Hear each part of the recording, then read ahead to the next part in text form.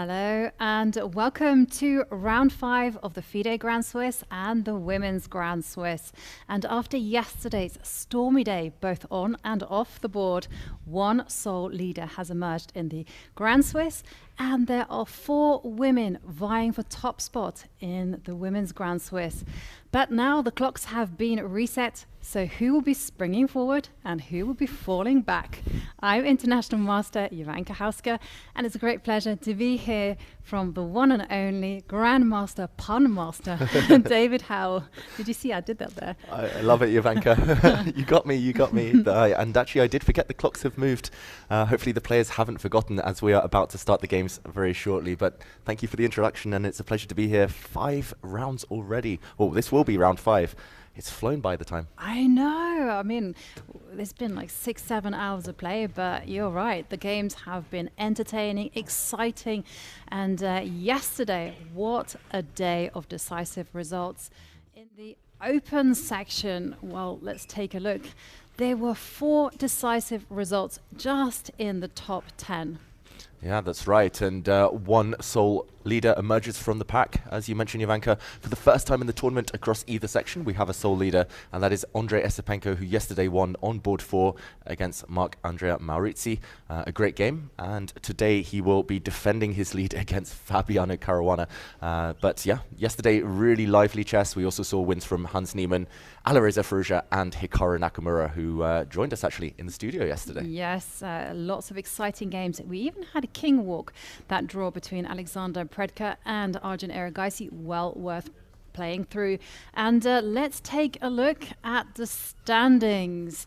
And as you mentioned there, David, only one man at the top in sole lead with 3.5 points, Andrei Esipenko. But take a look at that, 17 players, half a point behind him, all waiting to take over.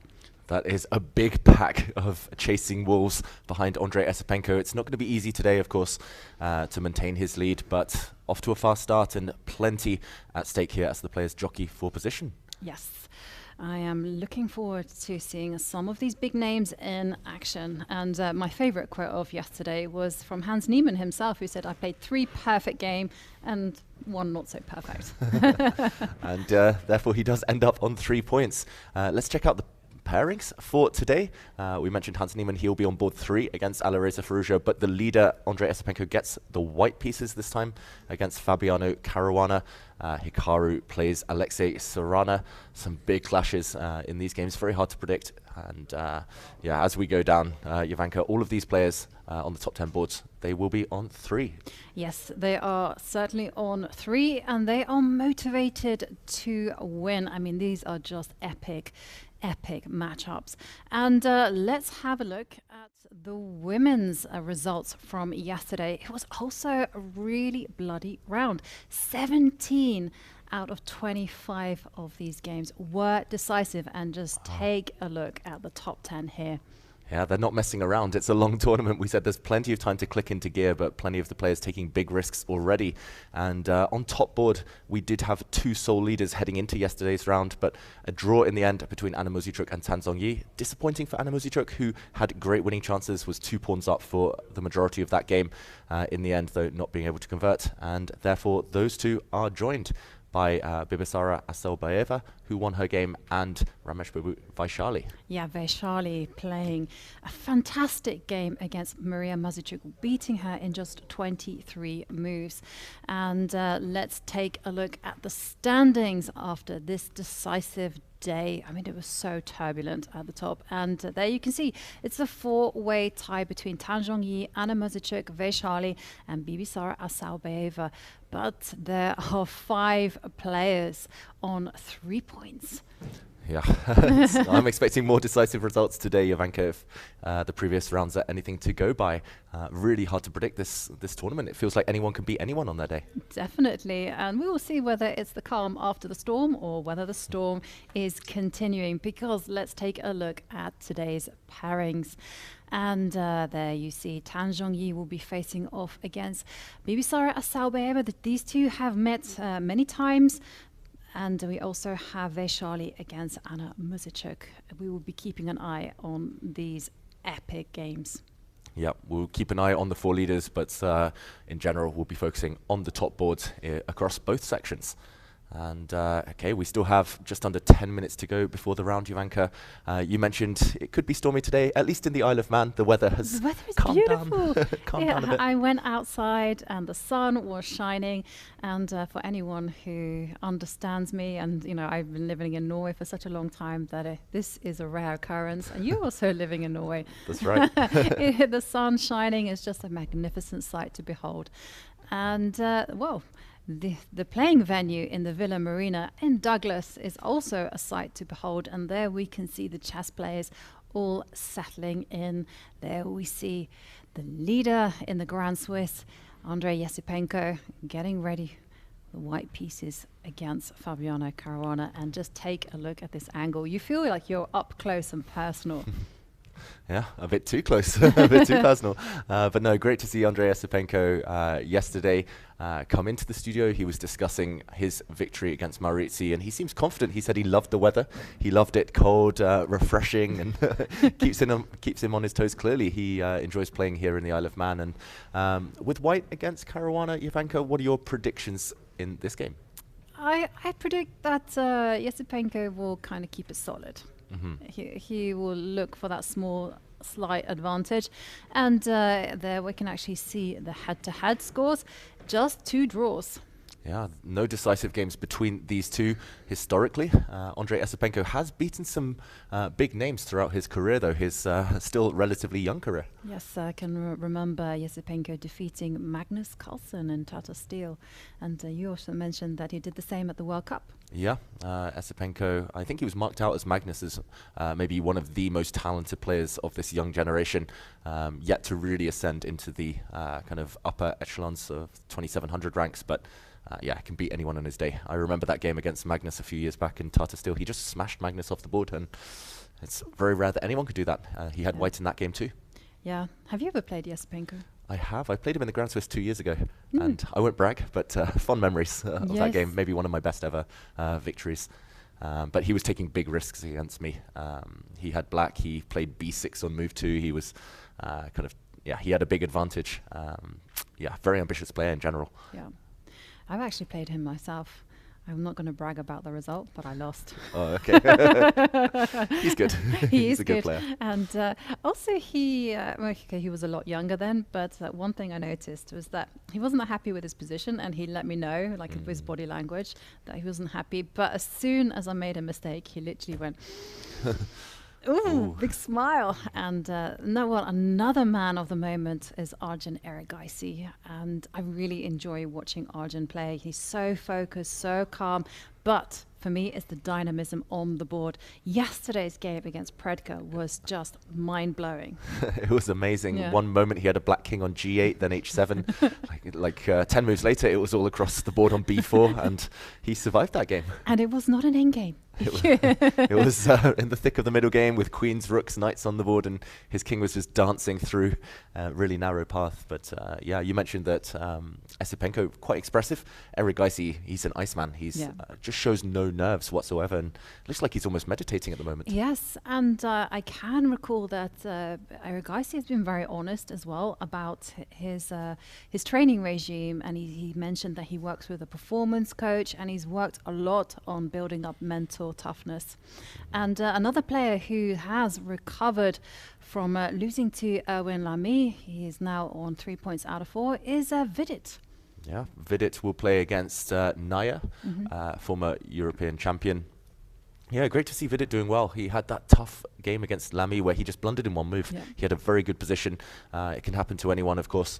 But he's back, and he will be sitting on board 6, so we'll be following that game in quite a lot of detail a bit later. Vidit with an army of fans out there, of course. Yes, and an army of opening knowledge. Yes. I'll never forget when I was commenting on his game in 2019, and he just lashed out 25 moves of theory.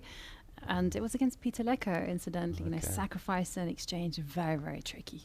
Yeah, I've played him once in the Isle of Man myself. I think it was back in 2018. And I played an opening. He knew everything with black. He prepared pretty much till move 30 and forced draw. Yeah. He's a hard man to beat. Mr. Vidit. And in the background, we did also see the very tall German Grandmaster Vincent Keimer. Yesterday, Vincent Keimer was involved in a little bit of chess drama. And I was speaking to the arbiter over breakfast, and he told me exactly what happened. Okay. So he said that he was because Vincent Keimer was playing Volikitin, and Volikitin picked up Vincent Keimer's pawn. And the rules in chess are very clear. You touch a piece, you got to move it. And Volikitin was trying to argue, well, he hadn't touched his own piece, so therefore it didn't count that he touched Vincent Keimer's piece. Naughty, naughty. Arbiter was like, no, those are not the rules. Yeah, in fairness to Volikitin, I think he smiled at some point. You saw a chat between them. Yeah. We were lucky enough to get some live footage there, and kind of good-natured settlement of that dispute. In the end, Vincent Keimer, he did oblige his opponent to take that pawn. It was a blunder, and Volikitin had to resign on the spot. Yes. And there we see Fabiano Caruana and Alireza Firouzja. And really, I do feel like I'm just boasting here. These are generally the top players in the world playing in one event. Yeah, it's not a bad cast for this this movie. We do have plenty of the movie left, of course. The second half of the event yet to come. The players, it still feels like they're finding their feet in a way. Just the last couple of rounds, we saw Nakamura, for example, start to string the wins together. We saw Firouzja yesterday winning a very important game, he said, with black. Feels like they're hitting form now. Yeah, definitely. And I have to say, yesterday's games that Hikaru played with the black pieces, as did Firouzja, very impressive as well. And the command of the board that they had and their calculation, as both players actually came and showed us, was really, really another level. And Firouzja with the white pieces against Hans Niemann. Now, these two, I think they last played each other in the Sinkfield Cup. And I can remember that game where Hans Niemann sacrificed a piece. Yeah, quite a famous game. This great interview with Hans, just explaining the sacrifices. And yeah, what are your predictions in this game, Jovanka? Tough one to call, both players in form. Yeah, it is definitely a tough one to call, but judging from Firouzja's smile there, I'm thinking he feels confident, and a confident Firouzja is definitely scary. Yeah. Did you enjoy his interview yesterday? He was Yes. so honest about his sleeping patterns. Yeah. I mean, you rarely get someone going, well, I wake up, I eat, I sleep, I play chess. That's all I do. And well, he did actually say that he seems to invariably wake up at 9 a.m. But, of course, the clocks went backwards. Yeah. He'll have that extra hour. Do you think having that extra hour will have kind of put the players off their rhythm, or do you think this is just a wonderful thing? Because I can tell you, I woke up at 6:30 this morning and I felt happy, and I didn't understand why I felt so happy at waking up at 6:30. And then over breakfast, someone told me, well, you got an extra hour. But actually, yeah, for Firouzja, if he's always waking up at 9, that today would have meant he woke up at 8, and that means plenty of time. That means, what is it, 6.5 hours before the game starts? Is he frozen, or was he just giving us a death stare? He was giving us the stare.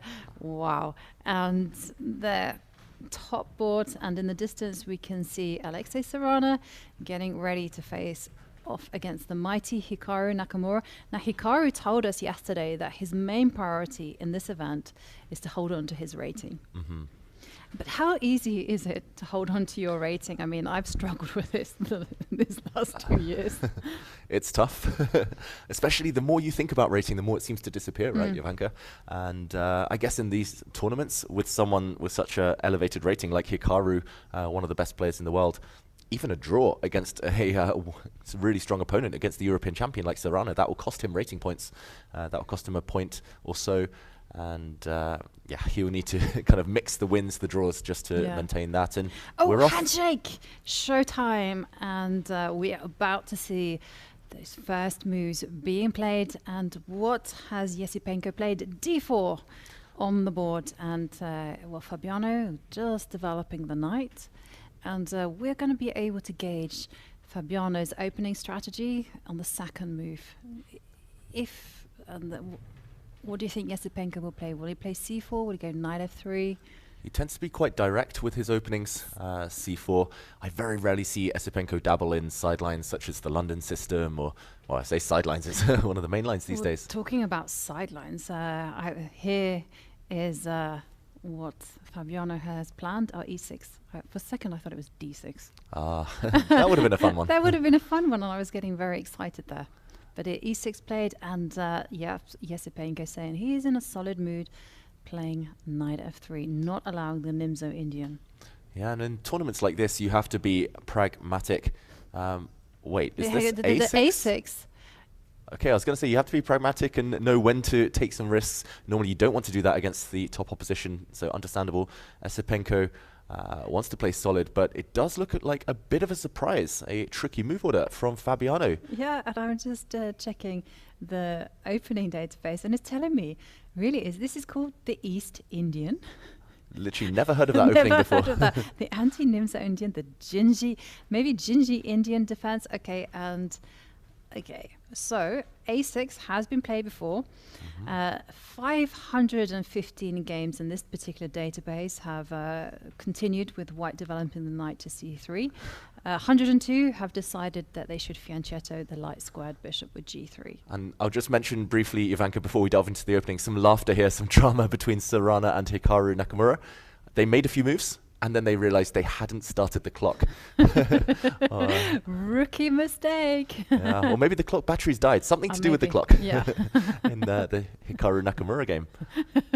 And they're waiting like naughty school children for the arbiter to come over and fix it all. Teacher, I need a new clock. Yeah. They're signaling to the main arbiter, who hasn't spotted them, who actually walks the other way. And okay, it looks like the clock is working. I see numbers.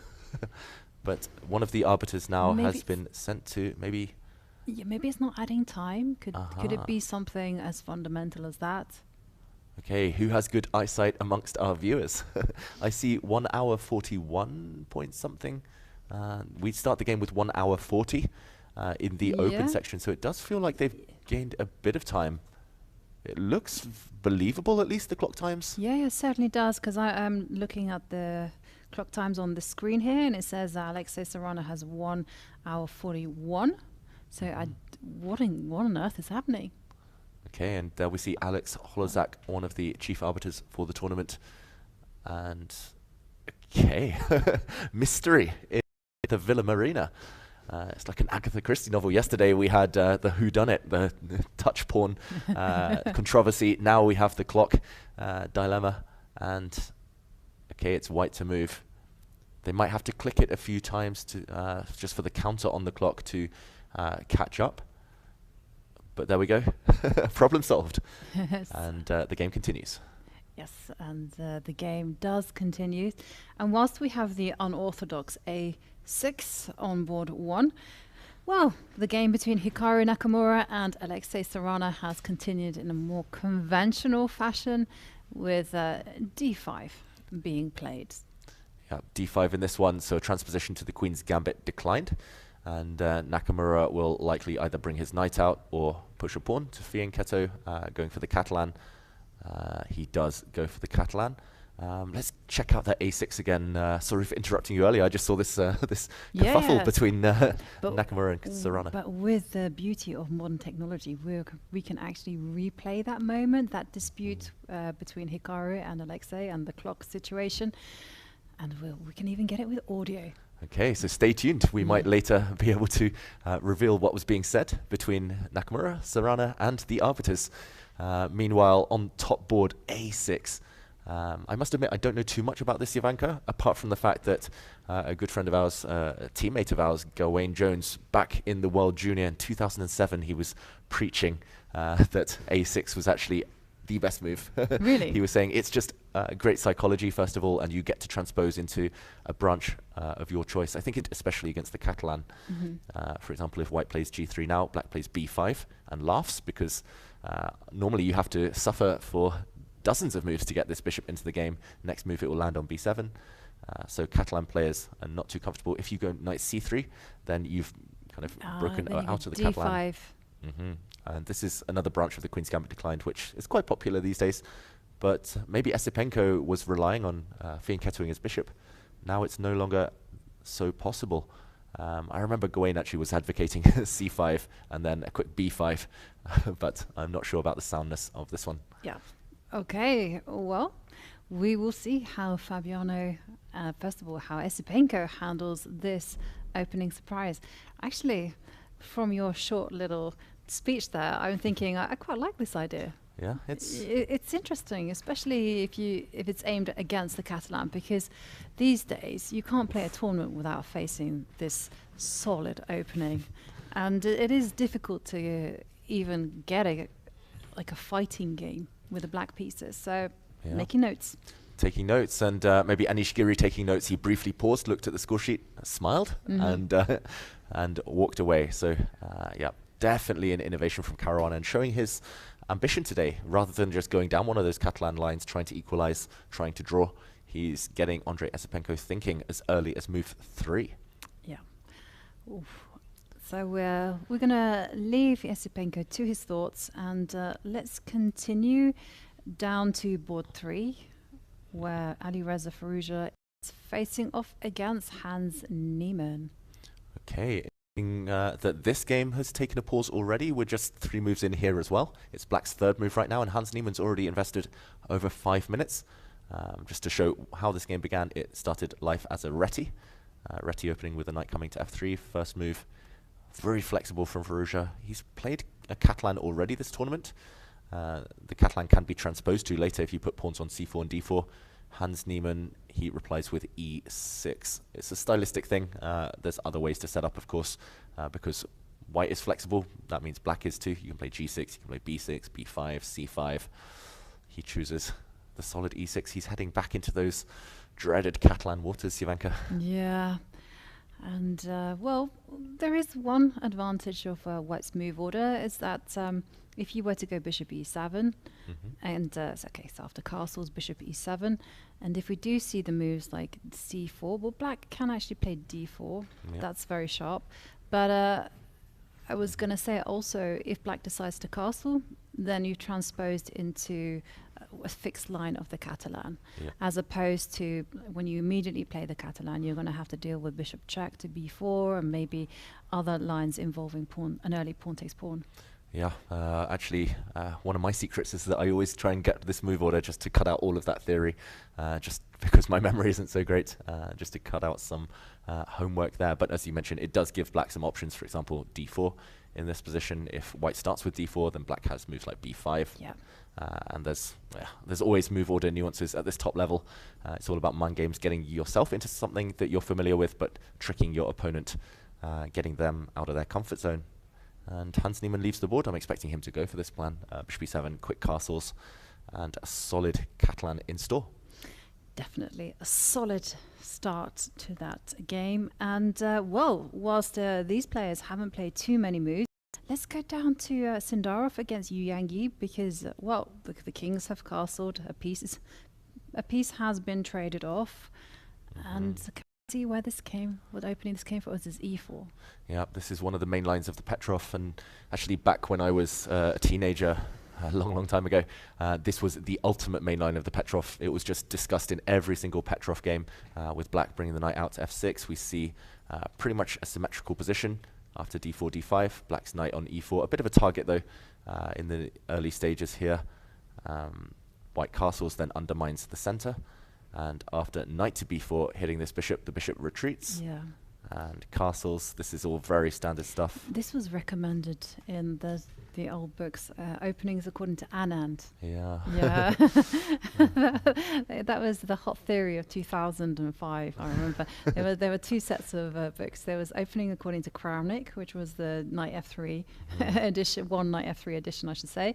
And if you played 1e4, like I did at the time, it was this repertoire. And those books were written by Halifman, yeah. I remember having a few on my shelves as well. And interesting in this position, bishop f4, one of the main moves, of course, but white can play like h3, it's a bit sneaky. White can play g3, which is a bit sneaky as well. If the black bishop f4 moves, you have like knight h4 ideas. Bishop to f4 instead, a capture. And most likely after white retakes this pawn, black will play the move bishop to d6. Yeah. And yeah, it's very, very solid for black. Black actually has a slightly superior pawn structure long term because white has an isolated A pawn, but short term white has the dynamism of the pawn center. And pressure, potential pressure, I should say, against the F7 pawn. Yeah. And also the C7 pawn. That's actually something that I discovered in a few of my games. Crisscross. Yes, yeah, the crisscross bishops. Yeah. So that's building up quite nicely. And can we take a look at Vincent Keimer against Alexander Predke? For me, this is a clash of styles. Vincent Keimer is the traditional, classical, solid player going for that stable advantage. And Alexander Predke, as we've seen from his games in this event, it's fire on the board, basically. It's a bit wild. Every game by Predke, at least every time he has white. With black, maybe just adopting a more solid mentality here. He doesn't look too excited about his position, and I'm not that excited yet either, because it is a Queen's Gambit accepted. Let's go back from the start. In this one, we saw d4, d5, c4. The pawn was captured, and after white regains the pawn, again, one of the main lines of this opening. This is kind of the starting position from where players analyze the Queen's Gambit accepted these days. White has a bunch of moves. You have bishop b3, bishop d3, bishop e2, Queen d6, e2. e5, queen e2. You even have e4 in this position. Pawn sacrifice, knight d2 instead, the modern trend, and just kind of going for symmetry. But white is a tempo also up, having castled already. Bishop c5, maybe not the main move. It does aim against white trying to fianchetto now with b3, bishop b2, the usual plan, because black is threatening to take. Yeah, it's a really interesting position, because if white does nothing, then black equalizes very easily. But white does have that advantage of the extra move. And like you say, I mean, most of the compensation is going to be based upon centralizing the pieces and putting pressure against the black queen. It's not as harmless as it looks. Yeah, it's definitely not over. After all pieces are still on the board, but if nothing major happens in the next 10, 15 moves, then it tends to fizzle out these types of positions. So we'll come back to this one a bit later. Yes, and let's carry on down the board, and let's look at Evgeny Naya against Vidit. Okay, so we talked about Vidit. He's on a bit of a roll. He's won a couple of games in a row now. And okay, this looks like an Italian game. Let's go from the start very quickly. Evgeny Naya, so kind of consistent. I nearly never see him have a day off. He's just a really hard player to face, especially when he has white. Okay, no Berlin defense. This is the anti-Berlin, preventing black from taking this pawn on e4. And a few moves down the line, we see, okay, d5 from Vidit. Again, very modern chess. When I was young, everyone was just playing d6, just kind of maneuvering around. d5 is an immediate attempt to equalize the game, blowing the center apart. But the black queen has to lose a bit of time, as does the black bishop. And yeah, still a very typical position. Often white just expands everything on the queen side. White will put a knight, often on e4 as well.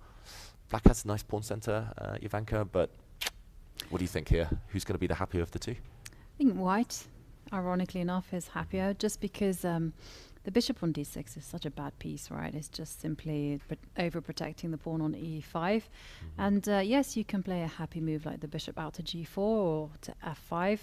I think g4 is preferable, but then there is like no active plan immediately afterwards. You centralize the rooks, and maybe you've even got to be careful and secure the knight on c6. Yeah, it's very typical to play a move like a6 at the right moment, just before white is able to kick the knight away and win the e5 pawn. Yeah, these positions, again, they've been worked out to be roughly equal, but it's always black who's fighting for that equality. From the white side, not too much to risk here. Often the knight lands on e4, and if it's captured, you can even take back with the pawn. Symmetrical-ish position, and yeah, white maybe with a small advantage. I think white has a comfortably small advantage. It's just because it's a nice, straightforward plan. You know, push on the queen side, centralize, take control of the only open line. I kind of play these positions, ironically enough, with the d pawn, so I like them. And okay, let's move down to Aragaisi against Jumabayev. Okay, this one, interesting stuff that we actually reach a position here after 5 moves that we reached in the Vidit game, but Vidit has long passed this point. That game, white castled. Are they sitting next to each other? Because not quite. there was a famous incident in 2019. Yeah. I think it was involving Shirov, and I can't remember who else. But there were two boards right next to each other that were literally playing the same opening, exactly the same. And so the arbiters had to step in and said, okay, we're going to take two players and we're going to just move them to a different room.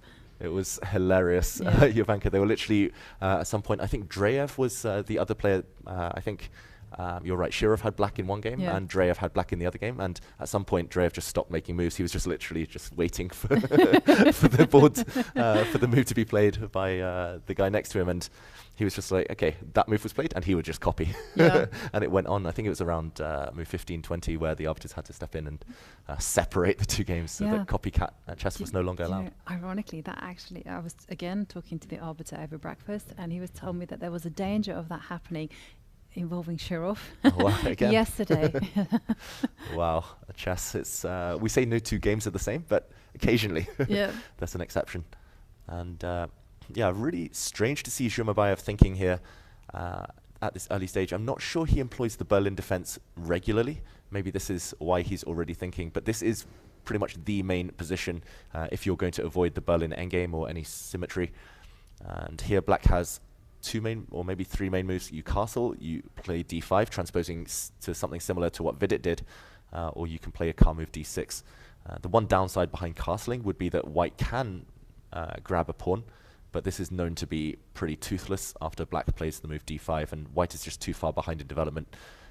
White often actually has to give the pawn back on e4 next move. So maybe just either he's unaware of the theory or he's trying to dodge some preparation, which Erigaisi is famous for. Either way, it's surprising to see him think for almost 15 minutes already. Yes, and yeah, you did actually see Zhumabayev there on the camera, stretching. And yeah, maybe surprised, maybe unfamiliar with the opening. We will keep an eye on this game and come to some later conclusions further on. And let's move down to Zalmakhanov against Sam Savian. And remember, Zalmakhanov is an international master, rating 24-47, but what a tournament he's been having. Yesterday he drew against Serrano, he drew with the black pieces against Alireza Firouzja. He beat two top grandmasters, Alan Pichot and Bassem Amin from Egypt. So wonderful, wonderful start. Yep, no doubt this is the tournament of his life so far, and he's not being shy of entering kind of crazy positions right now. I'm really not familiar with white's last two moves. Let's just go back from the start. We see a open Sicilian, and it looks like a Taimanov Sicilian with black quickly bringing the knight to c6, a queen to c7. This is the Taimanov, and white has a bunch of options in this position. Usually you kind of see white quickly try to castle queenside, or white can play very calmly, very slowly with bishop to e2, castling kingside. The modern trend is towards putting a queen on f3 even, but bishop d3 is a bit of a rare one. It's a bit similar to that Vidit bishop we talked about with the bishop just blocked in. And after knight f6, queen to e2, a very rare setup in this branch of the Sicilian. Queen on e2, nicely poised against the black king potentially. But yeah, he's just keeping Sam Savian here guessing which way is the white king going to go. And whilst you were talking, I was also bringing up the opening database, and I can see it has been played. You're completely right. You know, this is a very popular opening, and only 170 games on the database. Main response by far is to go b5. Okay. Second most popular is to go bishop d6. And that's a very typical Taimanov response. Take control of the dark squares. Yeah. Bishop d6, it does look a bit artificial, but the bishop does nicely control the dark squares, as you mentioned, and kind of prevents white from pushing forward with f4. Bishop d6, you have to worry sometimes about some knight sacrifices, but at the moment it's very playable. Yeah, Sam Savian maybe, again, smelling a rat. He's spent about 15 minutes now. He realizes he's been hit with some preparation, so he wants to take the game, steer it away from what his opponent has cooked up at home. I'm expecting b5. It just looks so natural. It's really typical in this opening, but who knows? Sam is a very creative player. Yes, Sam is a very tactical player, as we found out yesterday. His game against Owen Lamy yesterday is also well worth playing through, because at some point, every single one of Sam's minor pieces was on breeze. That's so rare. And he calmly left them all as well. Just ignored them. His queen, rook, and knight were hanging. He just moved his king, shuffled it to the corner. Yeah. I actually think that was the game of the round yesterday, despite the fact it ended in a draw. It's just because both players came up with some impressive tactics. And also, I was very impressed by how level-headed Owen was when he faced Sam's like King H1, and everyone's just like, okay. I don't need your queen, rook, or knight. I'll just keep defending. And yeah, this one will heat up later. Which side? Just before we move on, Jovanka, which side is white going to castle? Let's guess. Oh, because I'm a chicken by nature, I would be casting to the king side, especially if I see the move b7, b5 being played. Just because black will initiate an attack very quickly.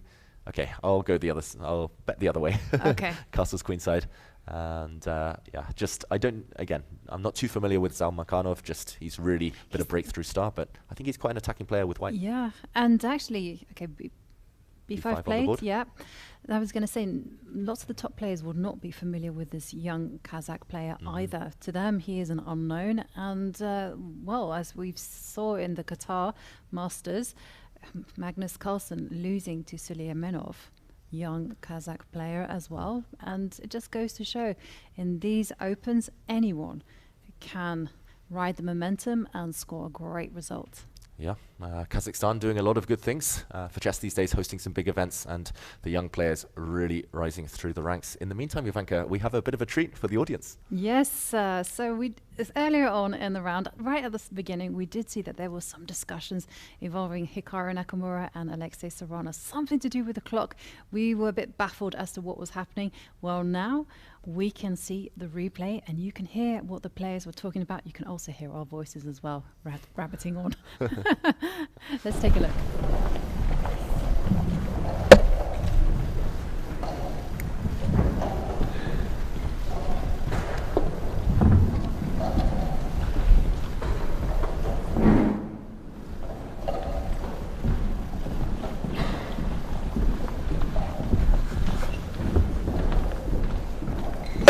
Sorry. Okay,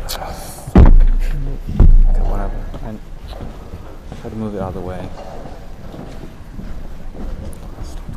Wow, it looks like Hikaru accidentally pressed his opponent's clock when it was his move. He was trying to move a wire out of the way. Oh. And Sarana calls the arbiter. Maybe he wants to punish his opponent, get an extra minute on the clock. Aha, that was what happened. Yeah, we've all done that as well. Yeah, and the key is that increment was added. So 30 seconds extra for both players every time you press the clock. And of course that isn't ideal. Both players laughing about it. Nice to see. This wire's right on my side, so it's hard to move. The light-hearted atmosphere here. So I think you need to reset the time. And then to have Hikaru sheepishly explain, like, I just meant to move the wire, I accidentally pressed the clock, and there we can see in the background Fabiano suppressing a smile. Yeah, and the arbiter dealt with it very gracefully. No fuss at all. She just left, and in a moment I think we'll see her come back, reset the clock times. Yeah, very, very strange scenario. If it were me, I would have just waited for 30 seconds each and allow the game. So I tried to move it, so I hit the clock, and then I think he hit the clock back. I mean, we both should have 30 seconds less, basically. Okay.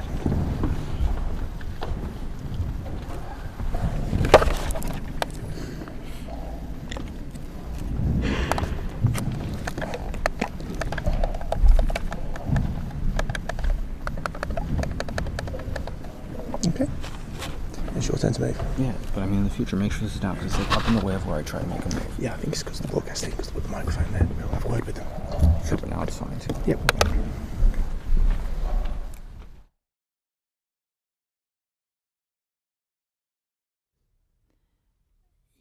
And yeah, there we had the inside exclusive as to what happened. It was just an accident by Hikaru Nakamura. A storm in a teacup, judging by the weather conditions here. Yeah, it was just peacefully resolved, luckily. And in the meantime, we do have one of the main lines of the Catalan opening until this last move, bishop c3, which is a bit of a sideline, which has actually become popular just recently. To me, it looks wildly illogical. You put a bishop on a block square, that's normally reserved for the white knight, but I guess the idea is to clear d2 for the knight instead, hoping that the center explodes later, where the bishop will be placed on a nice diagonal. But yeah, clearly some preparation from Hikaru, because the clock times, they've changed since that last incident. It's actually Hikaru still with over 1 hour 40. Sorana has spent nearly 20 minutes. Yes. And I must admit, I've never seen bishop c3 before, but it makes a lot of sense because, you know, like you say, put the knight on d2, put the pawn on b3, support and reinforce the c4 pawn. And every Catalan player wants to be playing e2, e4. Yeah. Meanwhile, Niels Grandelius perched over the shoulder of Sorana. He grimaces. I don't think he's frowning at this board, maybe frowning at something else.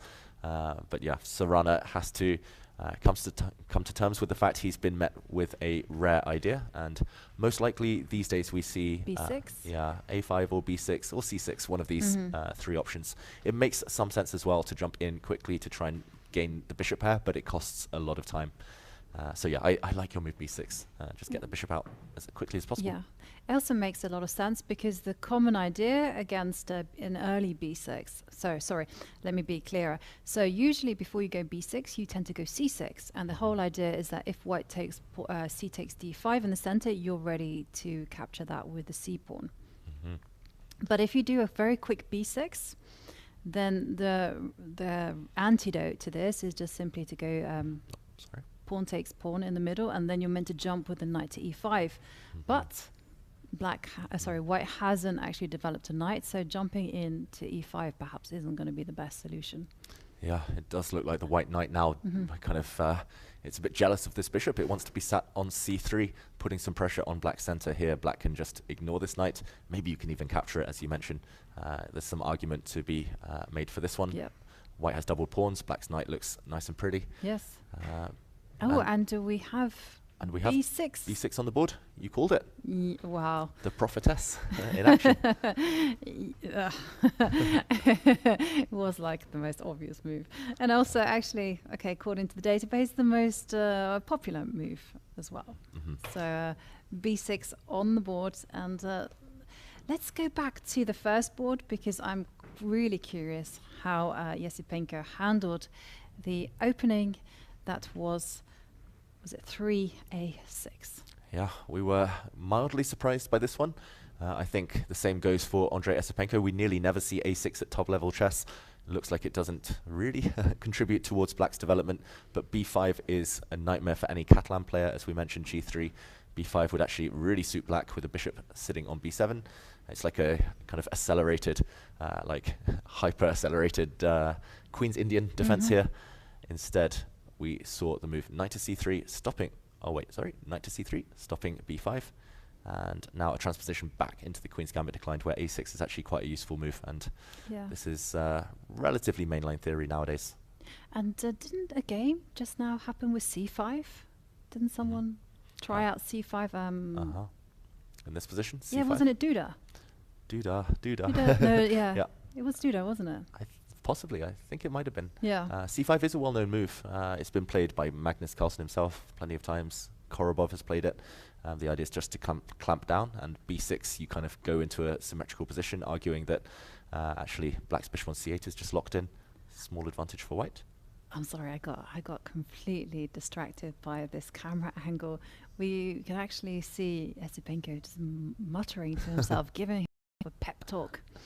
Yeah, come on, Andre, you can do it.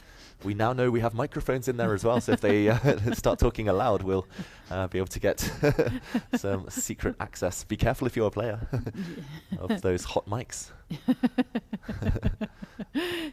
And if they complain, we'll show them the contract. I think you're fine. It's legally binding. Exactly. They've signed their lives away. In the meantime, the main line of this branch of the Queen's Gambit declined.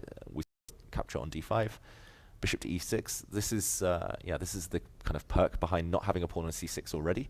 You have the option later to decide how many squares you want to push it forward. And again, still well-known stuff, but it feels like Esipenko not familiar. Maybe he was hoping for the Catalan. I think that's his main opening, and he's been pushed away by this move order trick in king h1, Jovanka. Whoa, I've never seen that move before. So okay, so here are the top moves. I myself have queen c2 or h3. I don't know why I played h3, but I have. Yeah. And main move is actually to retreat the bishop to f4. Yeah, I've played this one myself. Bishop f4. You're actually asking to get your own pawns doubled, but the problem is suddenly the black bishop would be trapped. So you're kind of exchanging off black's best minor piece right now. But king h1, has that ever been played before, Jovanka? No. We are in novelty territory, and well, that asks the question, why? Why indeed? Why is king h1? I mean, it's so odd. I mean, is he? It's the deepest idea I've seen in a long time. Our job as commentators is to explain moves, but how do you explain moves you don't understand? Yeah, King h1. but I don't get it. Also, the king is often worse on this square than it would be on g1. On Yeah. g1 in any endgame, the king is slightly less centralized. Also, if a black knight ever lands on e4, as it often does in this type of opening, f2 is a bit more tender. Okay, the only explanation I have, and it's really, really random, is that if Yasipenko moves his knight to d2, there's no funny business on h2. Yeah. No Greek gift sacrifices, but that's like a shot in the dark. Yeah, and why would the white knight, the proud white knight, want to retreat to d2? Yeah, I mean, again, I'm thinking f4, you know, go forward, but yeah. Very surprising, must be said. Maybe he does have this ambitious mind, this ambitious idea in mind. Let's just show that idea that you alluded to there. Let's say I play Queen c2 or c2. I'll put it on a different just to highlight the idea. If white were now to play the naive knight d2, then you drop a pawn, check, and Greek gift. Next move, the bishop drops as well. Black's pocketed a pawn in the process, a very important pawn. One can't be, it can't be bad, but it can't be good either. It's so blocked the center that 10p, like the price of one move is not that high, but yeah, mysterious. Yeah, it is mysterious. Nope. I mean, another idea that I'm thinking, but again, it's so convoluted, my ideas. I must be missing something. I was thinking knight e2, knight g3, you know, but not making it work. This one's deep. Yeah, this one's very deep. How about this one, Jovanka? If black plays h6 and then castles, maybe I'll play rook g1. I'll push the g pawn to attack. That one makes a lot more sense. But this is asking for black to willingly play h6, and I don't think he will. And even so, you know, black can go, oh, I'm going to move the bishop from d6 and put it on e7 and just get out of the pin. So when g4 comes, you can do you can just simply take, actually. Yeah, not sure g4 will ever come. Exactly. Okay, interesting moment. I think the next few moves will kind of, reveal a lot in terms of Yasipenko's plan, king h1. Yeah, that one is mysterious. So we are going to come back to that one and see if our mystery can be solved. And wow, okay, so I'm just looking ahead, and already, can we just quickly pop into the Sindarov game against Yu Yang, because the queens are off, 2 minor pieces and a rook have also left the board. Are they just barreling on the highway to a draw? Yes, is going to be my short answer. I would slightly prefer to be white, just because white's knight looks pretty nice on f5. It's not easy to actually evict this knight yet. Also some pressure on the light squares. Easy route into the center with the white king. But this must be a draw with best play. Considering Yu Yang has 1 hour 27 on his clock. I think this is preparation from both sides. And Yu Yang looking away, it looks like he's trying to recall something. Yes. It just feels too simplified to give white a real chance at an advantage. And okay, whilst this one is headed into a draw, yesterday we got a very special request from a member of the audience, Rosa, that she asked us to look at her coach's game. Now, her coach is Dietmar Kolbus, and he's representing the Isle of Man. So let's have a look at how he's doing straight out of the opening. Let's jump over there. And Dietmar, he's facing the current Spanish champion. 3 times in a row, actually, Iturrizaga has won the Spanish championships now. Really impressive stuff. And okay, it looks like this started life as a Queen's Gambit decline, Jovanka. It does. And, well, white has played very aggressively, taking the center. And black, very solid. Dietmar has a very solid reputation. It's very difficult to beat him because he's very good at defense and very good at maintaining the tension in the position. So, well, this one is very tense, actually. Yeah, maybe we just show the last few moves. We won't go the whole way from the start. We're at move 15 now, but a very typical Queen's Gambit declined. Actually, a really flashy tactic, a really nice move actually here from Dietmar. He plays knight to e4. The knight is attacked 3 times, but more importantly, there's tension between the bishops. So if you take the knight, this would actually backfire on white immediately, a check. And the bishop would drop back, and white has a bunch of weak pawns to target. So I just wanted to show this trick. And after bishop takes bishop, what we call intermediate move, an intermezzo or a Zwischenzug, you don't take back this bishop because the black knight would fall. Instead, you, of course, flick in knight takes knight first, hitting the white queen. And there's a lot to calculate here, actually. But in the end, the knight was simply captured, the bishop was captured. And, OK, we catch up with the current game position. Maybe with the pawn center, a small advantage to white. Yeah, white has a comfortable space advantage, but I'm actually envisaging that the knight will maybe relocate itself to g7, and then the light square bishop will come out. But I mean, it doesn't even need to come out. Can sit at home, actually. Yeah. Can dive out to e6, and then the other rook can join in the center work, and then the bishop can head back. And very much, black is just very much waiting to see what white will do. The onus is on white. Remember, Ichirizaga will be in a must-win situation. Yeah. And Dietmar, he always has such long games. He's always one of the last few to finish. He nearly never blunders. And yeah, this is going to be a long grind for both. Yes. We will keep an eye on that one and update you all on the score. And it's very nice to have 2 players here representing the Isle of Man. And for the first time ever in history, the Isle of Man will be able to send a team to the Chess Olympiad next year in Budapest. Yeah, exciting times. And maybe let's briefly check in on the other player from the Isle of Man. Li Wu. Yeah, Li Wu. And he's playing a very popular grandmaster from India. He's playing Adiban, who actually drew against Kolbus a few days ago. And I really like Li Wu's position. I think this is looking promising for white. Big pawn center here. Yeah, I was going to say it's the definition of the center. And yeah, this is lovely stuff. You know, the pawn on d5, blocking out the light square bishop. That's great news. And there's so many natural moves. You can just simply castle kingside. And all white has to do is just reaffirm their space advantage in the center. So just centralize the rooks. Maybe ask some questions to the dark square bishop on b4. And it's looking good. Yeah, and there we see them on the camera. Li Wu in the bluish shirt, just leaving the board there, as I was about to mention him. Yeah, I grew up alongside him, actually, same generation, playing against him many times when we were young, and Dietmar Kolbus there, just looking away from his board with the black coat. Yeah, I think promising positions that we might check back in on a bit later. Yes, and well, let's take a look at the women's section, and top board is between Tan Zhongyi and Bibisara Asalbaeva, and well, both Bibisara and Tan Zhongyi have an interesting style with the black pieces, because white pieces, they're both relatively solid, but as black they have a personality change and they play very aggressive, very dynamic. And here it's like King's Indian defense.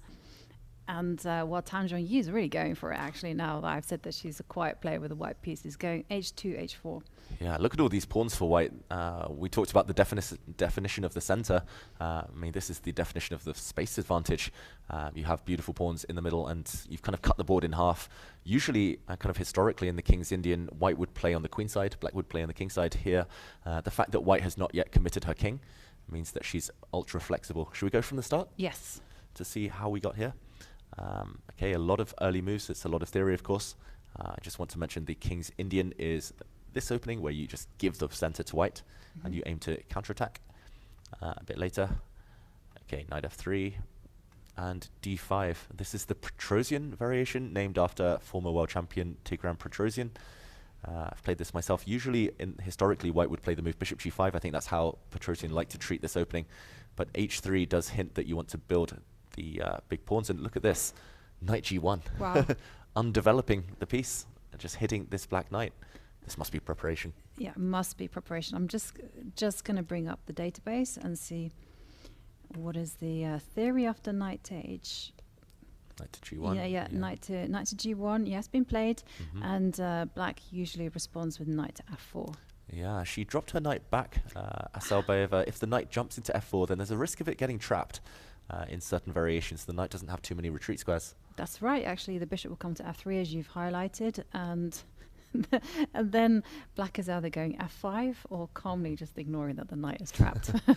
It's a King's Indian after all. Yeah. What is a piece? What's a King's Indian without a sacrifice, after all? And knight g1, the knight retreated to f6, maybe hoping that white would come back to f3 and repeat the position, but of course she wanted something a bit more ambitious, and this is where we see the pawns flood forward after a few maneuvers. g4, knight retreats, and h4, and I must admit I'm very biased towards white's position here, just because I like the space advantage. White actually, because the center is closed, doesn't need to commit her king.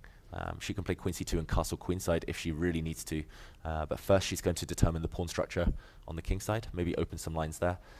And if black goes for the thematic f5 break... Yep, that's the big question, right? And it's also the most popular move. This has been played before, by the way, and 10 games played f5.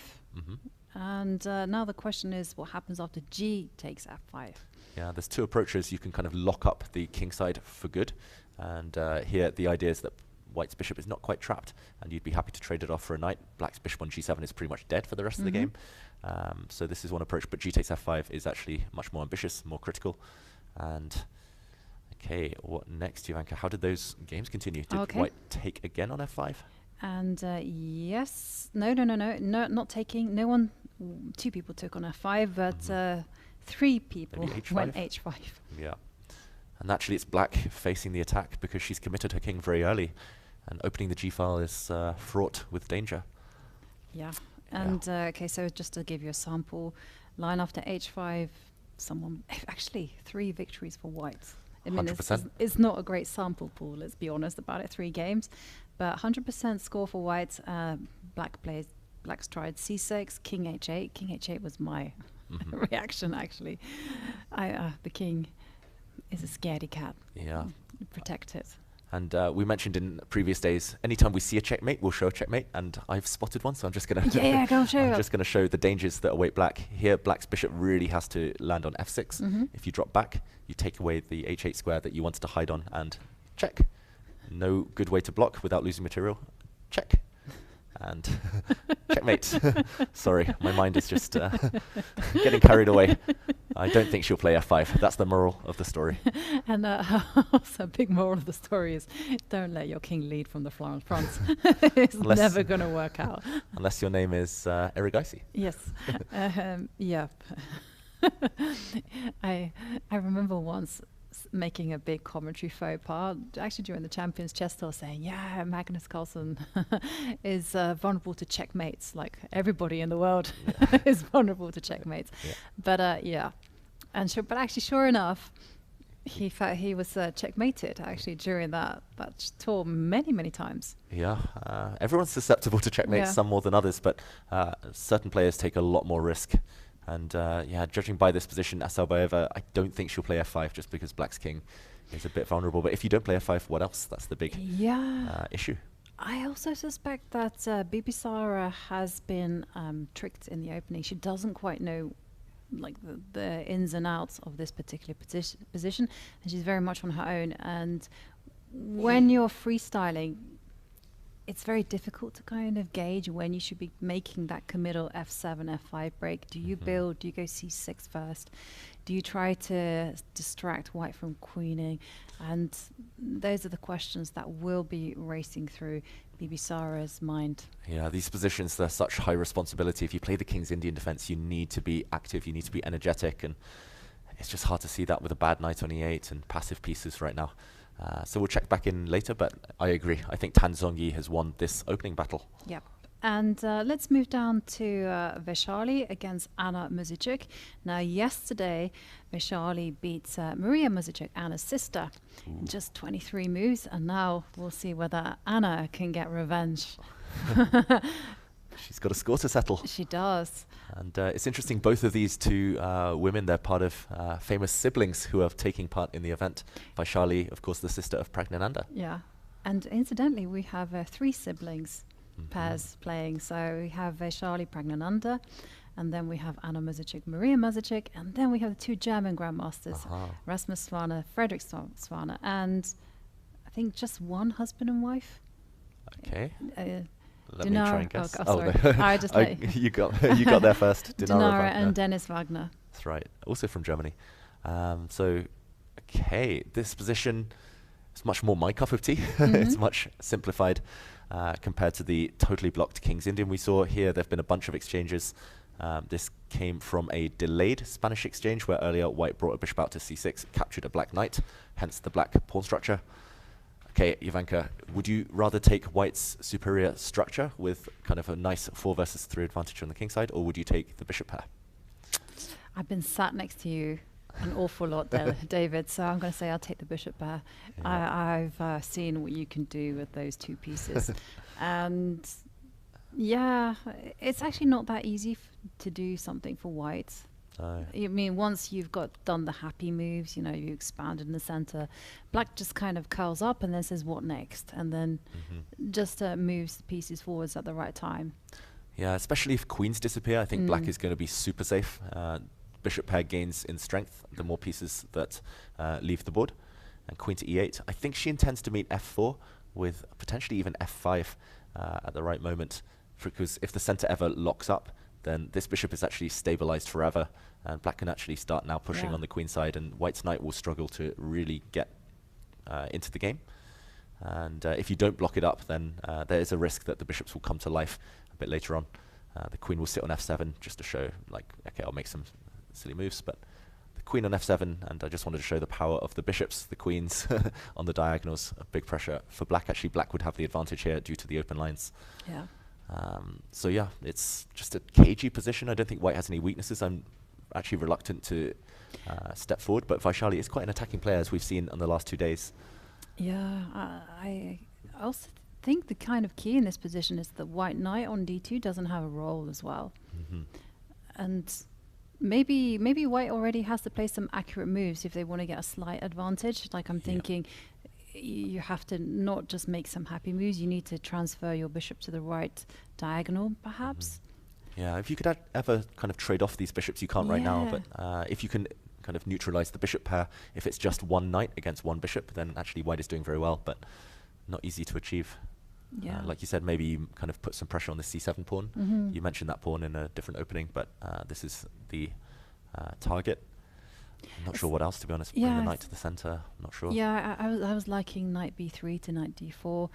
I was also somehow I want my knight on f4, but it's not going to get there. Takes 4 moves at least. I know, and also I can see a nice plan of the queen stepping forward to f7 if need be, and then the rook's coming in the center. And the thing that I was worried about is like black gaining space with c5 and also your f5 idea. Yeah. It's it feels much easier to play, at least for black, even if objectively it's roughly level. I think stylistically, maybe Anna the happier of the 2 players. Yes, absolutely, yeah. She knows that she won't get checkmated like her sister did yesterday by Vaishali. And I think if anyone watched Vaishali's last 2 games, you just don't want to allow her to attack at any cost. No, I mean, Vaishali is on ferocious form.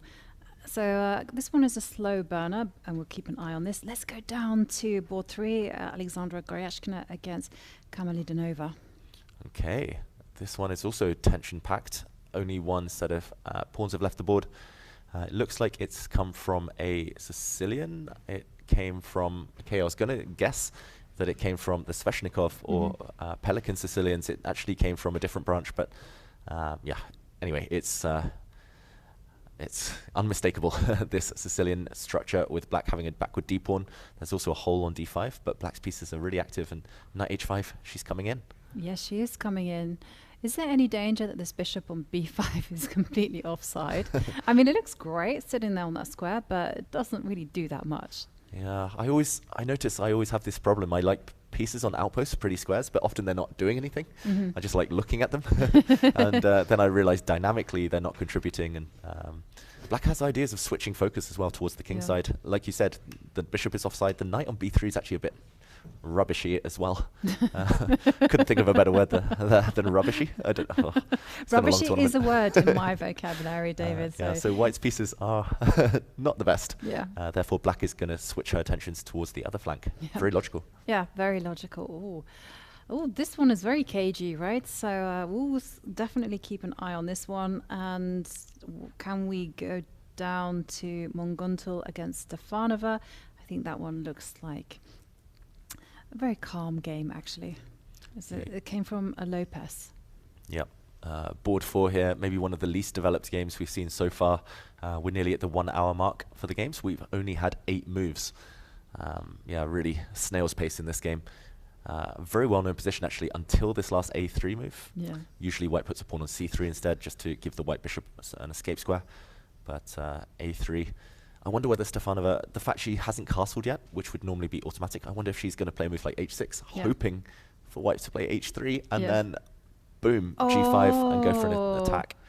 Kramnik style. Kramnik style, yeah. That would be very interesting. Yeah, with the center closed, at least for now, the center is a bit locked. You can start attacking on the flanks. Excellent. And, well, we'll keep an eye and see how this one develops. And, well, and here we can actually see the head-to-head. Wow, this is truly even, Stevens. 2 wins apiece and 4 draws between Munguntul and Antoaneta Stefanova.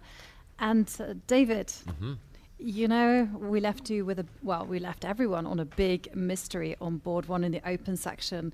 And the mystery has been revealed, because we were really confused as to why Yesipenko played King H1. You know, it was a very normal Queen's Gambit position, and then Yesipenko made a move that no one had ever moved in the history of chess. King H1, we couldn't work it out, and I kind of suggested something. And it turned out that my something was correct. So I was like, okay, you just move the knight out of the way to d2, and then there's no kind of Greek gifts on h2. Yeah, your powers of deduction rival the very best. You sure you don't live at 221 Baker Street? I do, actually. And okay, f4 is coming. Yeah, I'm a bit surprised. I think it might be a waiting move as well, because he could have played, sorry, if we go back to this position, he could have played knight to d2 immediately. It's not a problem, right? Because after we have to put that trick up on the board, David. It's a trick I fell for when I was young. I thought, I could win a piece. And I was like, okay, what have you missed? I thought I was just winning material next move with this check. But actually, white can throw away his queen, because the black queen is also hit. And if we do a bit of a count at the very end, white has won a piece in the process. Yeah, because black sacrificed on h2. So that wasn't a threat, but I think it's more to do with the fact knight d2 while black hasn't castled. Maybe now black would start throwing pawns forward on the king side and would feel better about it than if the king sits on g8. Oh, well, very crafty move there from Yesipenko. King h1. King h1. I mean, if he wins a beautiful game now, we'll say double exclamation mark, and it'll be the new trend. Every top player will be playing King H1 in this opening. That's how fashion works. But yeah, right now, Fabiano, he does have a move or two to deal with this incoming threat of trapping his bishop. Yes, he does. But we will leave him thinking. And, well, it's perfect time for us to take our very first break of the day. But don't go anywhere, because we are going to be following all the chess action. See you soon. Extraordinary is an island like no other.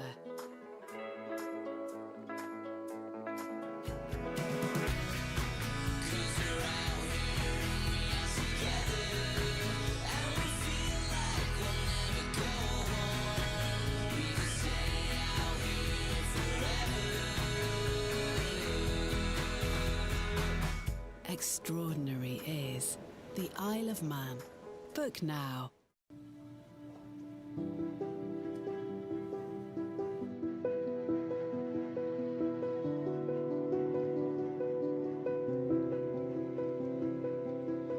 Having women in chess, that's just an essential part of the chess world being round and harmonic.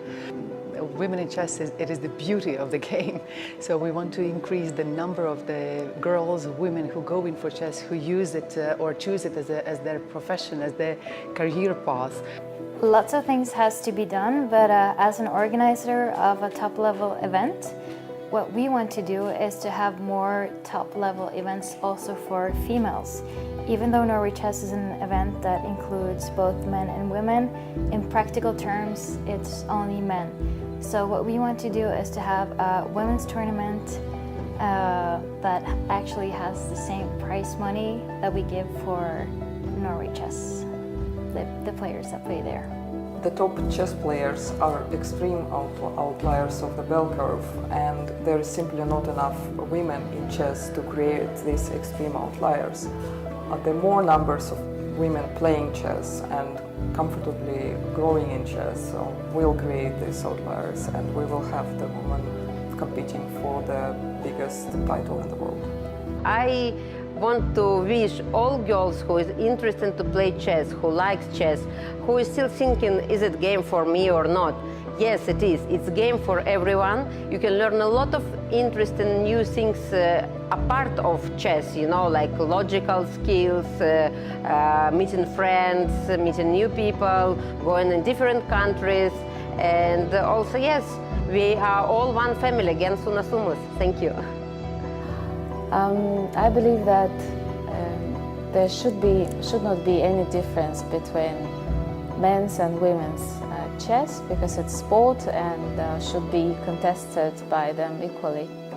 But traditionally, men have had and still have more freedom, let's say, to focus only on chess, whereas women have to split their focus for chess and for family or kids' responsibilities.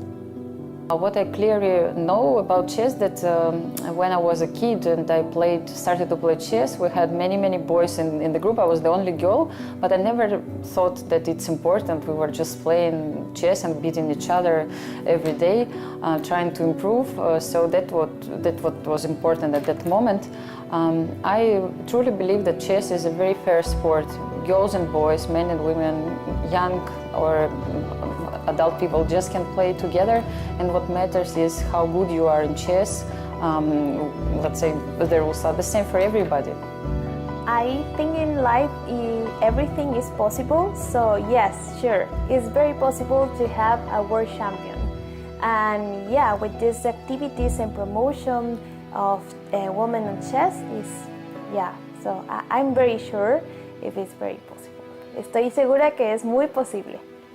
Provide the conditions and the environment so that girls feel secure, so that girls feel encouraged, so that girls feel appreciated, and so that girls can afford going in for chess. And one day, a lady will fight for the crown of the world.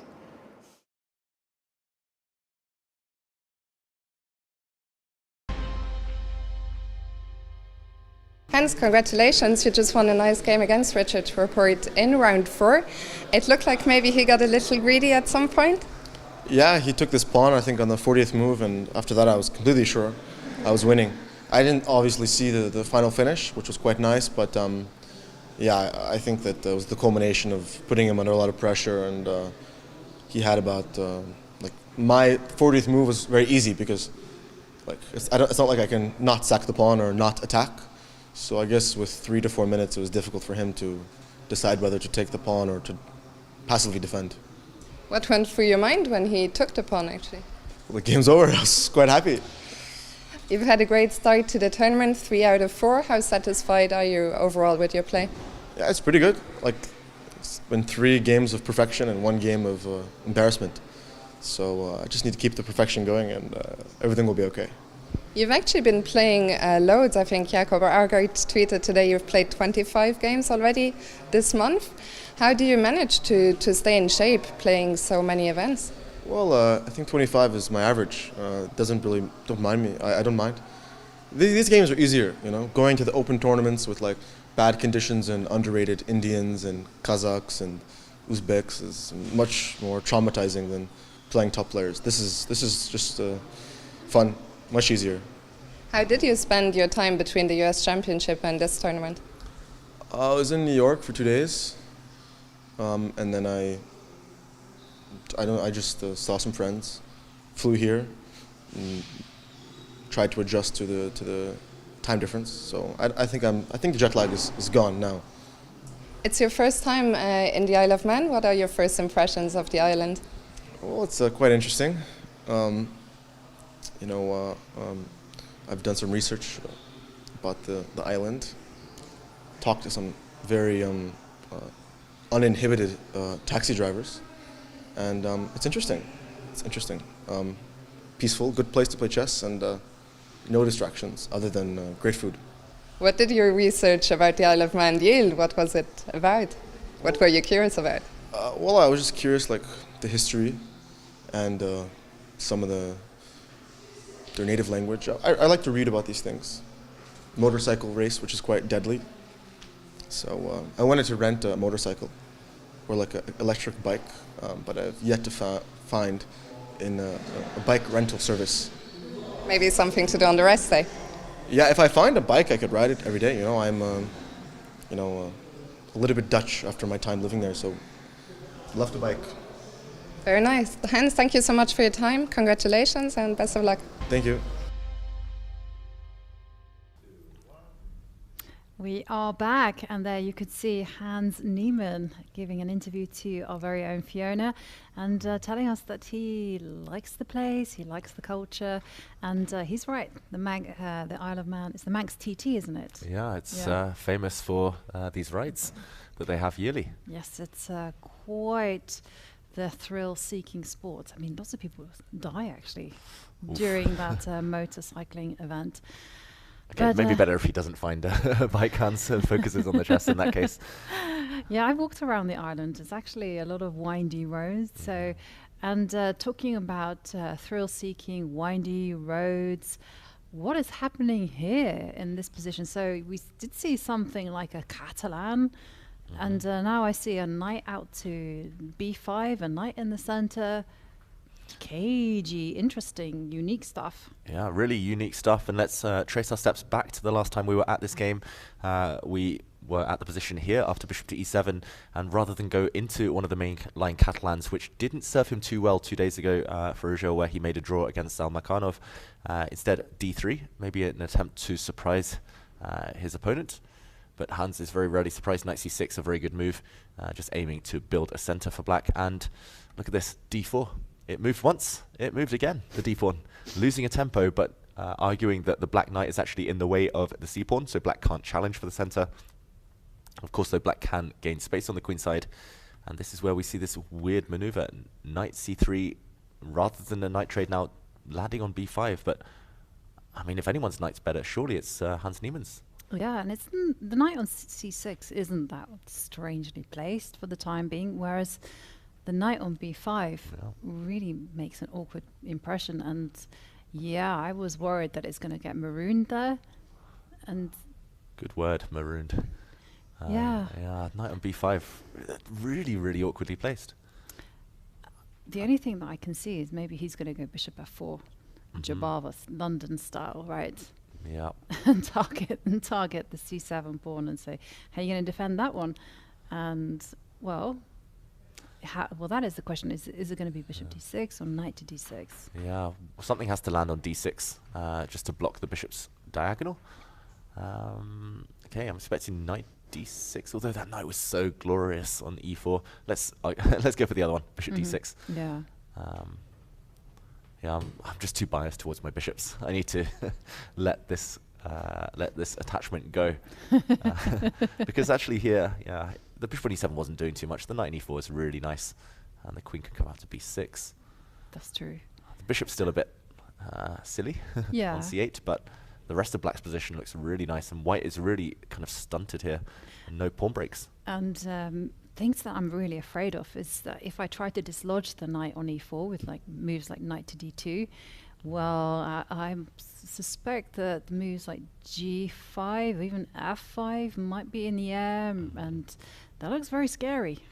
Yeah, I found a way to build almost the cube, as we call it, after f5. This beautiful pawn structure. I don't think this is black's best, but if the pawn was back on e5, it's the cube, the 4 pawns. That's my favorite. You control everything there, and maybe you get that later with a move like e5. Either way, black has great central control, and it's blocked enough that the bishops don't look too impressive. So, yeah, what else could he be thinking about? Bishop f4 is pretty much mandatory if you've gone for this strange setup with a knight on b5. Other moves could be... I don't know. I don't see it.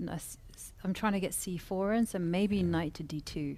Yeah, knight to d2 makes some sense. Eliminate a strong piece. And again, the ambitious move is f5. it could backfire. I think Dutch defense players, and there are quite a lot of them out there, they would play f5 in a heartbeat. Myself, I'm always a bit scared, but this is pretty much the Stonewall Dutch with a knight on c6, which it's actually been a bit trendy.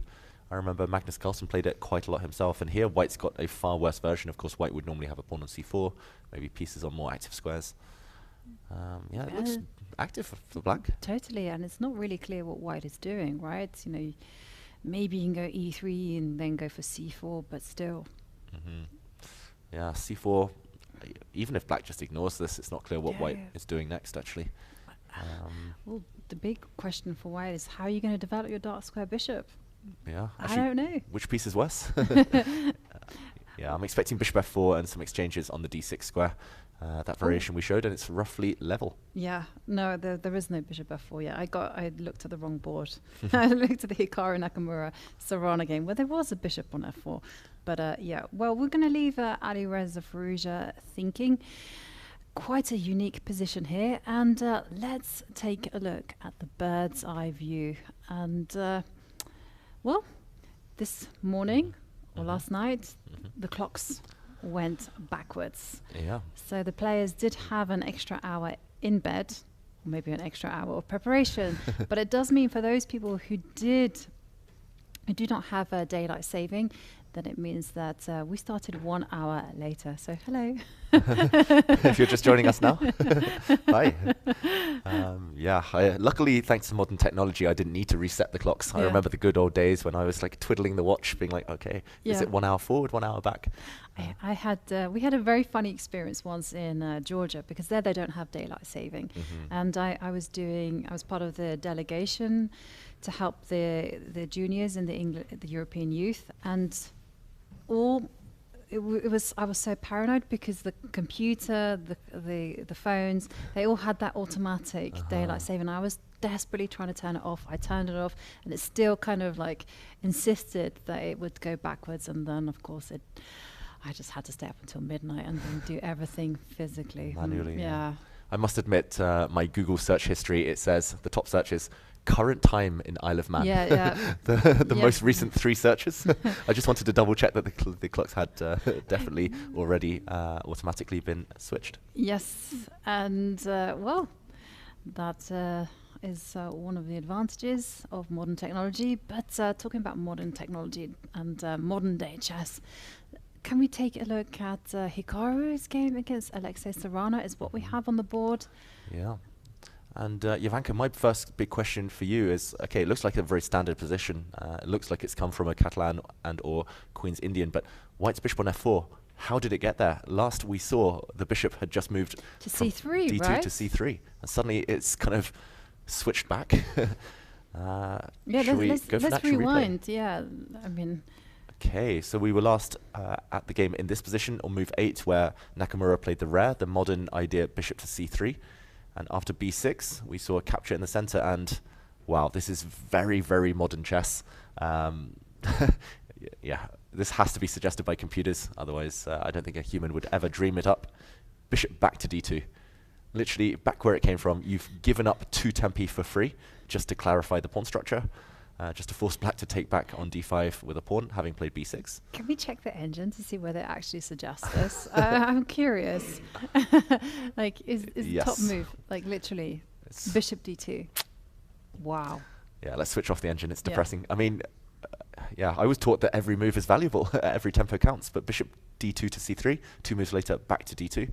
Nakamura, he's essentially arguing that he's tricked Serrano into this pawn structure, putting a bishop on f4, but I've actually had this pawn structure myself, but without having lost 2 tempi, and it's not that great for White anyway. So yeah, it's surprising. Black's now struck out with c5. We could see the hanging pawn structure with 2 pawns on d5, c5. They're either very strong or they're very weak.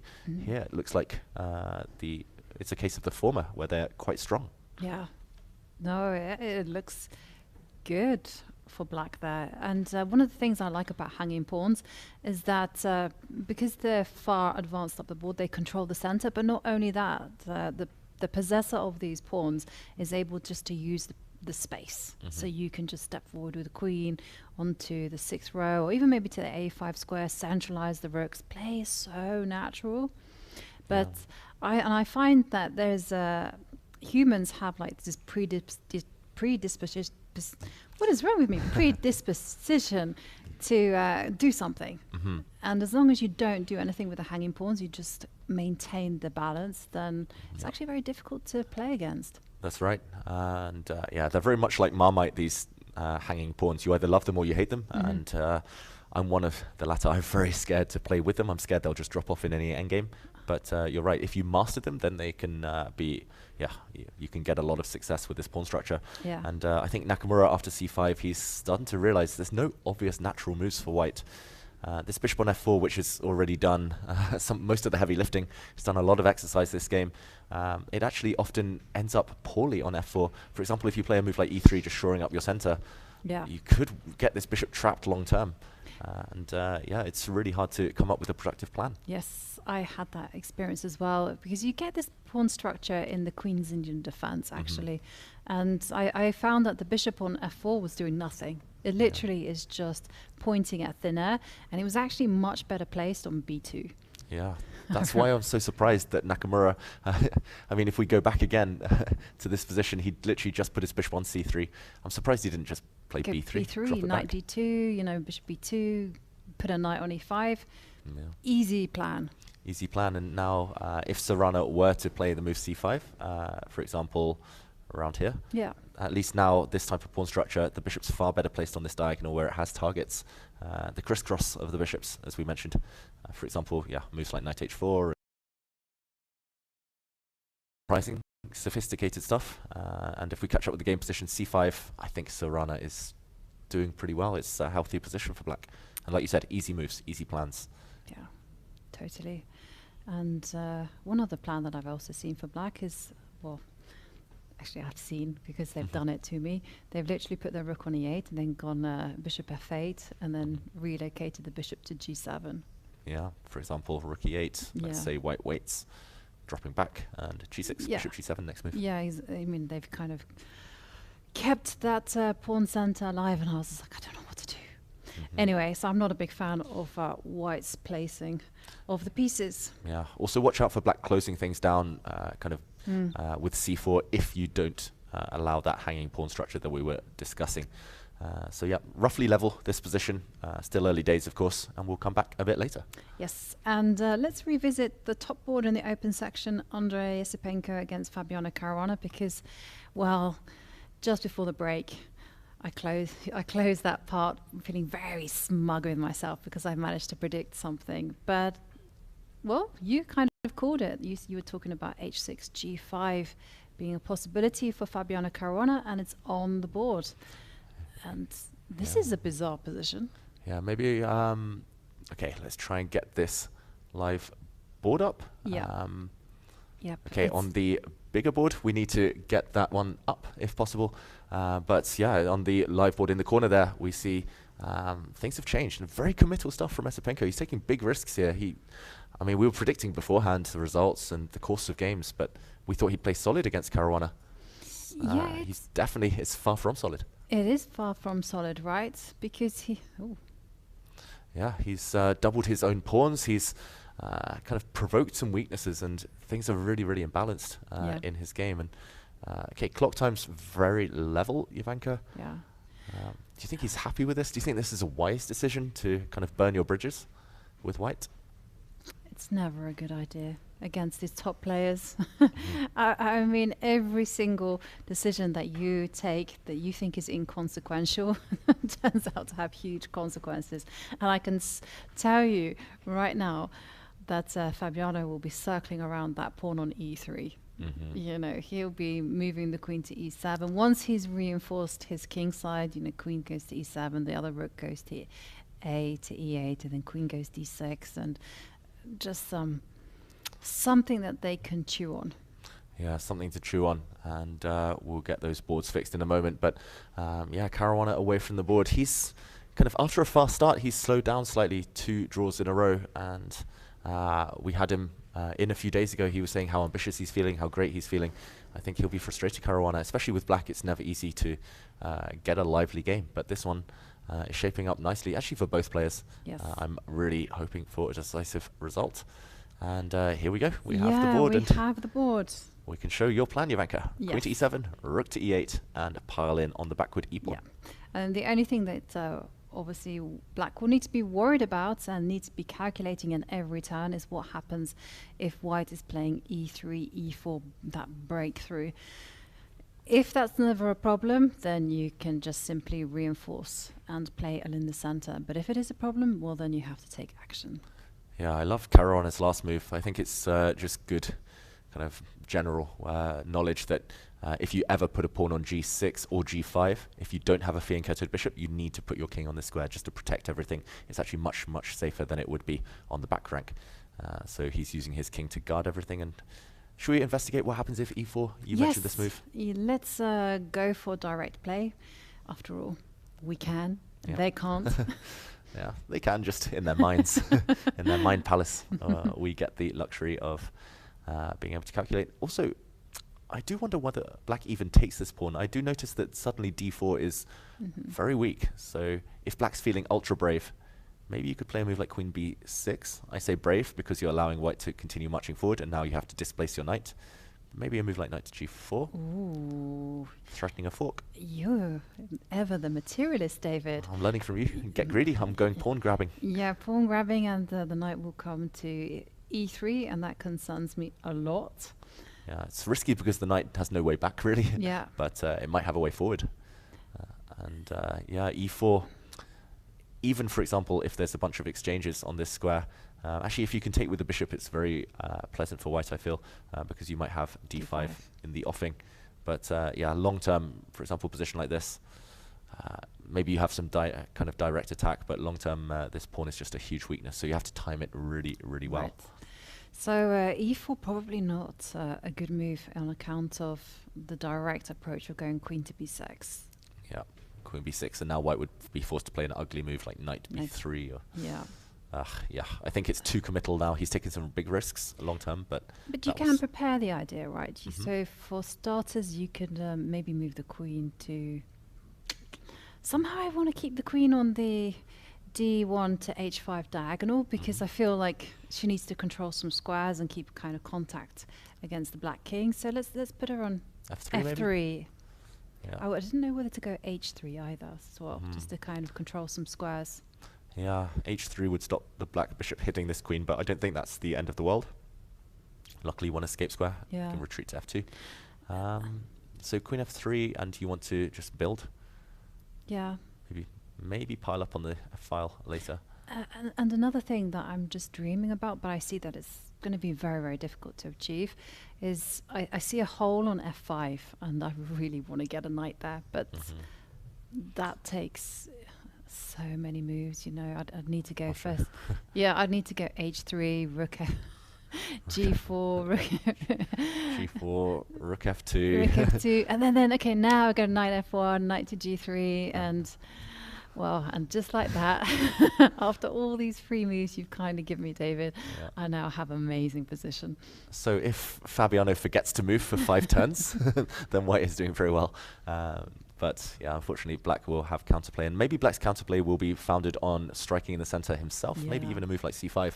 I kind of made rook c8 as a joke, but it does support the idea of c5 in the near future. Yeah, rich full of possibilities for both sides. Definitely. And again, you know, white will be calculating at every turn, you know, direct e3, e4 pawn push. Who would you rather be in the game position here, Jovanka? We talked about some plans for white, maybe some plans for black, queen b6, c5. Whose position do you feel is easier, and who would you pick? I'm going to pick. I'd rather be black against Esipenko than white against Fabiano Caruana. Just in general, or in this position? Just in general. That's a good choice. Okay, yeah, I'm being cheeky there. Actually, I kind of prefer black, but it's not by much. Yeah. I think it's, again, I talk about these high responsibility positions. This one, for black, it's much easier to play. Long term, black is kind of clearly superior. But yeah, short term, Esipenko likes to be on the front foot. Yeah, I think I'd choose black as well. Okay, let's move on before we get proven wrong. Yes. Okay, and well, the game between Sindarov and Yu Yang Yi, they've taken a pause now, but it's still in-game central. This one looks very balanced. Okay, looking for the drama. Can we check up on the game Giselle Makhanov against Sam Savian? Yeah, this looks very dramatic. Yeah, I know, because I'm like, how did a pawn get to that c3 square? How did a pawn land on c3? And what happened to Black's kingside? So yeah, let's rewind and solve these mysteries. Yeah, we last left this at queen to e2. We mentioned quite a rare idea from Zal Makhanov, who's bang in form this tournament. Very aggressive idea. After b5, he captured the knights, and e5. Okay, this is how we got this odd pawn structure, e5 attacking the black knight, but black didn't react. I should mention queen takes g2 is a pawn, but it's not a pawn you want to grab, because white will happily switch a castle the other way, defending his rook.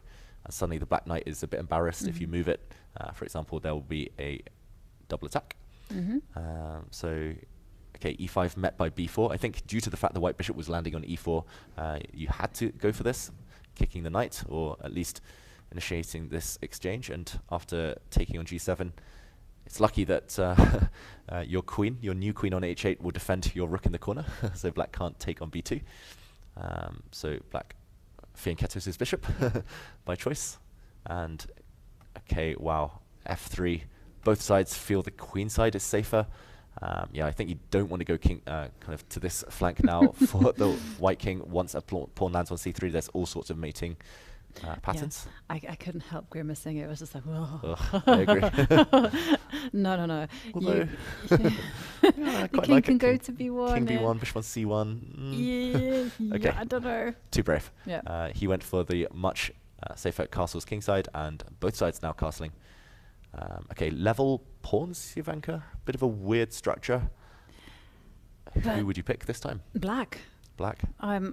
Central pawns. Exactly. I mean, like you've highlighted, d4 is going to be coming, and there's just no coordination whatsoever with the bishops and the queen. Because yeah, you can get a queen to h4 one day, but that's, you know, the bishop on d3 is going to get blocked out by f7, f5, and wow, if that's joined by a pawn on e5, you just feel like you're going to get engulfed. Yeah, the pawn storm, the horde of pawns will march forward in the near future. So white has to be really energetic and direct. I mean, I'm really surprised he put a pawn on f3. Maybe he had to earlier, because you would love to kind of put a pawn on f4, swing the white rook across. But maybe it's just the fact that this diagonal is too vulnerable for white right now. Yeah. And now the black king will just move over to h8, and they'll be and if you're forced to go bishop c1, Show that the rook will land on g8, and yeah, this devastation on g2 in the near future. So you cannot touch any pawns really here for white. You can maybe play b4, a4, but doesn't really contribute, doesn't really improve your position as a whole. And no, I'm terrified actually for white, because it might be just a ghost, but I'm really afraid of as well, like e5 coming and then followed by f5. I mean, you gotta do the right order of these things, but then let's show like e5. Let's say I do something, then f5, already threatening to win your bishop. Next move is going to be e4. I mean, it's like, come on, what is happening?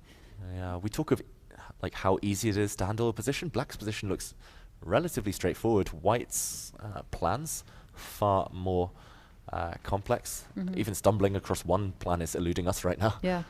Queen f2. I quite like the idea of going for the h7 pawn, controlling this diagonal. I just wanted to stop your d4 pawn push. And if you start with, I'm a pawn pusher. Which pawn one? Pusher by name. Yeah, exactly, by nature. I must not deprive myself of these temptations. So, okay, allez, let's go. One of them, f5. Yeah, I like your f5 because there's a small trap. If I play f4 trying to kind of hold you up on the e5 square, you can play d4. d4, yeah. Unleashing on the diagonal. And, go back. White's bishop would be forced back. You can't take on d4 because I promised I'd show all the checkmates. Yay! Here's a new one. Checkmate on g2. Yeah. So yeah, I like your f5, and yeah, no rush with e5. That's coming next, guaranteed. And if Yeah. I don't like it. I'm really surprised the evaluation bar's roughly in the center here. I'm also surprised looking at the clock times that Zalmakhanov is so far ahead on the clock and only now pauses to think. Normally opening preparation these days with modern engines, you don't just stop at move 15 saying, okay, it's equal. You look beyond that. You look at plans, you look at pawn structures, which pieces to exchange. And it feels like he's now paused. Yeah. Despite him being the one as white choosing the opening. Yes, that's definitely something to be aware of when you're playing the opening, just not to race through that portion and then only pause when you're in trouble. Yeah. I must admit, because I'm slightly sadistic at times, it gives me a great pleasure when the opponent just blitz, blitz, blitz, blitz, blitz, and then they stop and have this mega long think when they're losing. I'm like, come on, mate. You should have done that like 10 moves ago. All chess players are sadistic to varying extents. And this position, it definitely feels like a case of white launching opening preparation, maybe not paying off, and now he's left to unpick the ruins of his of this middle game. Yeah, difficult position for white there. And okay, so just to give you an update, in the Alireza Firouzja game against Hans Niemann, bishop f4 and bishop d6 was played, as we predicted. And Hans not looking too happy with his position. Although we thought it was pretty decent. Normal, right? Yeah. Yep. We're expecting knight takes bishop now. Yeah. But okay, maybe there's more life elsewhere. Yes, and there's also been a result between Melkumian against Nodirbek Abdusatorov. That game has finished in a draw. Just show that final position because this is the definition of symmetry. Also, look at the pawn structure. Take a look at the clock times as well. Wow, 1 hour 43 for black when he finished this game. This one 30 moves, but not too much content here. I think I even recognize the opening. Yep, it was a Queen's Gambit accepted. And looks like a bit of a fish, this pawn structure. I don't know. Maybe I'm imagining things. Yeah, no, I mean, that's the highlight of this game, David. Yeah, not too much to talk about this one. Glad it's over. But one thing about Nodirbek Abdusatorov's performance here, he's been very lucky. He has been performing miracle acts of saving the games. You know, he started with his game against Alexei Shirov yesterday. He was in big trouble, so I think he'll be looking forward to. He'd be relieved to have an easy game. And let's take a look at the game. Jan-Krzysztof Duda against Mathias Bartel. Wow, this is far more exciting than the previous game, that drawn endgame. This is very recognizable as a note boom variation of the semi-Slav. Let's go back. I see our producer laughing. Maybe my pronunciation was not great there. Is it not note boom? We'll update shortly.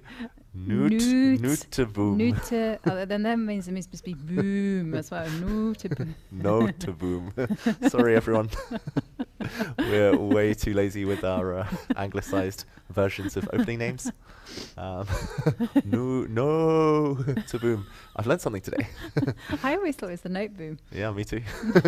We see it as we say it as we see it. But okay, let's show this opening because it's actually one of the most imbalanced openings you'll ever find out there. We started with the Queen's Gambit declined first of all, transposing into this triangle variation of the Slav with all the pawns on light squares. But knight f3 initiating this this controversial line, Jovanka. Yes, takes the pawn, and you go a4, and they prepare d5. It's b5. b5, yeah. Just hanging on to this pawn at any cost. b5 due to this pin, and white does actually break the pin and is able to regain the pawn, as we see here after a few exchanges with b3, due to the fact that the c pawn can't move without dropping on b5 with check. But black simply ignores it, and now b4, and this position, it's black's queenside pawns versus the kind of long-term fluidity of white's center. White has the extra d and c pawns. To be honest, I've always thought black's position is much easier to play, but modern engines really love white's chances, so I'm surprised Bartel's gone for this. Tends to be a surprise weapon these days. And after a few moves, knight d2, still very well-known stuff. Yep. We're at move 16, but still theory, and h3, suddenly allowing the black pawns to push, e4, meaning that this pawn is vulnerable, so b3, if you take it, then the e4 pawn falls. bishop b1 instead, and the pawns continue to march for both sides, Jovanka. Yeah, but take a look at White's last move, f2, f4. That's a classy idea, just breaking through. Whereas Black's pawns have been kept under lock and key. They're not able to advance further than this. So when you bear that in mind, I think White's initiative in the center is just going to be overpowering.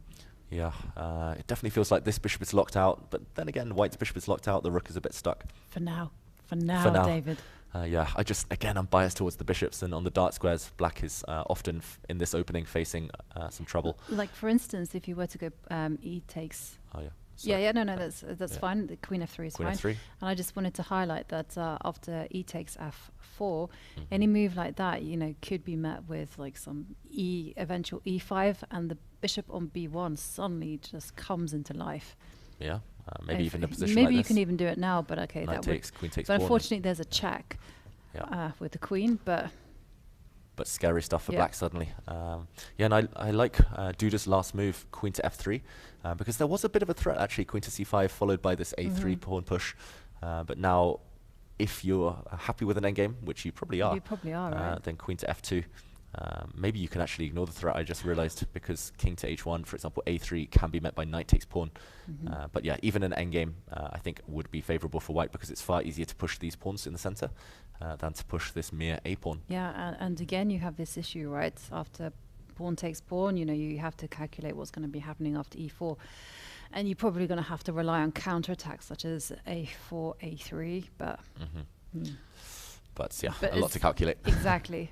Yeah, so are we favoring White's chances here? Yeah. Okay. I am. I mean, okay, so what is Black's answer? I don't know. That's the... Yeah, this is the thing. Okay, so you go... But if you go... I kind of want to get the bishop out the way. Yeah, bishop c8. Let's put it there. Yeah, I just want to get it out the way. I'm not sure why. Probably it's a bit too slow in this exact position. I just wanted to open up the b file. Let's just talk about plans, though. What should White be trying to do next? Well, the first move I think that White should be doing is just get the king out of this open diagonal. Follow Esipenko's lead. Exactly. And the reason I want to do that is because then you can actually back that up with moves like c4, c5. For example, if Black just waits. Oof, c4, c5 looks like a killer. Because if either Black piece eliminates this pawn, then suddenly you break through. And this is just totally winning. Yeah. Yeah, easier to handle White's position for sure. I thought your idea, Jovanka, knowing you, was to push pawns. G4, allez, all the pawns forward. No reverse gear. I didn't look that direction. What can I say? G5 a big threat though. Yes, the G5 is a huge threat. Yeah. It feels like a Duda position. We should mention Bartel, who's a very experienced Polish grandmaster, who's won a bunch of kind of medals in team tournaments, for example. He, on his day, can beat anyone. He's very ambitious himself, but this is right up Duda's alley. Anytime it's imbalanced in terms of pawn structure, piece configuration, Duda is probably the best in the world right now, and he does have a small lead in their head-to-head. Yes, with one win and 4 draws between them. And, well, we do have an answer in the meantime from Bartel. He's decided that, yes, White's initiative in the center should be taken seriously, so he relocates the rook to e8. Yeah, we should have mentioned, an all-Polish derby here. They polished off the Nu to Boom opening. Nice to see this one re-enter. Practical play at the top level. That was so impressive on many levels. Thank you, Jovanka. I'm not sure anyone at home understood that, but trying desperately with the puns, the cheap dad jokes. No. Keep them coming, David. Thank you. Rook t8 looks solid. It does. It does look very solid. And okay, so looks like a fiery round already in the open section. But let's go over to the women's section and take a look at top board between Tan Zhongyi against Asao Baeva. Okay. Wow. Sorry, I just got ahead of that. Maybe we can take a bird's eye view of the women's top boards, because I just want to share with you one feature in this position. The top 3 boards have all pushed their f-pawns. Wow. Literally, Black has pawns on f5 on all 3 of the top boards. Yeah. Interesting. Shows a sign of aggression. F for forward. Yeah, exactly. And that was what I was saying wow at when I was looking at the overview here on my computer. I was assuming someone had blundered. No. We normally reserve wow for big blunders, but okay, let's jump back into the top board. And yeah, the F pawn did push to F5. Let's definitely trace our steps back, because it was only 4 moves ago that we were last here. After H4, Black played the move C6. Yeah, we were thinking that F5 was simply too risky, opening up the Black king, opening lines on the king side might backfire, but G5. If you played H5, which looks actually kind of like the most automatic continuation, Black does have this maneuver of bishop F6 to G5. I'm not sure whether you want to play it immediately, but if you trade off the dark squared bishops with Black, you normally have a decent grip on the position. Maybe reluctant to do that, although H5 would be far more ambitious. Instead, G5 allowing F5 now. So if en passant, which I'm slightly surprised wasn't played, then at least now there's no direct lines open towards the Black king, as opposed to earlier variations that we showed. She captured this knight now, and queen to c2. She's arguing, I guess, Jovanka, that this Black bishop on g7 is a bit dead, and it's really hard for Black to break through. But we see more moves. Let's catch up. A4, trying to push forward. White prevents that advance. F3. Oof. Not sure I'm a big fan of what White's doing here, to be honest. And now knight takes d5. Okay.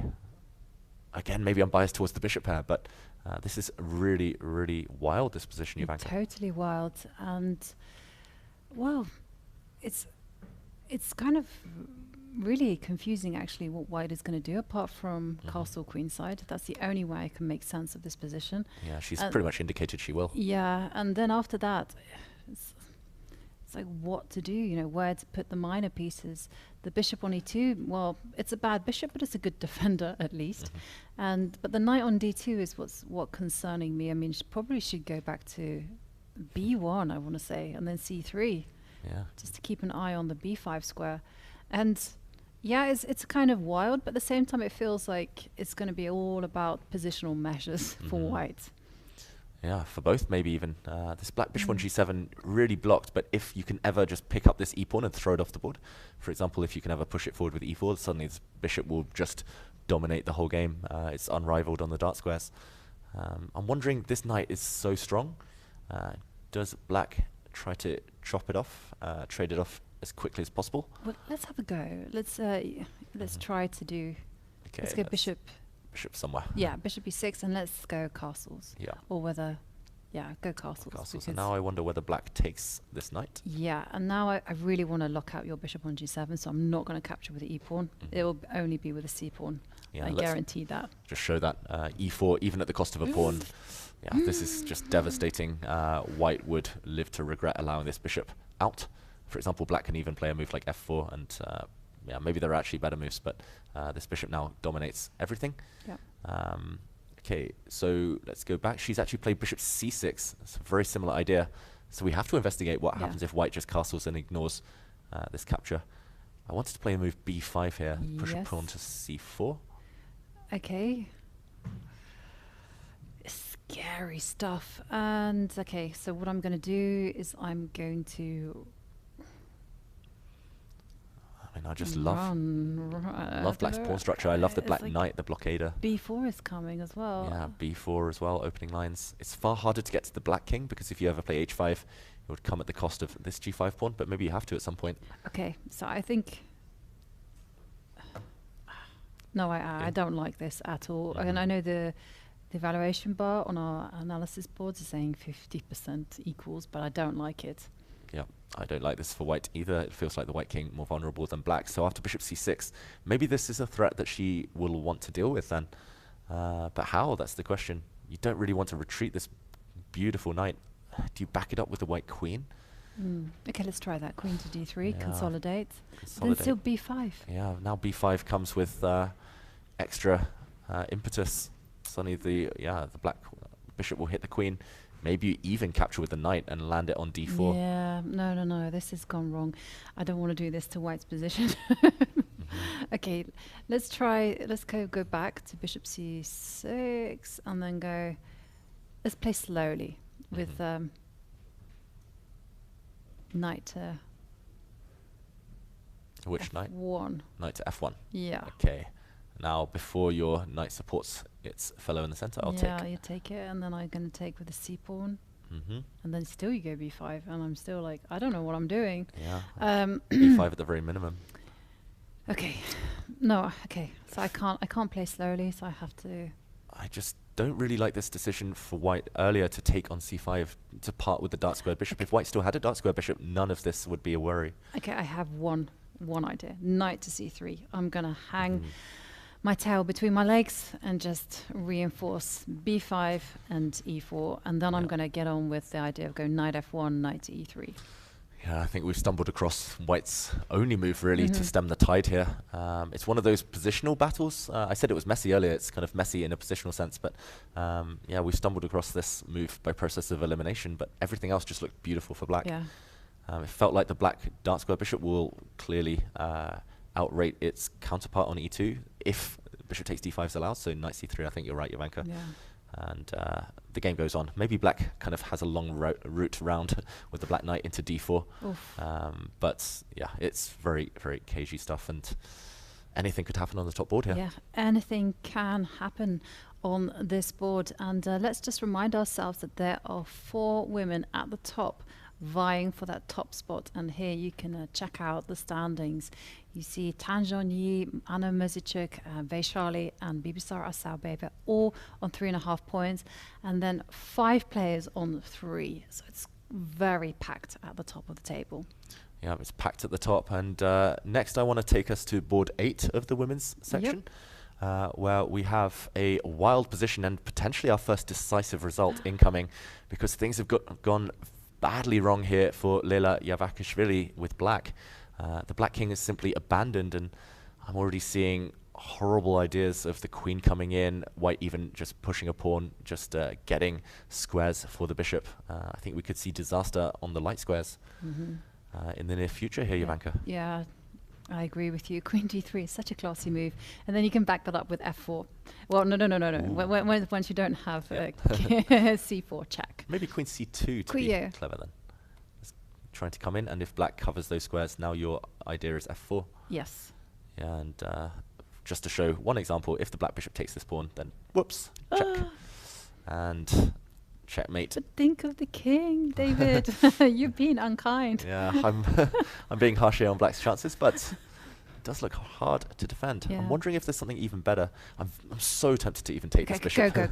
Let's do it. I don't think it quite works yet, but yeah, I wanted to play d6 now. Yeah. I'm all in. Maybe it does work. Yeah, let's go. Threatening d7, of course. Okay, so you go bishop to e6. Yep, bishop e6. Now I'll maybe just enter with my knight. Attacking the queen. You can't take this pawn because a check will get out the way and win the queen next. Yep. And I don't know what I'm doing. I'm going to put my queen back on d8. You know. Yeah. Oof, it feels so close. We have 1 attacker, 2 attackers. We just need a third. Oh, you do have a knight c7. Oh wait, okay. I was looking at the black king. I was so focused. My eye tracker was faulty there. It was headed in the wrong direction. But knight c7, simple. Well, I say simple, but a double attack. You regain the material, and white will be left with an overwhelming pass pawn on d6. So very promising sacrifice there. Rook takes bishop. Yeah, and it was just aesthetically the move you want to play, because black's bishop is holding everything together, even at the cost of material. And Sophie Millet is a very kind of talented tactician, attacker. Yeah, the French school of chess is normally very different, but she, yeah, I think she will find a move like this. I wonder, Jovanka, in this position, sorry, just before rook takes bishop, are there other strong moves that win on the spot? I think we found one. Rook takes e5. Yeah. Just kind of move by move, you're threatening queen d5 check as well, and threatening pawn to d7. Okay, what else here? Could you be going for forward? 4 looks tempting as well, but at least according to the evaluation bar that we have here, some of the advantage would disappear. Maybe a check. Yeah. Maybe black is in time to save herself. I'm not sure how. Bishop to f5. Bishop maybe? at f5, yeah. Or yeah, maybe just bishop d7. I'm not sure which one. Something along these lines. And if black gets rook e8, swaps off some pieces, black's actually doing better long term with the bishop pair. Yeah. So actually in the game position, we've jumped in at a moment that could be critical. I think white's, okay, White has other moves, but just briefly checked, rook takes e5 by far the strongest. Yeah, but I mean the other tempting move is just to step up with the queen, queen c2, queen d, queen d3. Yeah, and she would need a follow-up there. Yeah, queen d3, just to point out your idea. Unfortunately, f4 not quite possible here because of this discovered check, and the queen's suddenly on a clumsy square. But yeah, rook takes e5. The longer she calculates, the more likely it is she'll see this move. Yeah, and like you say, Sophie is a very gifted tactician. This is her main strength, so I think she'll be looking at playing rook takes bishop. Yeah, not easy, but findable, I believe. And well, this game is very exciting, but can we also go to the Goryachkina Kamalidinova game? Let's go to board 3, where the eyes need to adjust this one. We came to it a bit earlier with pieces stranded offside on the queen side. Maybe we just quickly catch up, Jovanka. We left it 5 moves ago with knight to h5. We were thinking it might land on the f4 square, hence White's next move, g3. Offer of a bishop trade. Again, dark squares will be blacks if these bishops come off the board. So the bishop retreats instead, g6, queen to e2. And okay, I like this maneuver from Goryachkina now. We were talking about 2 bad pieces. It's the bishop on b5, it's the knight on b3, not doing anything at all. Knight c1. But now black does have the time to break, and we saw her yesterday, Kamalidinova, like this attacking strength she has as well. If suddenly pieces are swarming on the horizon for the white king. And how are you gonna? Okay, so knight to e4 is a good move. But okay, the knight was captured. So strategically, a very dubious move. You don't want to part with the light squared bishop in general. But what does she have in mind? First of all, which way to take back?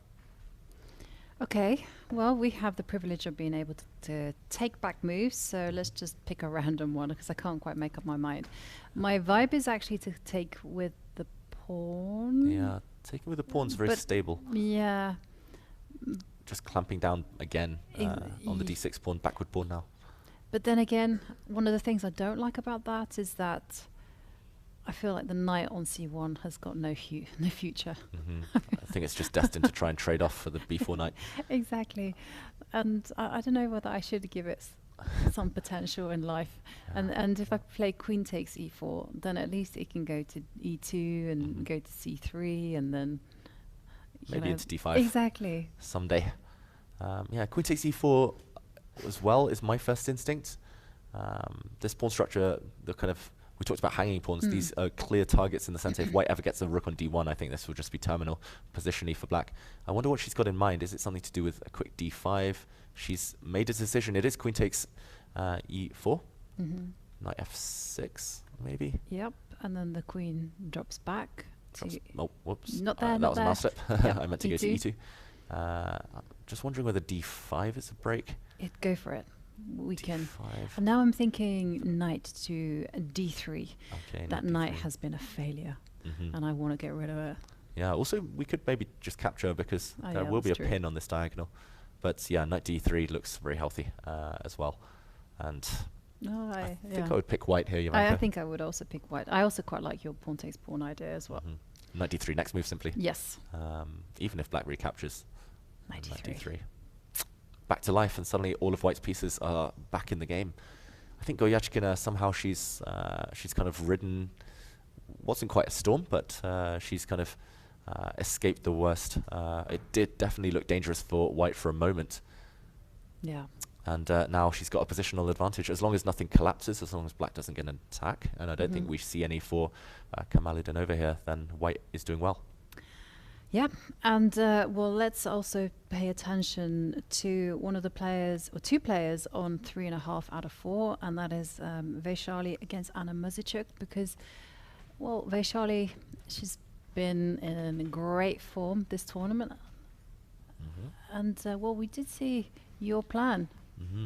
F2, F4, and black responding with F6 to F5, trying to open up the bishop pair. Yeah, we've literally only had 3 moves in the last, 45 minutes? Last hour or so. F4, big committal decision. So losing some influence over the light squares and black blocks. And now just some really tense moves here. it's really hard to know what to do with white if you're not taking this pawn, which I don't think you should rush into. Black could actually capture in either direction, but bishop takes, and some problem with your pawns now on the light squares. But yeah, if you block, as we mentioned earlier, then actually this knight, after a move like c5, how's it going to get in the game? Maybe you kind of push it to g5 later and go for opposite color bishops. Yeah. But yeah, I still think roughly level objectively, but maybe easier to play with black. Yeah. And I guess white really has to go into kind of clamping down mode. I mean, can you do like c4 as well, C4. and then stop that bishop getting to d5, and then go knight to f3? But again, black's position is very solid, and you feel like if white tries too hard, then it's just going to be black with all the chances. Like even I'm very uncertain about playing c2, c4, because for instance, if the queen moves away from e2, then b5 could be just very powerful. Yeah, and I remember playing blitz games against Kramnik when I was 11 years old, and we played some Berlin defenses, which has a similar pawn structure. And at the end of every game, when I had white, he would somehow get the black light squared bishop. He would kind of bring it down to b1 and just munch, munch, munch, take all my pawns on light squares, and so I get horror flashbacks. It's Halloween nearly, and I get these horror shows of these end games where white's pawns on light squares are just easy pickings for this unopposed bishop. I'm kind of curious. I didn't know that you played against Kramnik when you were 11 years old. Were you training with him? No, I still got a world record. It was some exhibition games only, unfortunately. But I was the youngest player ever to score a result against the world champion. I think it still stands. I managed to draw against Kramnik in one of the 4 blitz games, but it was a pity draw. I'm pretty sure. I actually had an advantage on the board, but I was down on the clock, and he said he was like, okay, draw. I was like, yes, please. He's very nice. Yeah, he's a gentleman. great guy. Yeah. Okay, well, tense game here in between Vaishali and Anna Mozicic, but let's go over to the open section. And first of all, let's remind ourselves of the current standings, because there is one person at the top, Andrei Isipenko, with 3.5 points, but get this, 17 players on 3 points. Yeah, that's a lot of players. That is a lot of players, and everyone is jostling for that top spot. Yeah, everyone jostling for the top spot. Talking of top spot, Jovanka, this one has changed on board 1. Didn't we have a kind of similar position? We did. Up on analysis. Except a pawn on c6 has disappeared, and white's backward pawn on e3 has disappeared. Maybe good news for Esipenko. That being said, white's knight's not not an attacking post right now. Should we just backtrack to see how we got here? Yep. Okay, king to g7. We did actually say e4 is the critical move, but queen to b6 we thought would shut down white's enthusiasm here, and this did happen. E takes d5. Interesting that Fabiano took back with the pawn. I thought he was going to take back with a piece, the knight. So what could have One been of the wrong with pieces. that? Or maybe Knight takes d5 looks like the most ambitious. Now black has by far the superior structure due to the white d pawn. Was he fearing some sudden attack against black's king? I don't really see it. No, I don't see. I mean, I want to put a queen on h5, but that can simply be kicked away by a knight on f6. No, I was also looking at knight c4, but the queen can just take on d4, and I don't see a problem with that. No punishment. No. Luckily, the black king's on a dark square, so there's no kind of checks. Maybe he was just afraid of moves like knight. I know it's a bit passive, but In this position? knight to e2 or something, and then jump in with the knight. There's a threat on there's e3 as well. Okay. It's really surprising. I'm just going to briefly wonder why. Okay, maybe just knight takes knight. Simple chess. Simple chess, but still, it doesn't look like this is a bad transition at all for black. I mean, you're closer to the endgame. You still have a nice pawn structure, still attacking 2 pawns. Okay, he went for something very similar. Fabiano, he took with a pawn. Okay, matter of taste, I guess. In this position, knight to b3, a sad necessity, defending this pawn. The knight, I think it's just general knowledge that knights on b3, g3, as long as they're not attacking or doing anything, they're just awkwardly placed. And after queen to d6 from Fabiano, queen f3. Yeah. Okay, almost symmetry now, apart from the fact black has a awkward, sticky, outy pawn on g5, with holes now on f5, and white has the double g-pawns. Yeah, well, that actually could be a very important factor later on, you know, because say the white knight on c3 wants to go on a massive detour, it can go to d1 and then e3, and then hello, boys, looking at the f5 square. Actually, that's a really, maybe potentially important maneuver. The other knight is far less happy, but white does have this clear plan, jumping into f5, or landing something on that square at least. Fabiano, I'm pretty sure he's going to move this rook. I'm not sure where. Maybe a move like b6 as well. White does have the idea of knight c5 in the game position. Oof. Okay, still in the balance on top board. Yeah, I like your b6 idea. And let's go over to the game between Sindarov and Yu Yangyi. And well, do you know what made me laugh is I completely misread, because we have a little helper, an iPad, telling us, and I thought it said Yu Yangyi's is nuts. But then I was like, no, it's a nuts against banana. So which choice of nourishment is better? What do you prefer, Jovanka? Would you choose Sindarov's banana there, or would you choose the mixed nut nuts selection? Well, I'm always worried that if I take nuts with me, that someone might be allergic. And okay, there we've just come in time to see that, well, neither one of them is better. It's just been a draw. Yeah, dead drawn position. Rook takes f7 would have been met by rook takes a4. Black has isolated pawns, but... Did you just see Yesipenko just hand a piece of paper to Yu Yangyi? Okay. What's happened there? I don't know. Yeah, sending him secret notes. Secret notes. Maybe he bribed him to draw the game. Who knows? But either way, yeah, a very solid draw from both players. Felt like Sindarov tried an opening idea, but as often happens in this opening in the Petrov, if you can't land a tactical punch, it just fizzles out towards a draw. Yu Yangyi, super solid. Yep. And talking about a game that is not going to fizzle out into a draw anytime soon, let's go to Ali Reza against Hans Niemann. Okay. Wow, this game, something dramatic is going to happen. I have a feeling as well we're headed for a big time scramble a bit later on. We see Hans Niemann there with the dome, the roof of the Villa Marina.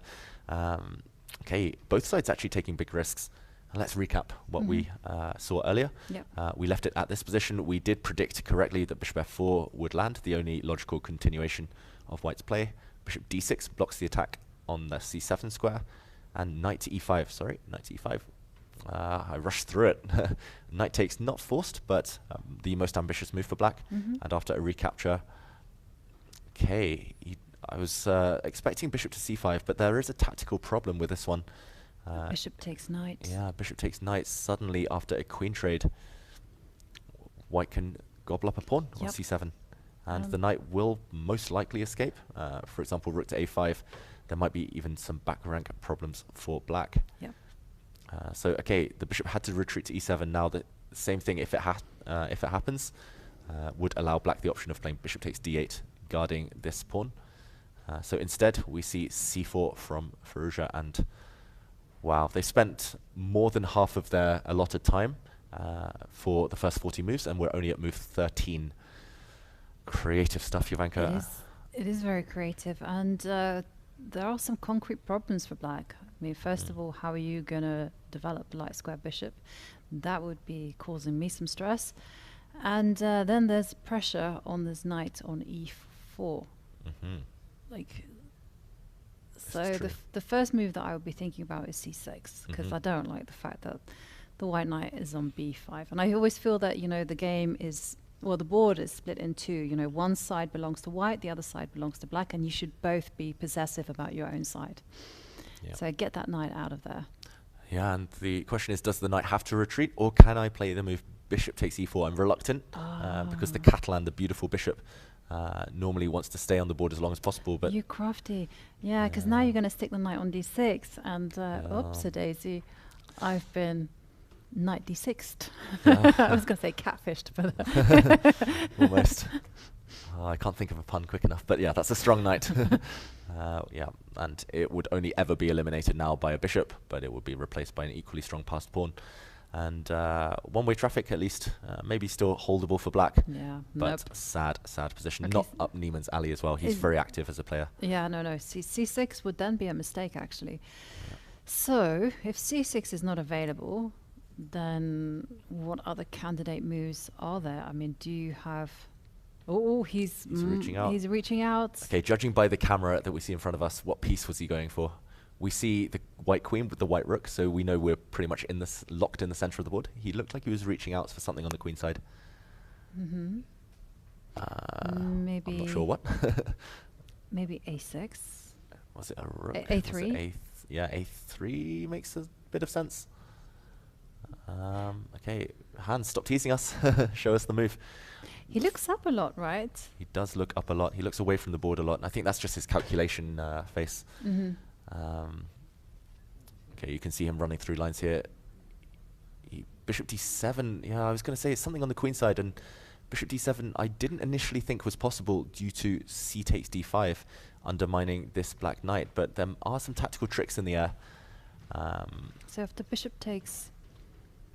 After bishop takes b5? Yeah, yeah, so we have a few moves, like you have pawn takes pawn, and then bishop takes knight, yeah. Bishop takes would allow white to recapture, and white's won a pawn in the process. You're defending d5 twice, so I think we can rule this out, but c takes d5, what could black try? There's also ideas, like the knight is falling off the board anyway, knight takes f2 potentially. Yep. Get it off the board. And king takes knight. King takes, now black recaptures the white knight. And, okay, still level pawns. Yeah, it's a bit weird, right? Because you can go e4. E4, but the white king is... Yeah, this is I'm where... a bit scared. This is where... This is where I want to put my king on h1 and say new rules. New rules. King moves as a knight. No, I mean, yeah, you have to go bishop e3. Yeah, bishop e3, and yeah, this position's still complicated. Anything could happen, but I think maybe Hans Niemann here would be the more excited of the two, with the white king a bit vulnerable. Okay, so bishop d7. Yeah, bishop d7, clever move. It is very clever, and it can't be met by any direct play. So, unless you can meet, no. Maybe queen to c2, just because I want to avoid knight takes f2 ever happening with a hit on the white queen on d1. Also, I just want to vacate squares for my rooks in the center. Is it possible to go knight takes c7? Is that just too daft? Wow, in the game position. Knight takes c7, queen takes, and you want to take... Yeah, it's too daft, isn't it? Because after... And I was thinking e6. Yeah, this is really clever, Jovanka. No, but then the queen moves to... But where? I thought b6, but yeah, you go b6 and you're hitting it. b6, but at the very least I could take this knight. Maybe I could also... No, then queen takes e6. Yeah, queen takes e6, sorry. That's the cleverest choice of square, actually. Okay, maybe I have to take this knight. And now you'd recapture maybe with just with the pawn. And I don't think after all that... It was a flashy move, but it didn't really achieve much. That's nice geometry, though. Knight takes c7, just realizing that there's some... indirect hits on the black queen, undermining this now, threatening knight, threatening the knight, threatening d6. Yeah, that whole variation is actually forced, but queen b6 at the end kills the fun. Yeah. Oof, a lot of calculation to be done, and yeah, that's why I'm predicting a time scramble. Only 40-something minutes. They've still got 27 moves to make each before the time limit. Definitely, and yeah, I like your queen c2 move. You know, when in doubt, just play simple chess. Just keep cranking up the pressure. So we're expecting that move. Whilst this game is very tense, let's go over to the second board, Hikaru Nakamura against Alexei Sarana, because you know we've been talking about hanging pawns and how scary it is to play with them and also against them. Yeah. What's happening here? This is the epitome of hanging pawns right now. They are actually very targetable. Already direct threats, maybe even white's last move. This bishop has just moved too many times in the game to count. It went d2, c3, d2, f4, g5. But he's threatening actually now finally to take this knight, just to show the weakness of hanging pawns. Suddenly the black bishop would get lured away, and I'm not sure which way you capture now, but at the very minimum you take with the rook, and white has probably won some material. B2's available, but yeah, white would be better here. So, okay, big threat from Nakamura. This is what Nakamura loves as well. I spend a bit too much of my time watching his streams, and he loves these really slow positions where there's zero risk at all for white, really, where he can apply positional pressure. And that's what he's doing here. He definitely prefers more compact pawn structures where he doesn't take too much space or responsibility. He prefers to curl up and just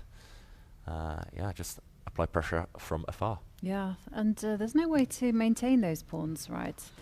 On c5 and d5, Yeah. I'm looking at ways to try to reinforce. But it's like maybe queenie.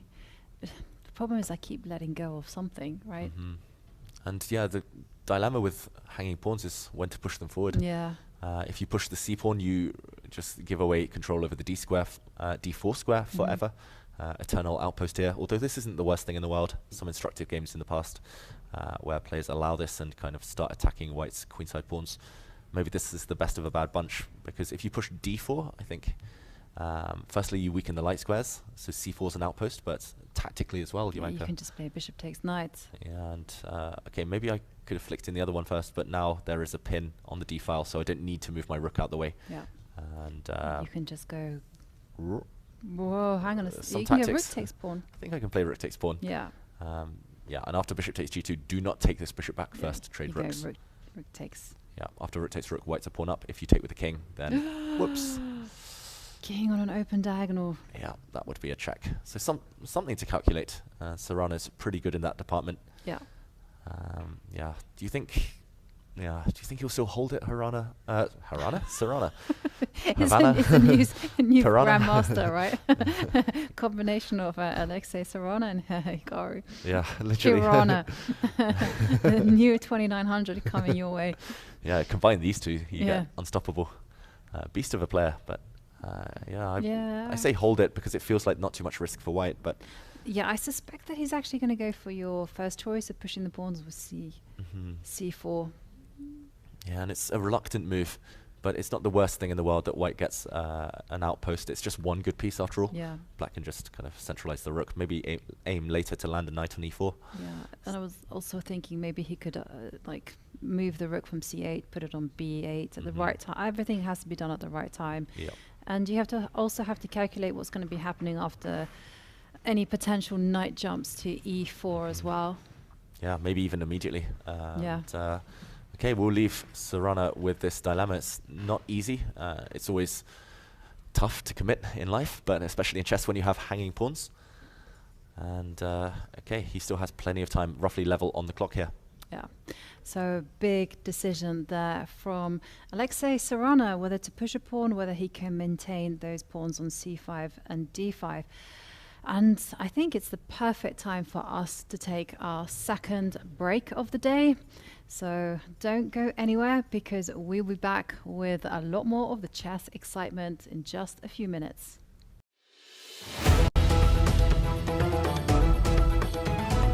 We're very happy to host World Cup and Women's World Cup here in Azerbaijan. As you know, Azerbaijan has a very extensive experience in organizing major FIDE events. To have World Cup this time, the World Cups here in Azerbaijan, men and women, is very important for us. All of that actually, I would say, is possible only because of the support of our president, Ilham Aliyev. He pays a lot of attention to sports in general and to chess as well.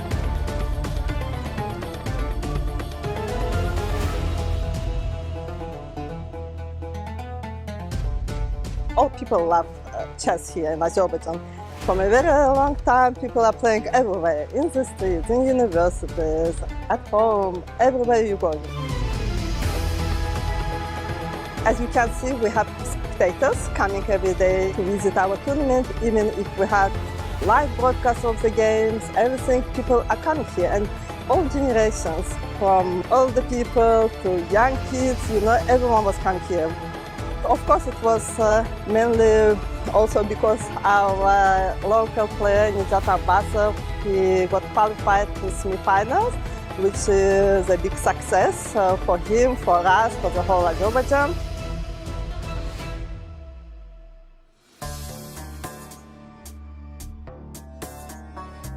During the World Cup, we had a couple of events here. We had kids tournaments. We could see 100 kids tournaments, but why 100? Because this year we also celebrate 100th anniversary of our national leader, Heydar Aliyev. Actually, there is one person who is behind of all of that, of all those chess tournaments taking place in Azerbaijan, and it's our lovely, I would say, president of our chess federation, also he's vice president of FIDE, Mair Mamedov. We sincerely hope that it's not the last major event to take place in Baku, in Azerbaijan. We expect to host more events in the coming years because love chess.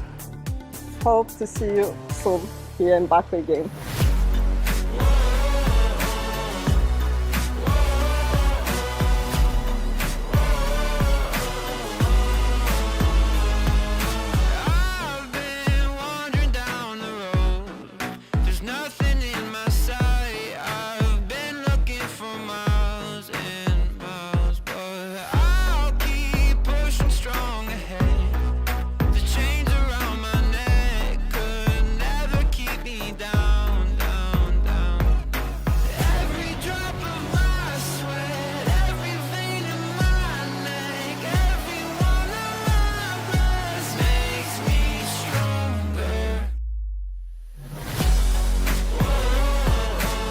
It's a very unforgiving tournament.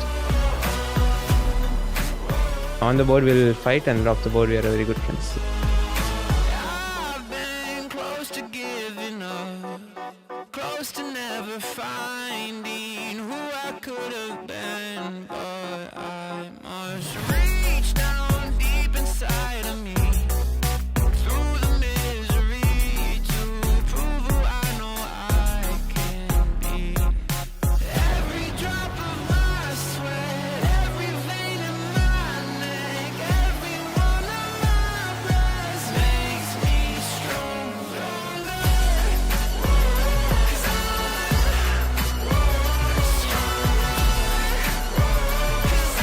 It was certainly a cold shower. It's peak of my career at the moment, I would say.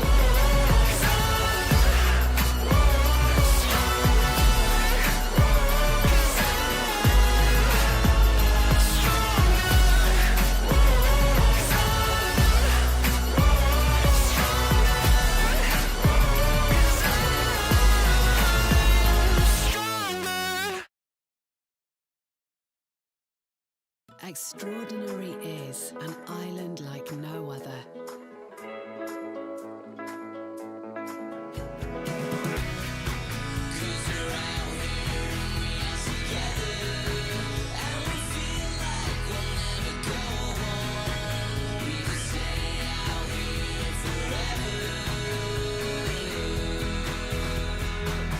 Extraordinary is the Isle of Man. Book now.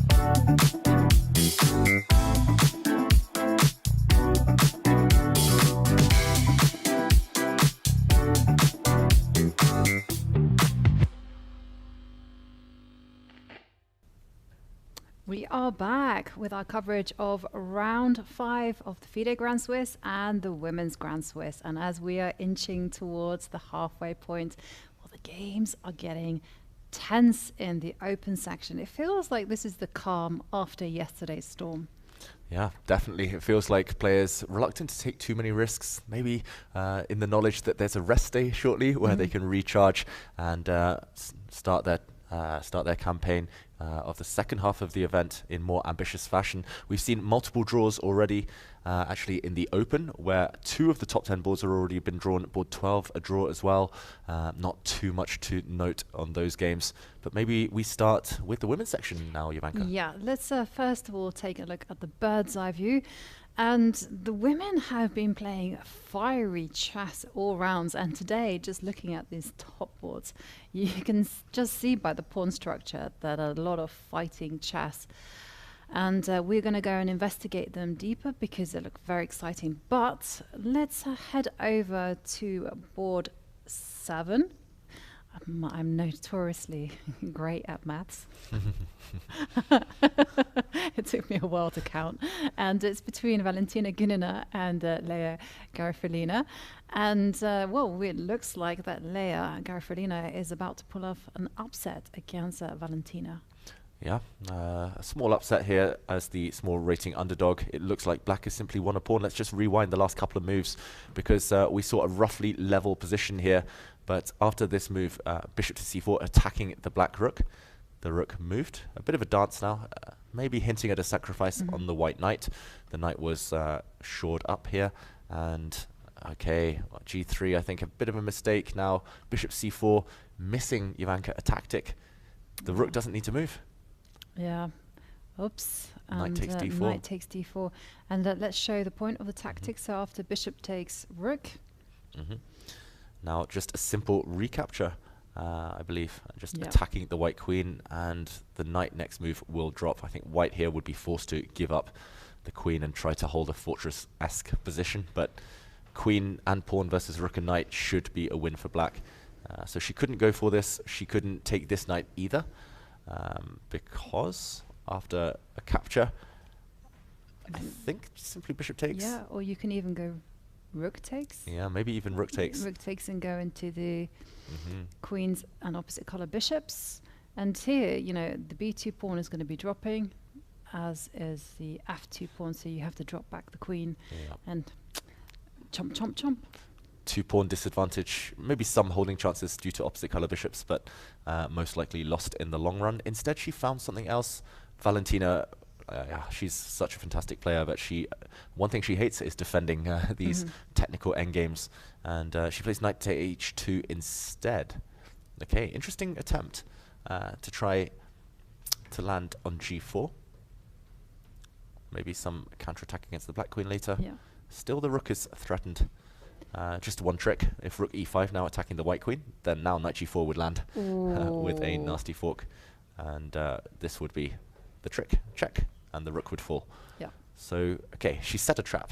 That's always a good start in chess. That is a great start. And like you say there, David, the rook is on prise. So if you let's just have a look. If you step back with the rook to d6, just to kind of overprotect d6, just in case. Yeah. And I was looking the other way. I wanted to overprotect oh b7. Yeah, that point. Yeah. I'm not sure. Rook d6 though, it makes a nice, like, pretty pattern to put everything on dark squares. Yes. And also, I've now, by just virtue of a happy accident, discovered that queen takes b7 is not viable because of knight to e2. Yeah. Check. Nice check. And next move, one or both of the white rooks will drop off. So, okay, it looks like rook d6 is maybe the most logical way to go right now. Knight g4, let's try and and now you have to well, do you actually? Maybe queen f queen f3. Queen f3, maybe. Hoping for a queen exchange. The problem is the queen takes e4 is not really a threat because white will land knight f6 check. That is true.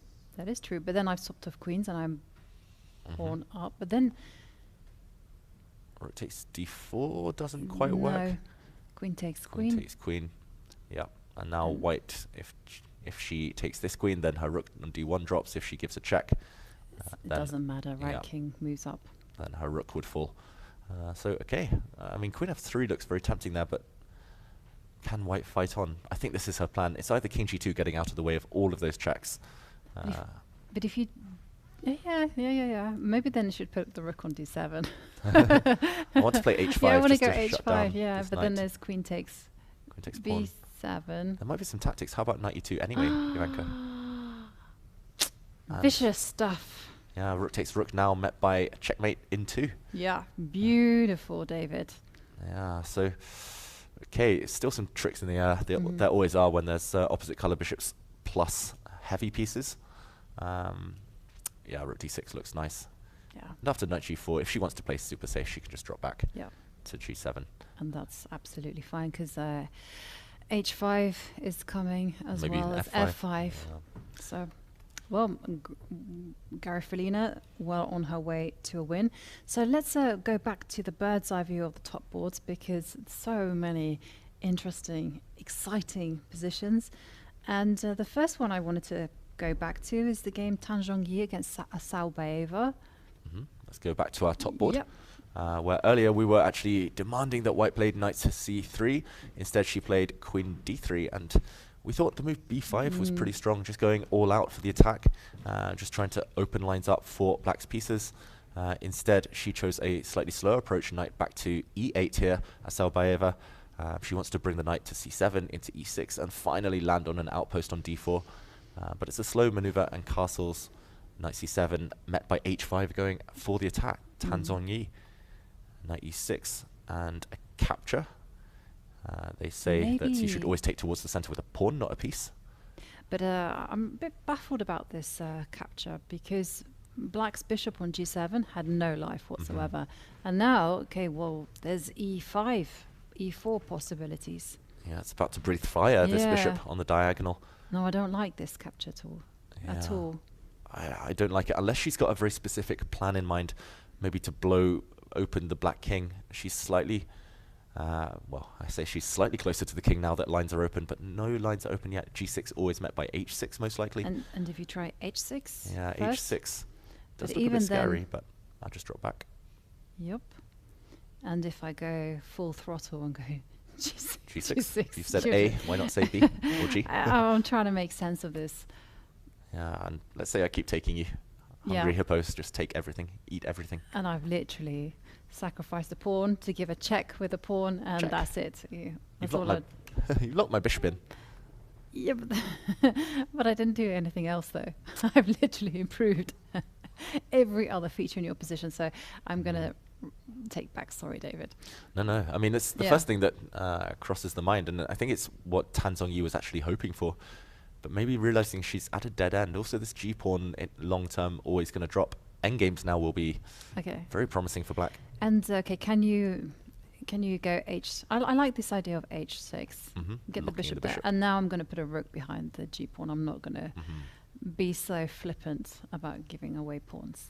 Yeah, that looks very strong. But I'm still so worried about like b5, e5. Yeah, b5. Oh, is e4. knight f6 possible? Knight f6 might be a threat. Yeah. The move I'm attracted to right now, just because I'm scared of your g6 idea, is to drop back with the bishop. Okay, and now I'm going to go knight f6.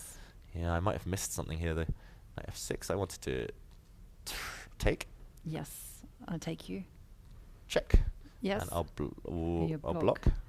And so you could take this pawn, but then I will take on f6. On f6, and yeah, after all that, it feels like black is more than okay. Yeah. So in the current position, I love your idea h6 and rook g1. But yeah, what to do next? That's the problem. Also, black has ideas to just eliminate this knight. I'm scared of your knight f6 now. And next move, land a knight on f4. And then pawn takes, and then I guess knight f4. I have to go queen c. Queen c4. Oh no, but I feel like you're going to checkmate me with b5. Yeah, I feel like. I was like, no. I don't want to jump to conclusions, but feels like something is going to happen. No, this is not good. No.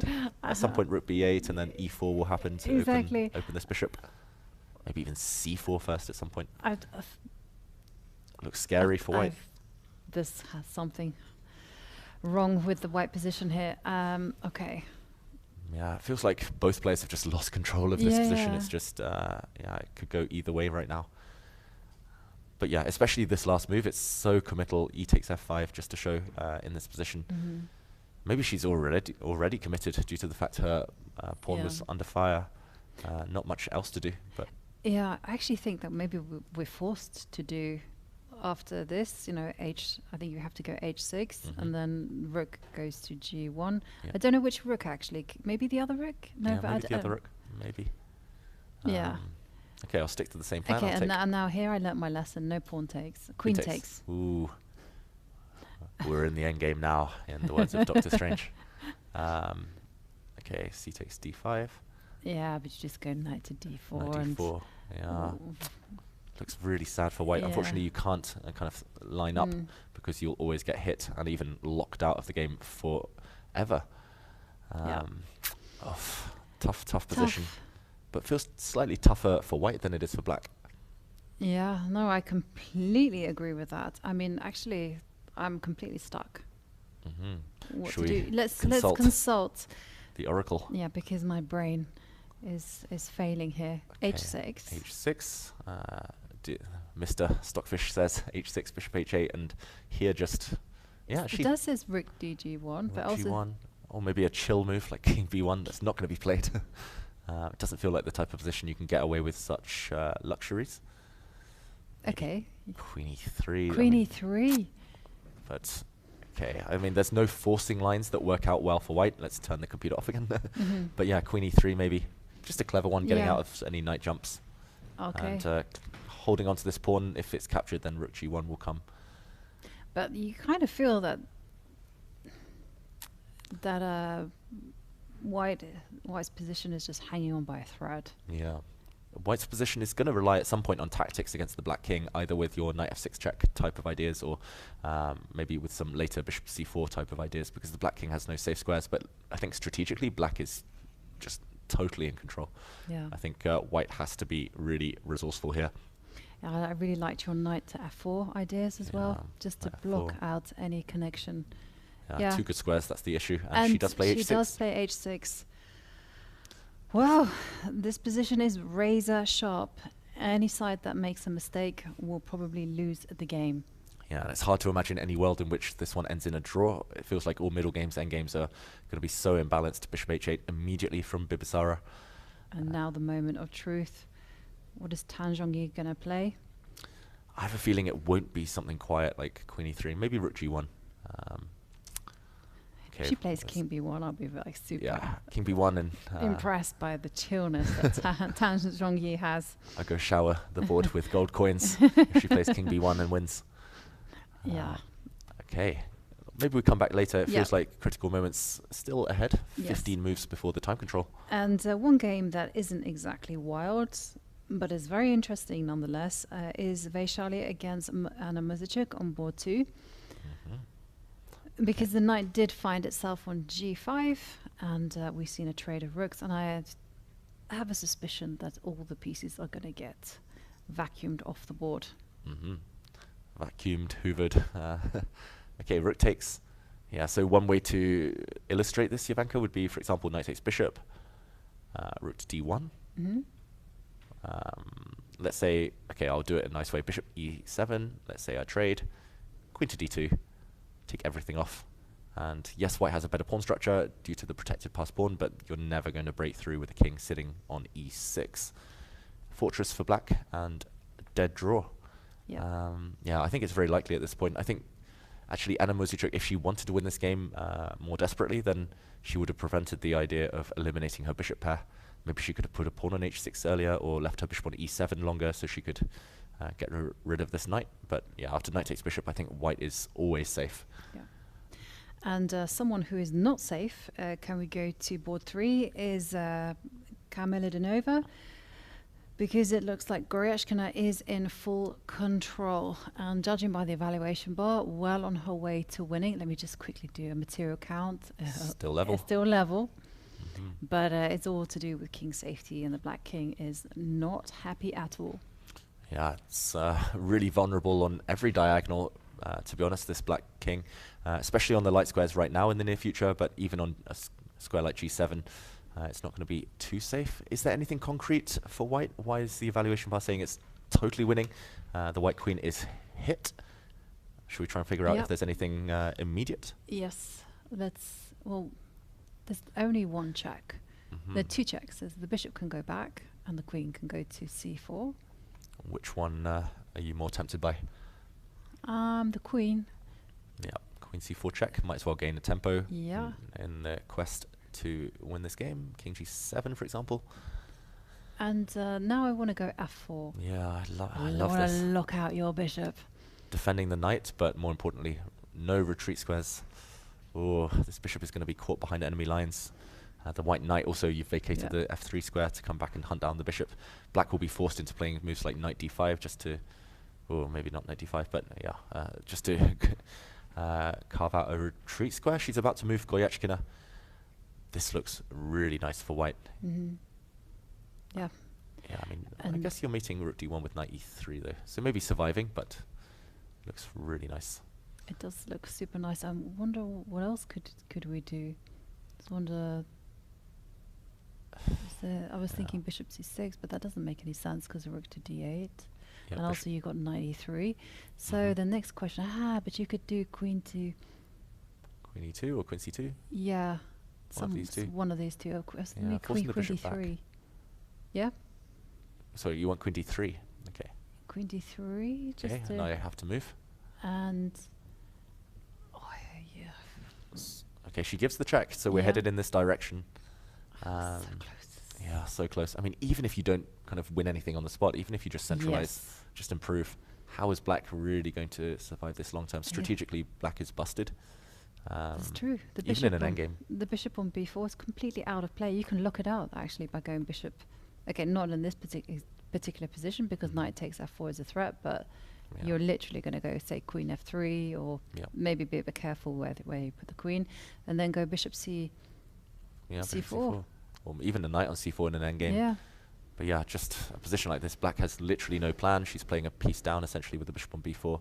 I like your bishop c4 coming next, actually. Black is really struggling. I mean, just to illustrate as well, even all of these endgames, even if queens come off, I mean, it's just horrible for black. I don't see any plan whatsoever. White has the bishop pair. White has the outposted knight, the beautiful bishop.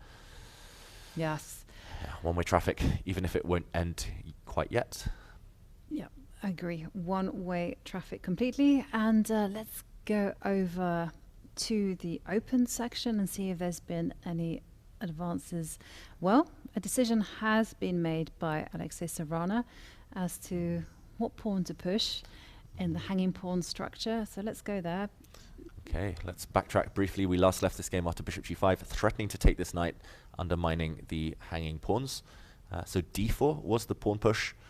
We actually saw an exchange of bishops, and Nakamura, rather than going for something concrete where he might win a pawn, but things have the possibility of fizzling out, he goes for a very characteristic positional approach. He's definitely become a bit of a grinder in recent times, Hikaru Nakamura. And after a bishop trade, he just plants his rook on a nice light squared outpost. Actually, big strategic threat, even if black, for example, defends this pawn. The threat of taking this knight off the board and then just controlling everything on the light squares, rounding up pawns. This was, nice position. Yeah, dominating for white. So the knight had to run away. You don't want a good knight versus bad bishop scenario. Instead, it was a bishop exchange, at least with knights on the board, a bit more tricky. Queen c1. Nice move. And nice move. Okay, well, the big question is, what is happening after queen takes e2? So I'm guessing knight takes, you collect the pawn on d4 first? Yeah, which one? Knight takes d4 is flashy. Making use of the pin. C takes d4 drops material. Knight takes d4, no good squares for the black queen, actually. And also you can then just drop the knight back to b3 and collect the c5 pawn. Yeah, you could go adventurous to f5, but why not knight b3? If you're Hikaru Nakamura, you know you'll win endgames if you're a pawn up. Yes. Oh, things looking great for Hikaru here, right? Because it's very difficult to even come up with an active plan for Serrano. Yeah. Yeah, in the current position, if you don't take e2, as you say, Jovanka, then you're just dropping this pawn anyway. Exactly. Yeah, it looks like Hikaru working the magic. Yep. The Naka magic. And, well, we've been told that a lot of excitement is happening on board 28. against Marty Rojan and Mustafa Yilmaz. Yeah, and let's go over there because I see a king sitting pretty in the castle. King of the hill, he's nearly won it. King on e6, but it's surely getting mated here, Jovanka. I'm sorry. It's so rare that you see a king. I'm pretty sure it started life on g8. Yeah, should we try and trace the king's steps? Let's go back to how it came about. Okay, so just a few moves ago, we saw a very normal looking position. Yeah. White did threaten a checkmate. This was blocked with f5, g4, smashing open the king side. Love it, yeah. Oh, wow, h4, just not even removing the knight. And okay, we see that this knight was actually snapped off the board after f4, just insisting on continuing to sacrifice it. It was too pesky on g5, so opening the h-file, but it looks a bit speculative. And is this where the king made a dash for freedom? Yeah, king f7, wow. He's definitely been watching Erigaisi's game from yesterday. King f7, d takes c5, interesting stuff. And now castle's queenside. White's got great potential here for an attack. Yeah. Knight c6, and after g6 check, rather than taking the bait, I wonder what would have happened here. King takes pawn. Well, at the very least, you have a queen going to g3 and then... Yeah, queen going to one of these three squares. I'm not sure which one. Maybe this one. I just like threatening checkmate. Yep. The king forced back, and now bishop somewhere. Something on the d file. Yeah, I almost feel like you could get away with going knight to c3. No, you have to control the d4 square, but maybe some bishop c3 first. Bishop c3. Yep. And if I drop back? I wanted to go queen h5 check. Yep, queen h5 check, and unfortunately the black king might be able to sit back on e6. It's a nice hiding place, but your idea is that g6 can be met potentially by a check, and if you block now, then e6, boom. Yeah. Nice stuff. Oof, beautiful tactics. Let's catch up with the game. So g6, the bait was not taken, but wow, how is this king gonna survive? I'm looking for like helpmates in this position. Like rook h5, whoops, bishop e7, mouse slip, checkmate. There's all sorts of... well, that is actually quite a pertinent question, right? Rook h5, threatening queen takes f5. How to defend? It's just been played. Okay. I was joking about bishop e7 mouse slip because he actually played knight to e7, defending this pawn. Much safer. And now I want to, just for argument's sake, I want to play bishop b4 just to be a bit... Wow, okay. The evaluation bar we have here approves. I was going to say bishop b4 as a joke, saying knight takes, then this is checkmate. If you take with a pawn, then this is checkmate. So, yeah, maybe undermining c5. This is holding black's position together. Okay, but there's no immediate threat after I'll bishop. just try and take you slowly. So after rook c8? Rook c8. I am very tempted to just play king b1. King b1, but right. Also... Is there bishop takes pawn? I do wonder, bishop takes pawn, rook takes. The problem is black now has one move to survive. You can pin. You have to... Sorry, instead of taking on the bishop takes pawn, you can go queen c4. Queen c4. Yep. Maybe some ideas. You still have the idea of... d4. Okay, that's not the answer. Oh, how about this, Jovanka? I have a cool idea. How about queen a6 check? Wait. Oh, I was going to say rook c6. I'll just take your pawn. Nice. After rook takes queen, David, do the honors. Checkmate. Yay. Literally suffocated by its own pieces, this black king. But, okay, I want the truth. I want to know what is going on after bishop to b4, which I think the artist in Hike Martirosyan would want to play. If he wins this game, we'll give him a Hike 5. Bishop b4. Okay, rook c8. I want to know the truth. How does white win here? Could it be something super simple, like... I don't think anything's simple in this position, unfortunately. Yeah. I was thinking king b1. Yeah, king b1 looks nice. No. But, yeah, black does have a couple of moves now. Oh, maybe there's also knight for c3 ideas. Whoops, sorry. I'm terrible with the arrows these days. No. Yeah. So yeah. Let's try and figure it out. Process of elimination Okay, after rook forcing c8. moves. Forcing moves, Jovi. You always got to think about that. So we looked at Queen A6 and the evaluation bar said no. We looked at Bishop takes pawn, it said no. Okay, there must be a win here. We audience, we need some help. Yeah. What is White's winning move? We see an evaluation bar which shows it's promising for White, but And we're too stubborn to put on the we're engine. too stubborn. Okay, Yeah. shall we? Yes, let's do it. Let's do it for the sake of our sanity. Yes. And for the sake of the viewers at home. Disappointing. What was it? The computer just wants to play Bishop A5 and chill. We were looking for checkmates. Stockfish, you're letting us down. That's just okay. So that just means that White is completely winning. So we could have literally played Bishop A5 and probably the last move as well. And it's like no, don't care.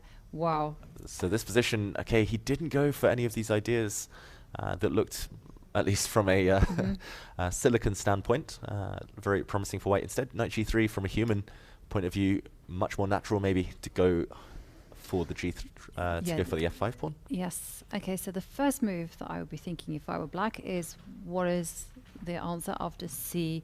C4, Jovanka. Knight takes pawn. Oh my god. Oh my god. You take my queen. Beautiful. And again, checkmate. Yeah. Okay. Yep. I've fell into that one. Hook, line, and sinker. Even though you showed me the pattern before, doesn't matter. But it's tricky, this position. Okay. He's caught in a Yil maze right now. Yeah, very good, very good. Yil maze, it's difficult.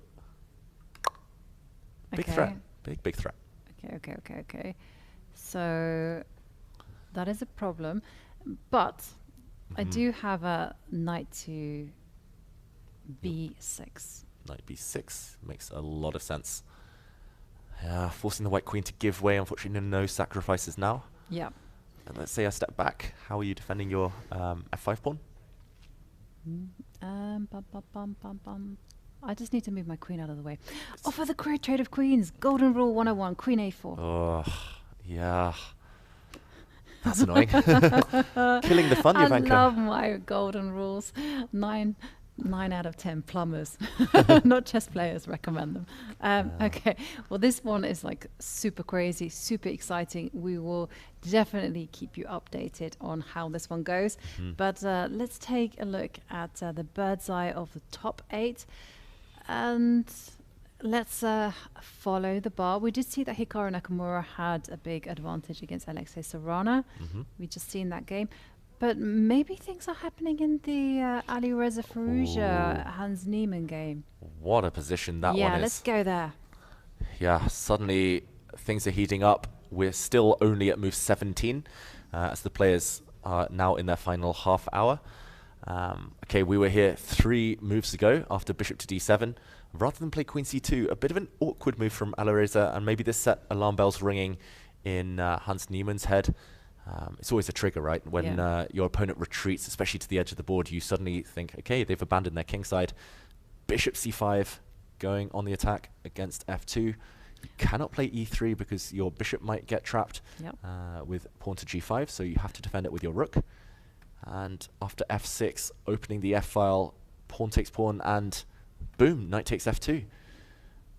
Rook takes, and a pause from Hans Niemann. Look at that, the shifty eyes, he's calculating something. Is he going to take this rook? Is he going to leave it and just recapture on f6? What do we think, Jovanka? I think he's going to... Let's capture. I don't know what he's going to do. Rook takes, queen takes.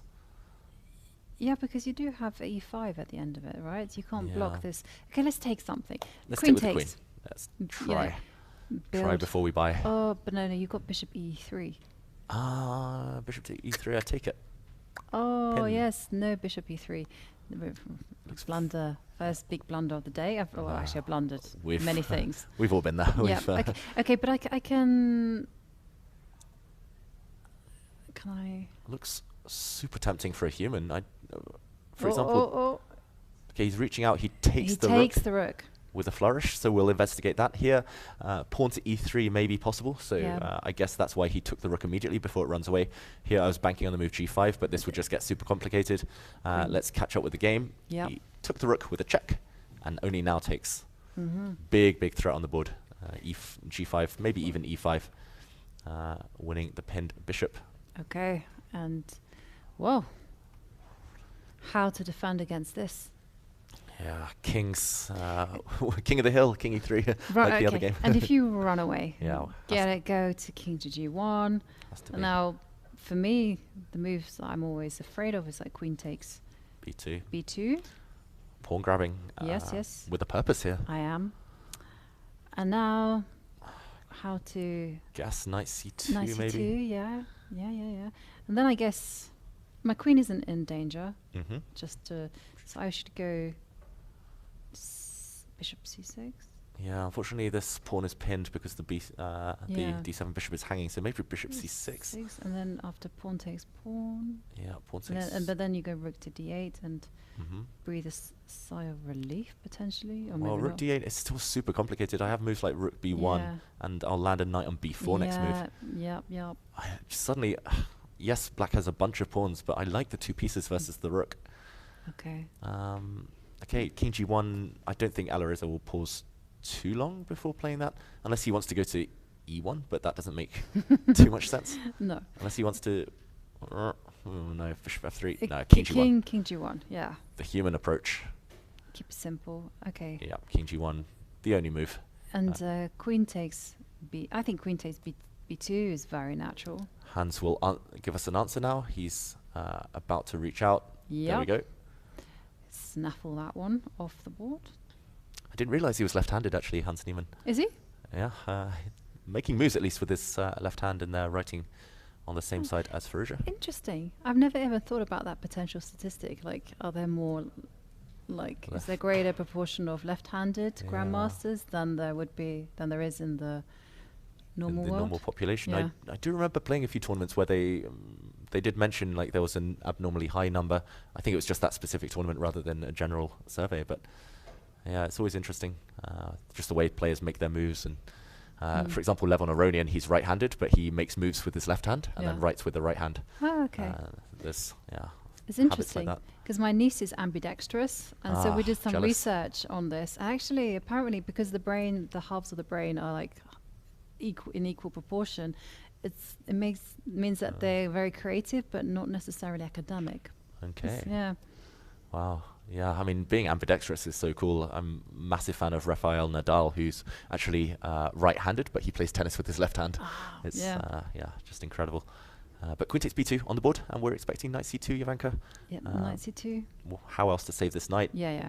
Could go to B5 maybe, but... That's out on a limb. Yeah, that's... knight C2 looks harmonious because you defend your rook, meaning that D takes C4, your queen is free to capture on D7. It wouldn't be if the knight was anywhere other than C2. So I like knight C2. And okay, so the reason I wanted to pick bishop C6 is I wanted to kind of defend B7, but then I did a poor job of defending D5. So what happens if you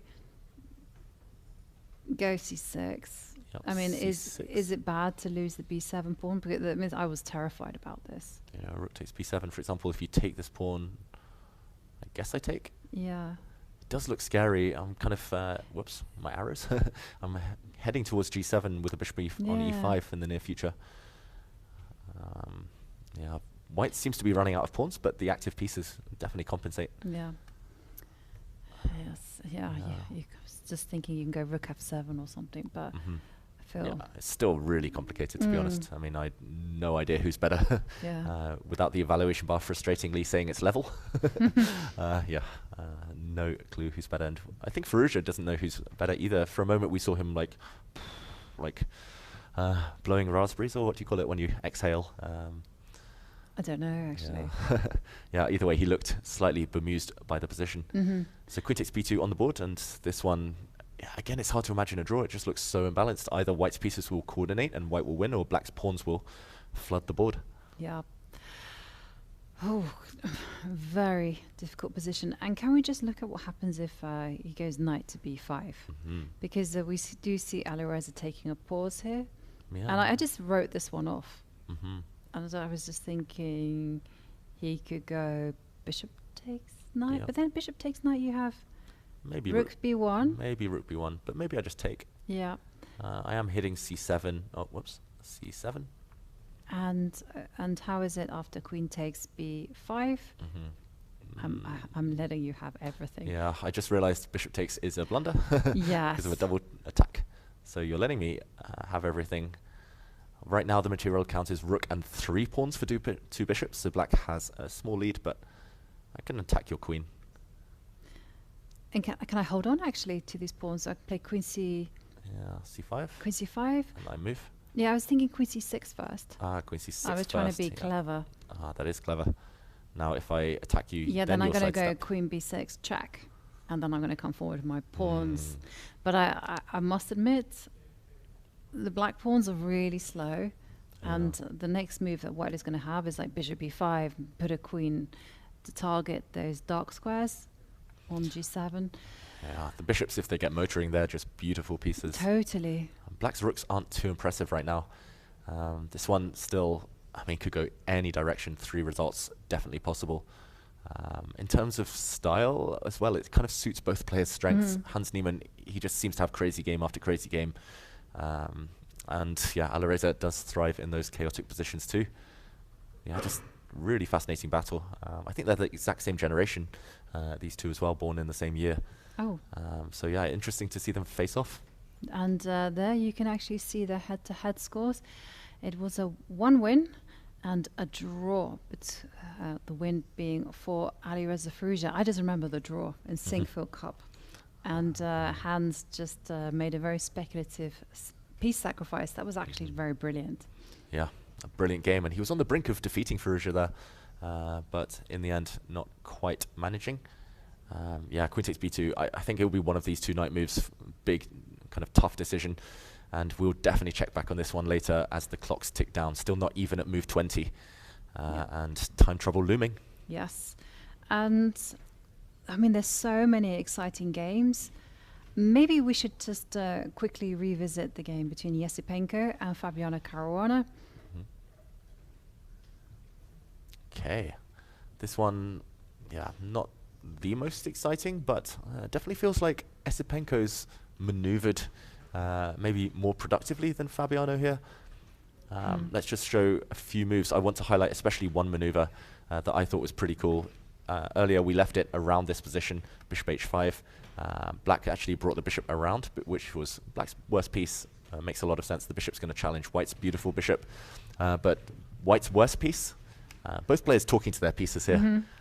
The minor piece whisperers. The knight on b3 is totally stuck because b6 was played just 2 moves ago, controlling these squares. So where's the best square for it, Jovanka? It's f5, as we mentioned. The easiest path, knight a1. No, knight a1. Beautiful. Knight coming to c2. Whoops. c2 to e3 to f5. Yeah. That's ingenious. Classy stuff. And bishop g6. The bishop lands on f5. So definitely wise not to capture on g6. Black would actually be happy to take with a pawn, symmetrical pawn structure, and covering the key f5 square. So bishop f5, much more ambitious.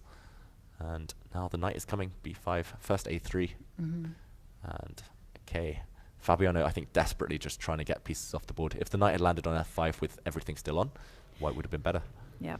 And, well, Fabiano offering a trade of rooks. And the big question for Yesipenko is, does he concede the e-line and just move his rook back to f1? Or is he going to just accept that the game could fizzle out and go rook takes rook? Or maybe even knight e3? Maybe knight e3. Yeah, obviously hoping for bishop takes bishop. The problem is this dynamic will be maintained. Black will not touch anything ever over here. I'm not sure what black does in the meantime. Maybe knight to b6. Knight to b6. Yeah, into c4. And okay, what happens if you just continue with the plan, put the bishop on? Yeah, the problem is every time I step back with the bishop, you're going to jump with the knight to e4. Yeah, maybe knight e4. Or maybe knight c4 knight as well, c4 if I just ignore as everything. well. Yeah, it feels like a bunch of exchanges are imminent. And what do you think, Jovanka? Inching towards the draw? Yes. I think that this is going to finish in a draw. Yeah, too symmetrical. Yeah. And that's actually one of the problems, right? When you're one of the world's top players, everyone isn't necessarily interested in beating you, but they just want to draw against you. And so you have an uphill task in how to imbalance the position. And whoa, sorry, I'm just like captivated by that Alireza Firouzja game, because Alireza played queen to c1, a move that wasn't even on our radar. Yeah, it briefly was on my radar, but I didn't mention it because I thought it was simply unthinkable. In this position, rather than knight c2, knight b5, we thought both looked relatively promising for white. The reason I didn't suggest it earlier was because I thought, oh, you're just dropping another pawn. Yep. Now it is 3 pawns for a rook and 3 pawns and a rook for bishop and knight, but I would rather have had the bishop pair with a move like knight b5. And also white's knight's still stuck. What's the justification? Is he simply going to go c takes d4, d5? C takes d5. Okay. And if you recapture, I'm just doing a quick blunder check that I'm not going to just blunder the whole house. This one or this one? Yeah, I want to go queen takes c7. Okay, queen takes c7. Okay, this must be the idea. Still. Still, I'm just reluctant to be stranded with this knight. Yeah, bishop c6. Bishop c6. Trying to knit black's defenses together, and then, you know, queen to b2, big threat on the board. Yeah, queen b2, although maybe bishop b5. Yes. But yeah, it's maybe also ideas of d4, just trading off white's last defender. Yeah. Suddenly, compared to the other variations we were looking at as well, Jovanka, so many more open lines. Rook e8, black's rooks suddenly play a much bigger role than they did in those more closed variations. Yeah, I'm not a big fan of queen c1. But well, this is such a concrete position. I mean, how to handle... I wonder, is he going to be extra ambitious, Firouzja? Just knowing him, is he going to, after c takes d5, even take with his bishop check? Okay, and then take on c7? Oh, it feels really shaky. No, but now there's no... Now you can go queen b2. Queen b2. Queen b2, and then if you go... Although I was banking on bishop to e5. Queen takes knight. Queen takes knight. And you're going to have to sacrifice your bishop on g7, because after queen takes bishop, queen e3 check. Yeah, double attack and black would win, and this is the type of thing that Firouzja is calculating. Yeah, I mean, I'm really surprised at the way this has turned, but of course, still should be fine for white. Just the e2 pawn looks so valuable in terms of protecting white's king. Now it's very much move by move. It's very concrete. The other lines were kind of, still relatively strategic. Yep. Razor sharp position there. Razor sharp. Yes, very good, very good. And okay, maybe we can take a bird's eye view from boards 5 down to 8, because it feels like there's so much excitement. I find it difficult to choose. Yeah, what to go to next? We've got some crazy positions. Maybe we can check in on Arjun Erigaisi against Zhumabayev. We left that a long, long time ago. That's our board 7 clash. I'm just drawn here very briefly because there's a pawn on g7. It's kind of got hungry. It's just captured on the last few moves. And okay, material count is 2 pawns up for white right now. Wow. And also, I keep saying wow a lot, but they're only on move 19. And Zhumabayev is just under 10 minutes. Yeah. And Zhumabayev, I played him in the Isle of Man, I think 5 years ago in 2018, before it was the Grand Swiss. And we had heart rate monitors on us, Jovanka. And it was interesting. I wore a heart rate monitor, as did he. And it was a normal opening. It was totally equal. And then I blundered a piece in one move. And his heart rate went through the roof. It spiked to like 180-ish. And my heart rate just stayed the same the entire game. Really? And afterwards, they were like, are you sure it was working? The heart rate monitor barely spiked. There was like, it went up by like 3 beats. Yeah. And yeah, his was just up and down throughout the entire time. And either mine wasn't working or I managed to stay calm. And how did you do? I blundered a piece and he managed to wrap it up. So yeah, I mean, a very good player. And there was also a mutual time scramble in that one. He's quite renowned as a proponent of time trouble. Okay, well, This position is certainly complicated.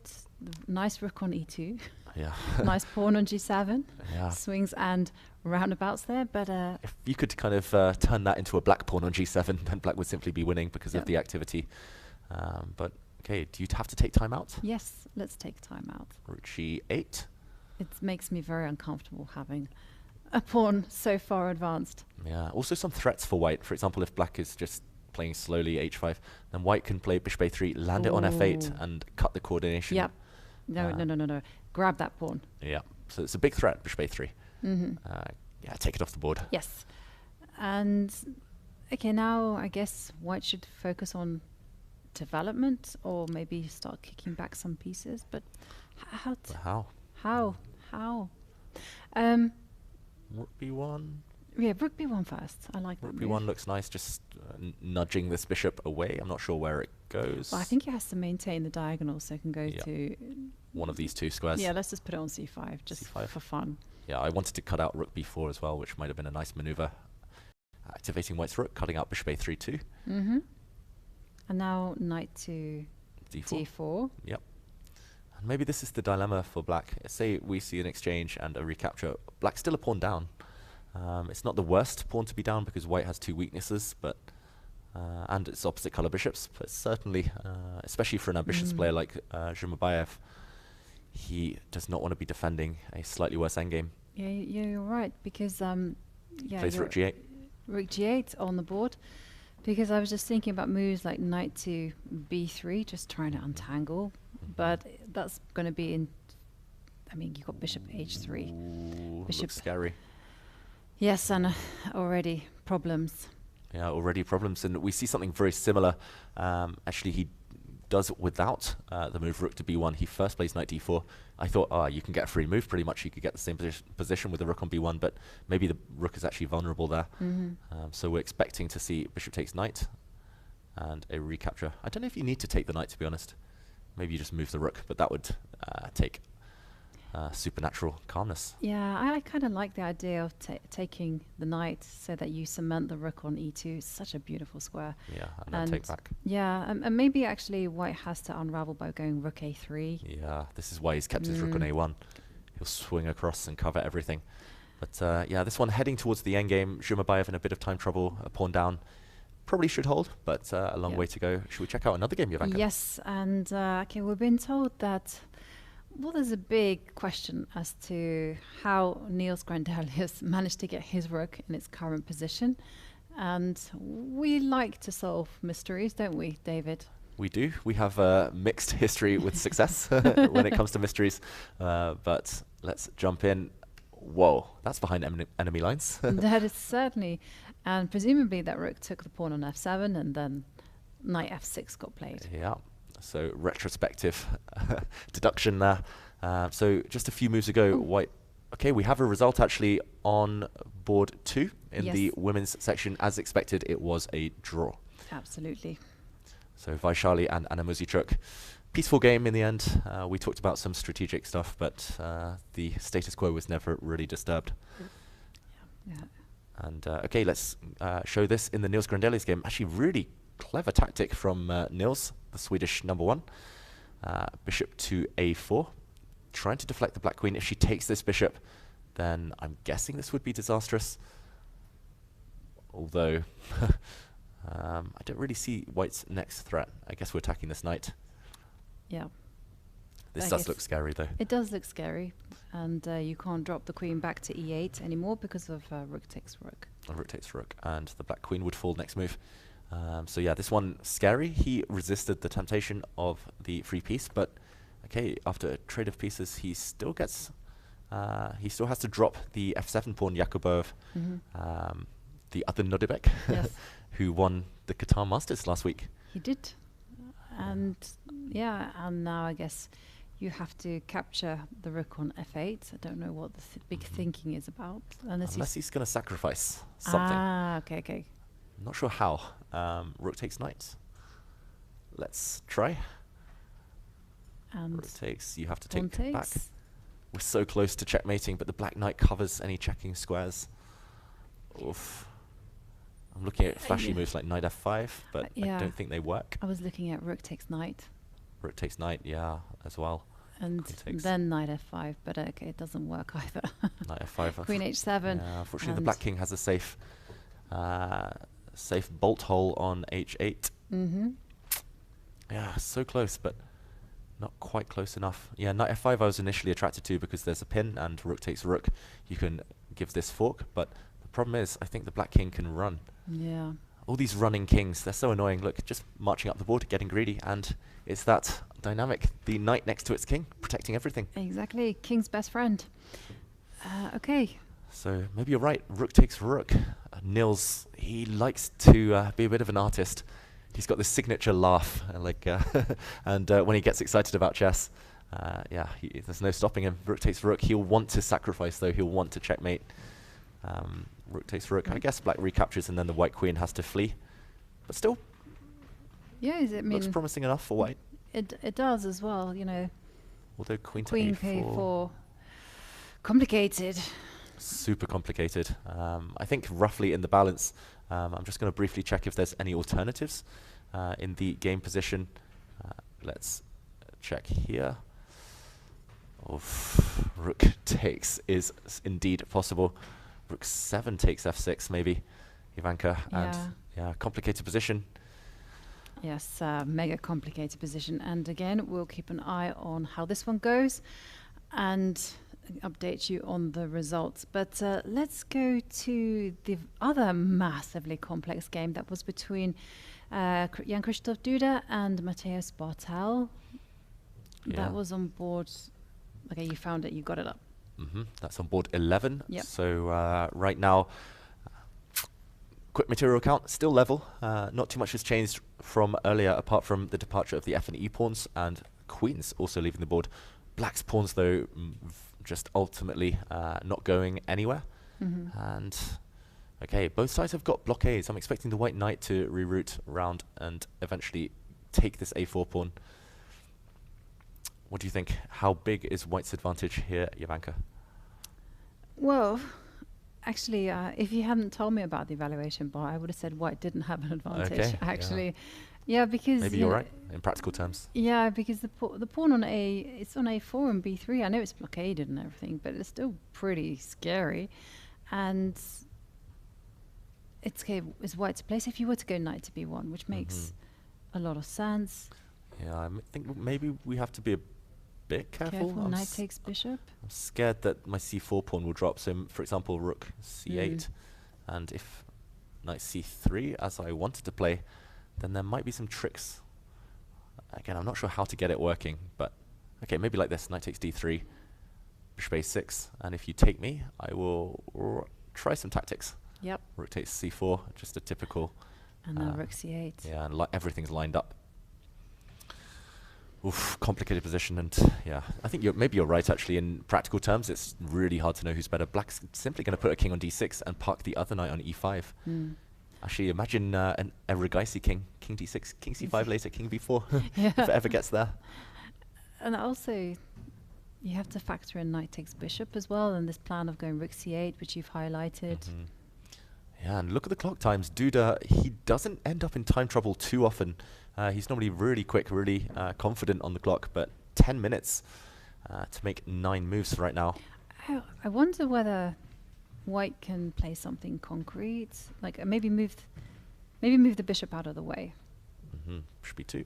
Bishop d2, yeah, or maybe bishop b1. b1. Yeah, bishop b1 looks like a nice safe square. That being said, c4 is a bit vulnerable. Yeah. King d6 is definitely the plan for black. Yes. And actually, I can't transfer my king to the center, and I can't advance my pawns. So, yeah, okay, maybe don't preserve the bishop. Yeah, actually, the more I look at it, the more I think the evaluation bar was misleading us. Okay, he plays bishop to c3. Oh, wow, it's those kings again. King is going to come to d4. King of the hill. Lead from the front. Beautiful. King d4. Or maybe we start with bishop b4 first. And if black is careless, okay, let's say black does something silly, then king d4. And game over. Oh, look at this. This is a beautiful palace built perfectly for this white king. Yeah. And classy move from Duda. 10 minutes left on the clock, but That one, I think, does now explain why white has an advantage. Yeah, masterclass in peace harmony as well, you know, because I was just focused on pushing those pawns, but it was all about the dark squares. That is why Duda is a world-class player. And let's go over just very briefly to Maurizi against Wojciech. We have to remember, Maurizi is just 16 years old. Yeah, the reigning world junior champion. Yep. And okay, we did see a blunder, unfortunately, from Maurizi, who fell to defeat yesterday against Esipenko. And in this position, it's the old Fischer blunder, Jovanka. Or I say Fischer blunder, it's actually a spin on it, and we actually see a handshake, so we've jumped in at the right time. This position is just level. White's actually got some pressure. White's got a nice rook, nice active bishop. Black's rook is tied down defending a6, and it was the rook actually that got trapped. I was looking at the bishop, thinking, okay, he grabbed a pawn. Surely the bishop's going to get trapped on h7, but he forgot about his rook. Yeah, oh dear. Bishop d5, and the cage was closed. Yeah. The rook simply nowhere to go. King d6 next. He tried c4, but king d6 nonetheless, and Wojciech won the exchange. Rook overpowered bishop long term. Yeah, the rook is on open lines. Yeah, this is what a heartbreaking blunder there for the 16-year-old. And okay, let's move on to Zalmakhanov against Samuel Savian. Okay, let's head there. Okay. Bishop to e3, last move played. So again, this pawn structure, Jovanka, where we were talking about the horde of onrushing pawns. They haven't got mobilized yet. d4 may be coming in the near future. Yeah.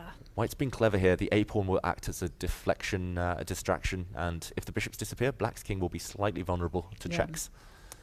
Well, he's a great player, Zalmakhanov, and I'm sure we'll be hearing more about him, actually.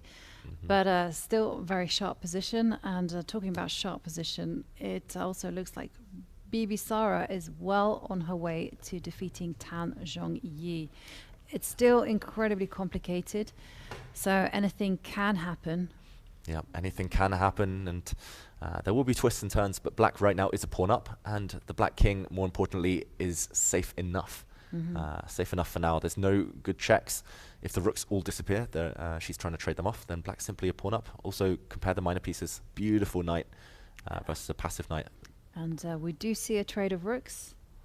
Yeah, we're at move 32 now. Tan Zhongyi only with 5 minutes left. And yes, Tan Zhongyi also pulled out her Houdini act when she escaped with a draw against Anna Muzichuk.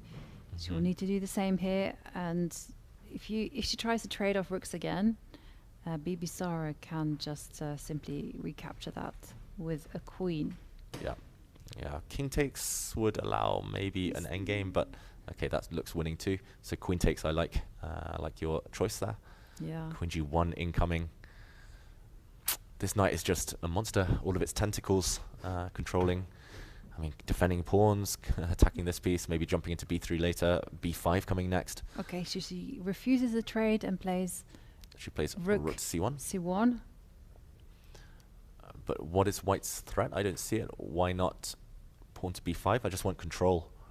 I mean, look at these pawns. They just control everything combined with their knight. Beautiful. c4 now, a monster threat. Yep. I think b5 is just nice to take away squares from white's pieces. The knight's coming to c4. And also you can just destabilize the queen as well, because it's not just those pawns advancing. The rook is also coming to g2. Yeah, actually knowing Bibi Sara and seeing her games, maybe she'll be more tempted by rook g2. Yep, rook g2. The one thing we shouldn't consider is king takes pawn, because suddenly the black king is no longer as safe as it was. The white pawn on h6, like a double agent, actually helping black keep her king safe.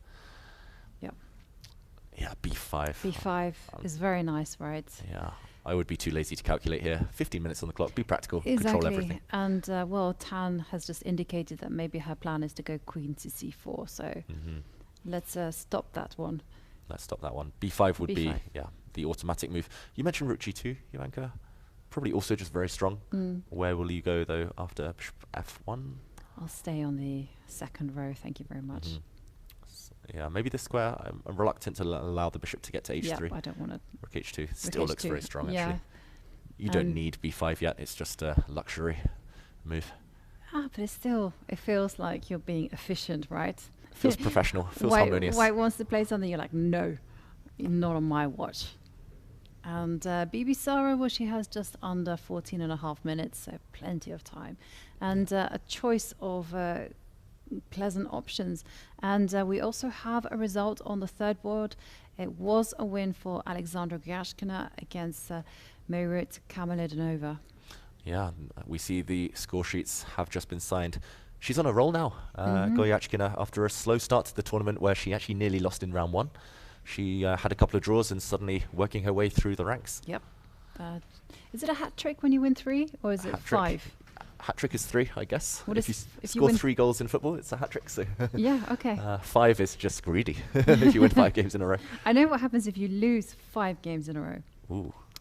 It's the Olympic medals. Olympic medals. Yeah, if you lose 3 games in a row, it's queenside castling. Yep. Because 0-0-0. Yeah. Yeah, Olympic medals, that's something nobody wants. You want in chess, but not in terms of losses.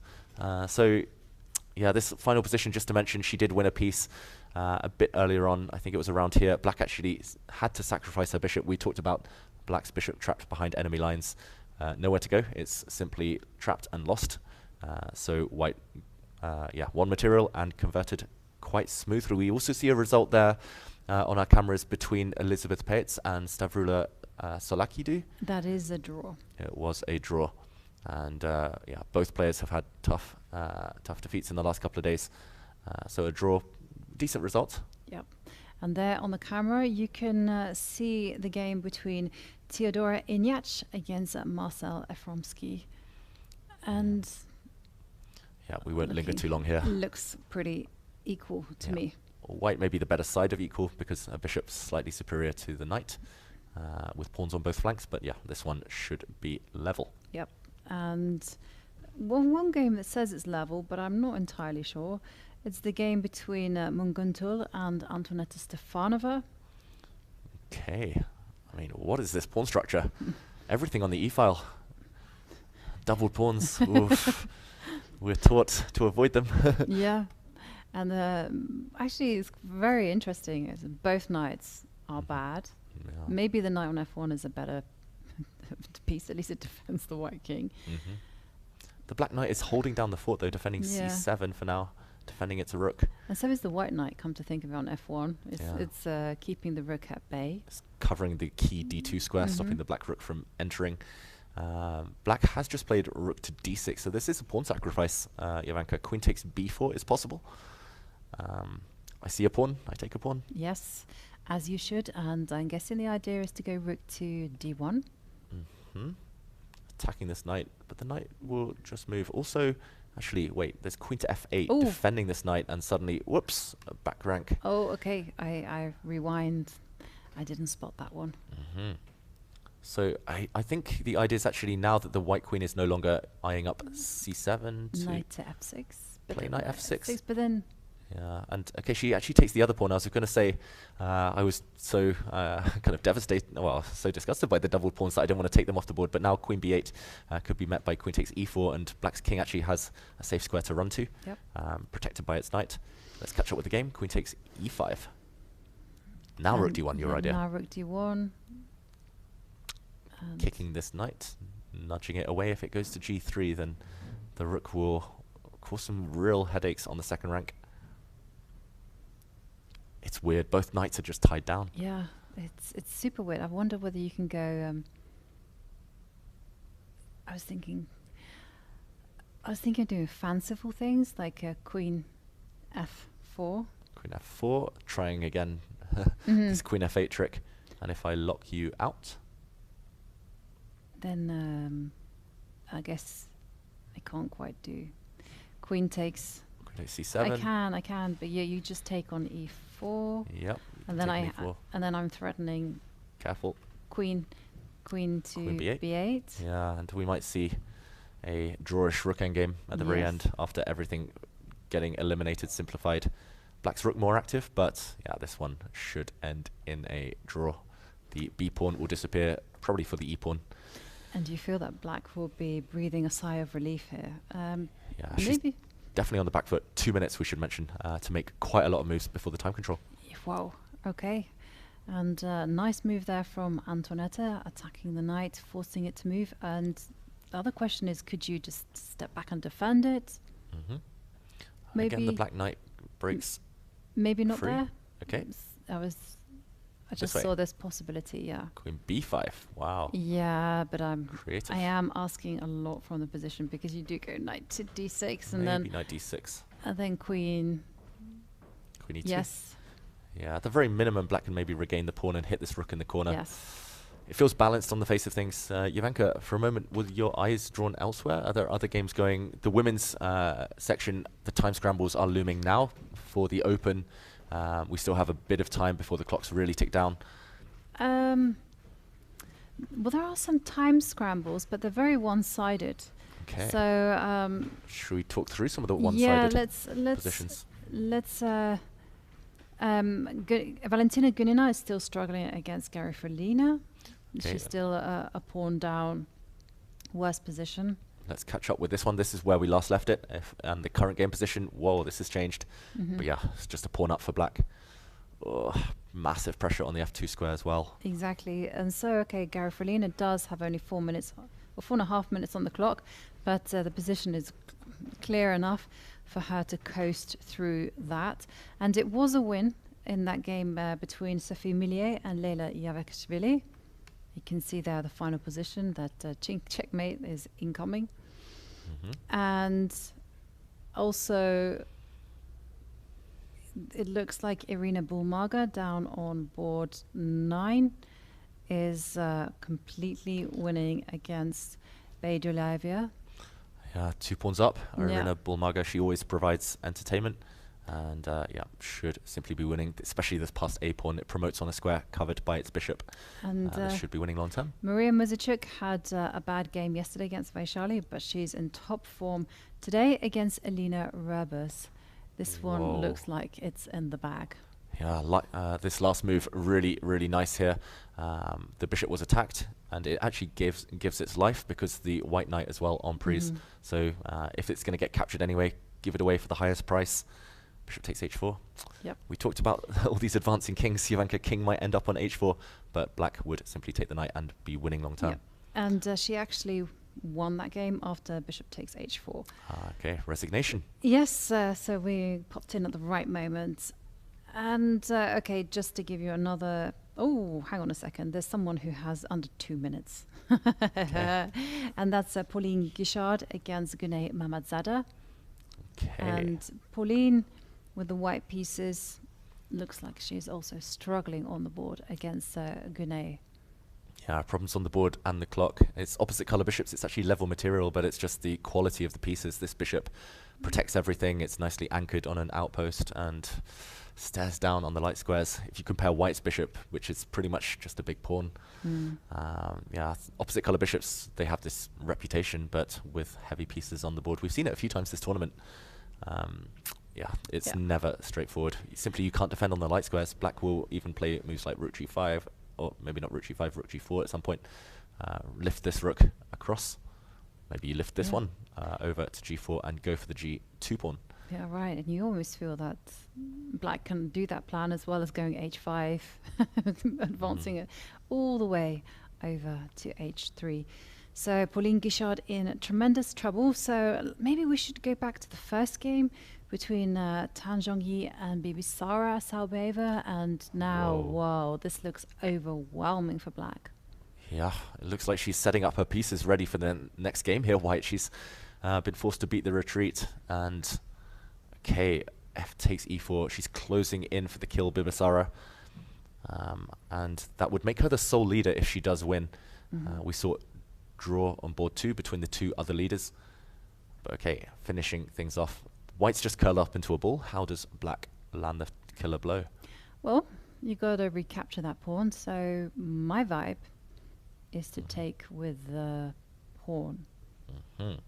I agree. Queen takes would allow the bishop to block, and suddenly the black king, whoops, on this diagonal, not entirely comfortable. She does take with the pawn, as you advise. White is basically stalemated as well. It's like you can't move the king safely. You cannot really move the rook. Don't think you have anywhere decent for the bishop. Maybe bishop c4.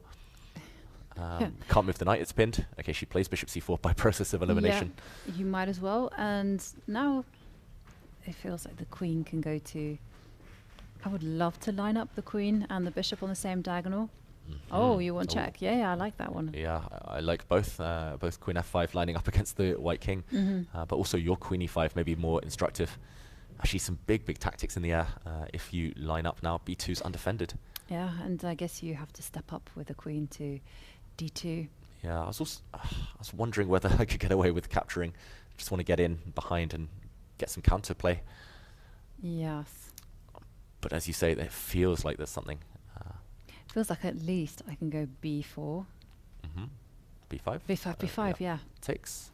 And now there's no more checks, at least, and so I can do something here. Yeah, I'm wondering, because there aren't actually that many checks in the previous position. Maybe, am I seeing ghosts? Oh wait, there is one check. I was going to say knight e2 here, and I was going to say my king is safe. And then suddenly I realized, whoops, this would be a very embarrassing way to blow the advantage. Yeah, so you're right, maybe in this position, I think this is what Tan Zhongyi's got to bank her hopes on. Queen takes a4, b5, take. And now it's like I really want to play like rook to g2. Yeah. Step forward. Oh, nope. I don't know, it still looks very promising for black. Maybe we have something even more direct. Can we now play a move like knight to e2? Yes. Just threatening checkmate and the rook? Yes. Now it's just one check. And now you can take. Yeah, now there's a second check, but this is just blocked.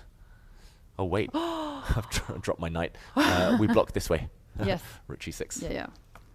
Threaten checkmate. Yeah. Threaten the queen. Oof. Actually, some calculations still to be done. We're currently at move 37, so if Bibrasara makes it to move 40 with her advantage intact, she will win. She's up a pawn 2. And just to test out your queen f5 line, I mean, because we want to keep it as simple. Yeah. And queen takes, could you do queen takes pawn, and then you're going to go check? Yeah, check. And I just stopped calculating. I cover d7 as well. Yeah. I just assume that we'll win some material, but I shouldn't assume, of course. Never assume in life or chess. This is good. This is great chess, you know, minimal calculation, like that. I was going to say, if you assume, you make an Asobaeva out of you and me, but that pun is a bit far-fetched, a bit desperate. Skirting on the edge there, David. And she plays queen f5. Queen f5, yeah, great move. Okay, so great, queen a5, and then the next question I'm thinking about, what about, nope, you can't go into an endgame, so the only move that you can play is get your king to safety with king a2. Yeah, king a2 looks decent, although b5 b5 is a problem. Oh, everything. I think she'd rather go down in flames than just get crunched slowly and positionally. So I think she just has to bite the bullet and hope that she has some counterplay. Queen takes a4, but we're now going to be at move 38, 3 moves before the time control. The window of swindling is closing. The window of opportunity there. Queen takes a4, yeah. What else, simply? Yeah, if you allow b5, it's just over positionally, right? Okay, so let's run through the line one more time. And takes a4. Queen takes a4. e3. e3. Check. The king has to move. And e2. Maybe you just have to play on a piece down. Do you have any funny business? Desperately looking for I'm tricks. thinking like knight to knight e3. Knight 3, yeah. Yeah. And now I'm going to try and be flashy. I'm not sure I Yeah, you should. simply can go rook takes rook. Rook takes rook. And then knight takes queen. I make a new queen. And everything is covered. Yeah, you give one check. And it does look a bit scary, but the black king, as we've learnt from the last couple of rounds here in the Isle of Man, king marches, they always seem to win. And luckily you're protected on the dark squares. The bishop covers squares. The queen stops you checking on e7. Yeah. The well runs dry and black's threatening. Mate in 1. Tan Zhongyi now ticking down to under 3 minutes and 20 seconds. Okay, she's got to move. She does. Not too much choice. I guess if she... I was going to say if she doesn't move, e3 is always met by bishop d3, but unfortunately in chess you can't just pass. And b5 is actually maybe the bigger of the two threats right now. Yeah, how would you, I mean, in difficult positions, Jovanka, how would you rather cling on? Just sit, hang tight, or no. go down in glory? In flames, trying to make it as messy as possible, because you never know. Yeah. I mean, they have that technique which they call swashbuckling. No, what's it called? Window ledging. That's what it's called, not swashbuckling. Wow. Yeah, this is swashbuckling, this type of chess. But And the whole principle of window ledging is that, in movies, when you just jump out onto the ledge, and it's basically treacherous, and in order to chase you, they also have to jump out into the ledge. So the path for catching you is quite narrow, so you might as well try your chances there. Yeah, if your life is at risk anyway, if the result is at risk, you might as well force the opponent to be accurate. Exactly. Even if those moves we found were quite logical, I think that's the issue, and also just 3 moves away from the time control. I have one idea. Okay, and it's... Hit me. Okay, queen takes. Queen pawn. takes. Okay, she plays king king A1. Now b5 just looks like it shuts the door. I mean, now there's 0 counterplay. There's no window ledge to walk on here. I mean, look at white's pieces. They're just so sad now. I mean, literally playing Fischer random chess. And b5 on the board, right? Yeah, b5 played instantly. I think a relief from Asobayeva. No need to calculate. You had one idea though, Jovanka. I want to, out of curiosity, ask. Queen takes a4. Yeah, queen takes a4, and then e3. e3. King moves up to a2. e2. And here I was thinking maybe you could try your hand at going queen to e8. Ooh, hoping for after pawn takes knight. Okay. Maybe I can go rook takes queen. Okay, and I take. And then there's nothing. Yeah, it looks super close. Yes. And this is the type of thing that could have at least scared Asobayeva. Tang Zhongyi, I think she should have gambled here, but the king can just run, unfortunately. Black will be material up. But this was worth a punt. This was worth a try. Instead, look at her bishop on a2.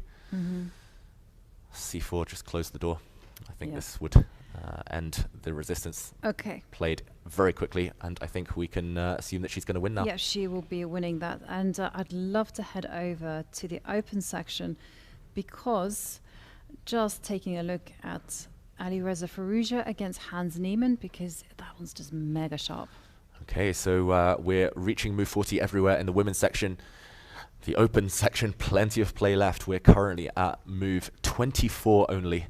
So still 16 moves to make, and 6 minutes each. And you said super sharp. Jovanka, takes me a while to get my bearings here. This white bishop has trapped itself behind enemy lines. White's knight is also offside. It's currently rook and pawn for 2 pieces, but these 2 pieces look terrible. They are terrible. And then you also... there's so many things in the air. There's like rook takes bishop in the air, but okay, it's not working right now. There's also, I don't even know, actually it could be working. Yeah, definitely on the radar. Rook takes bishop and then some rook left to the 6th row. But also bishop h3 ideas, closing a mating net around the king. Exactly. And I do not envy Alireza's position. And he brings his knight in. And meanwhile, we do see a result. As expected, Asobayeva, sole leader in the women's section after a win on board 1. Yep. And, well, we will see how Bibi Sara plays tomorrow when she faces off maybe against Anna Muzychuk. Yeah, it will be either Anna Muzychuk or Vaishali tomorrow, most likely. Although still other pairings. Goryachkina is only half a point behind. Goryachkina, top seed. So we'll await developments there, but great result nonetheless from the young Kazakh player. And going to this position is just... It's nuts. It totally is. Okay, so first thing I want to play is rook to e1 an idea. Rook to... that white's threatening, because I feel like in these type of positions, it's not just enough to look at the most forcing moves. You also have to look at what white wants to do. And is rook f1 an idea? Rook f1. Is he gonna go knight to e5, knight to e3? Knight e5 looks like maybe a move. And it's lucky that bishop h3, there's a massive threat of checkmate, but there's one defense. Bishop takes pawn, and it's sufficient. Attacking the rook, defending g2. Okay. Hanging on by the skin of his teeth here, Alireza. So bishop h3 not possible yet. And Okay, so if you want to maybe set up bishop h3, what about rook f6? Rook f6. I like the look of it. Yeah, but I feel like it's not incisive enough because... Yeah, feels a bit slow. Yeah. Let's say I play knight e5 now, attacking your bishop. Yeah, and this is where I wanted to go bishop h3, but then you have bishop takes pawn. Yeah, bishop takes c6, and I mean this position still looks crazy after a move like rook c8, but it does feel like white is consolidating everything at the very minimum now. You trade off queens, and suddenly 2 pieces for a rook in any endgame would be advantage white. Okay, so this is the game position. Big threat on the board. Again, the evaluation bar, deceptive here, tells us that chances are roughly level, maybe even preferable for black, but stakes are high. One more move, and white turns things around. Like you said, if white gets rook f1, if white gets knight e5, or knight e5 combined with rook e1, actually the black king might start coming under fire. Yeah. Bishop e5 maybe on the radar in some cases. Interesting. Is there any... Okay, I'm looking at... Okay, rook to e4. Thinking of forcing moves. I want to attack your knight. I also want to cut this bishop's control over g2. And if I do the same... If you do the same. Knight to e5. Knight to e5, but now I have bishop h3. And the difference is I've closed this diagonal, so mate on g2, yeah, you have to give up material to prevent it. Yeah, unfortunately also queen f3 doesn't work because of queen e1, checkmate. I can take you there. Oh, you can take me. Oh, no, you can't. I think it fails due to rook takes e5, Yeah. undermining the defender of the queen, and yeah, black wins the exchange. Oof, Alireza living life on the edge. Knight c4 last move. Okay, rook e4. We're yet to find a defense. Oof. Bishop. I mean, there's even counterattacks here. There's like bishop h6 in some positions.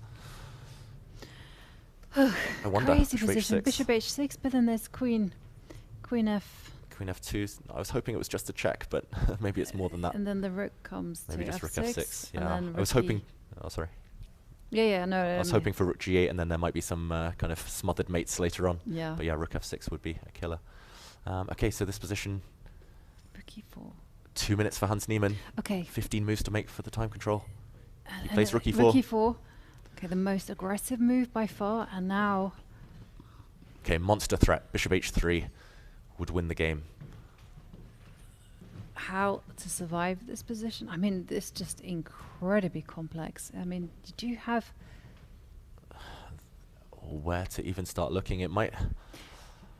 It might be to do with, if you go knight to... Which square? I don't know. Like d2? Yeah, but I kind of feel I need that d2 square to go queen d2 Yeah, at the right time. maybe knight d2 and meeting bishop h3 with queen f3. Ugh. I don't like these moves, but hanging together. Yeah, you are hanging because after queen takes knight, queen takes rook. Yeah. Just to show. Yeah. White And, holds. White wins. And white wins even, yeah. But knight d2, just I agree with you. It smells wrong. It feels wrong. Maybe rook takes bishop. Yeah, rook takes bishop first. This is very clever. No, you can you can actually take the pawn. You can take. Rook takes f. Check. Oof.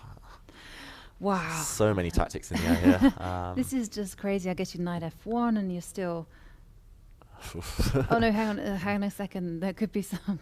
My god, this position is so mad.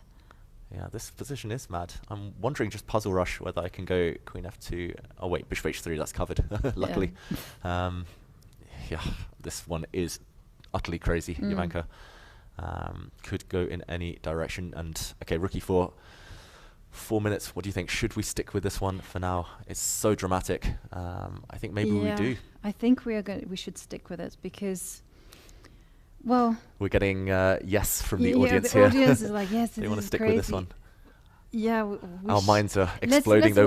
Let's wait until Alireza makes a move, or at least the position has clarified, because I'm just tracking the evaluation bar. Hikaru in full control, but that's a kind of more positional game. Although still some risk there for Hikaru. Arjun Erigaisi is turning things around in his favor. Maybe. Okay. I'm 3 minutes, I'm 15 moves. stuck. I I think we need stay help. here. I think we stick with this dramatic game on board 3. Jovanka, knight d2 we think survives, but a really ugly move to make. Can we check the engine? Okay, Because this do position that. is so... Oh, What's it saying? The top move, and this is not going to be an easy one to find. It crossed my mind actually, but I wrote it off. Bishop to a6. Oof. Defending your knight. Actually, the bishop was trapped on b7, but Alireza in every variation wanted to get it back by taking the c6 pawn covering. So I think this is very hard for a human to spot. The idea is that now bishop to h3 can be met by queen to d2. You've protected your knight. Yeah, I saw this queen d2 idea, but I didn't refine it enough. Yeah, I think it's tough to refine this one. And if Alireza spots bishop a6, he's very much alive. And is that the only way to equality? Knight d2 as well. Knight d2. Okay. And that's a much more human idea. Yeah, I think this one is very likely to be played. But the game goes on, and at least according to the evaluation, we don't see the moves in front of us, but at least there, black would have a small advantage for some reason. But this one is balanced on a knife's edge. And okay, let's run through the knight d2 move again. Okay. Knight d2 attacking the rook, and I liked your rook takes bishop. rook takes bishop looks scary. And now we have some choices. We can go rook f6. We can go rook takes pawn. We can Say go we take- bishop. Oh, sorry, let's bishop. I was thinking also bishop try to get to a good diagonal bishop. But bishop h3, no, it's covered. Bishop it's covered. h3 is Yovi. covered. Actually, yeah, maybe this one just simply doesn't work. Knight d2. What should black try? Yeah, maybe has to. I just don't see anything else. Bishop h3, queen f3 just shuts everything Yeah. down, forces the queen exchange. And there, black is probably going to be in the long term in a lot of trouble. Okay, under the 2-minute mark for Firouzja. He does not look happy at all.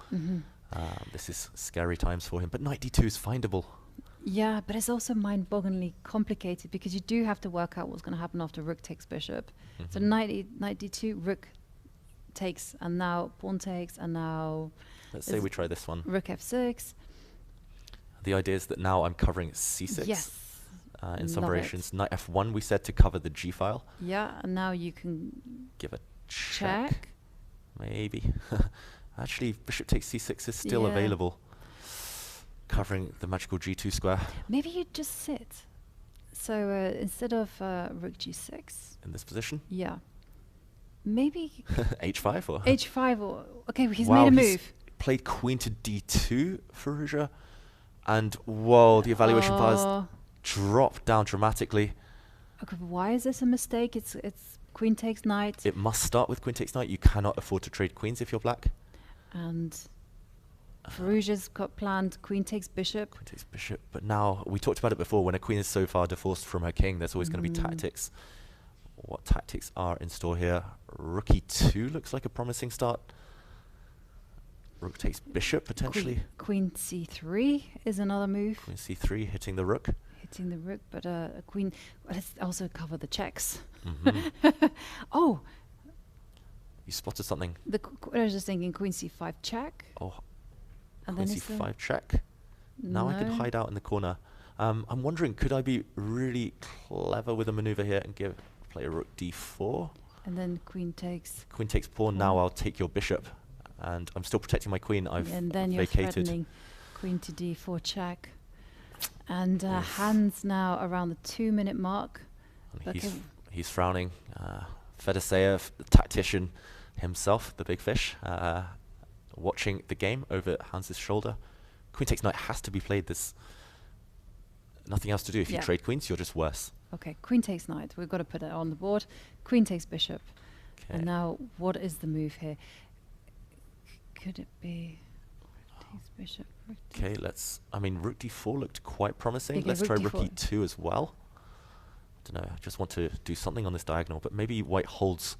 No, but then the queen d4. Ah, but then queen d4 again. Okay, Yeah, okay, we're he's made a headed move. in this direction. Queen takes d7.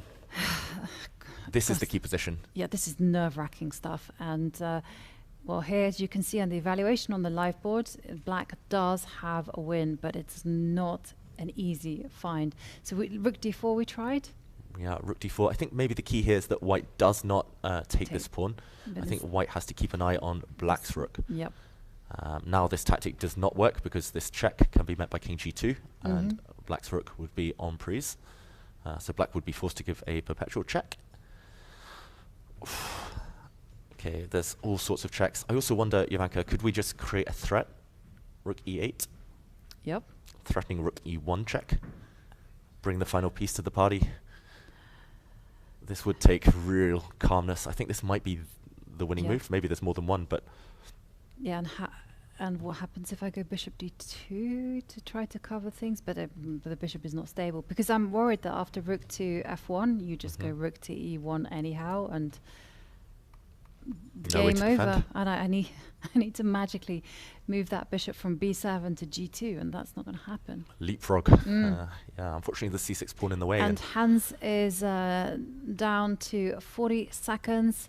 Okay, he's about to reach for the e4 rook. Okay. Rook e2. Rook e2, and we see the evil bar, just make a mockery of us all. But rook e2 is so natural. It was my first instinct too. Big threat now of queen c5 coming into the second rank. Okay, so what does white have to play? Okay, so again, you have to run through the candidate moves. You have to think about what black wants to play. And that is queen to c5, and then queen to f2, and then it will be game over. So... Okay, let's say I take this pawn. I want to cover the light squares. Nice. Okay, so now I'm going to carry on with the plan. Check. Yep. The king hides out in the corner. He takes the pawn. He does. On the board now. Queen f2, I'm banking on the fact I can protect h2 with queen to h3. I say because there's still rook e1 and a bunch of other moves to calculate, but okay, maybe defensible for now. And just wondering whether I can go, okay, rook, I go back. Rook e1. Yep. Take. Yep. And I have to move forward. And then I give a check again. Check. Black probably has a draw. Black can always take this pawn as well. Yeah, this is what I wanted to look at. Like, how is it if I take this pawn? Yeah, if I just want to... Yeah, and then now you threaten checkmate. Yeah, now bishop e4, and still some ideas, so still not over, but let's catch up with the game. This is all happening on the board, actually, as we speak. Bishop takes c6. We've predicted correctly. Queen f2. Now, has to be queen h3. What else? Yeah, you can't... There's no other defense. Simply have to retreat the queen. Firouzja now. He's built up a bit of time in the bank, but they're still only at move 29.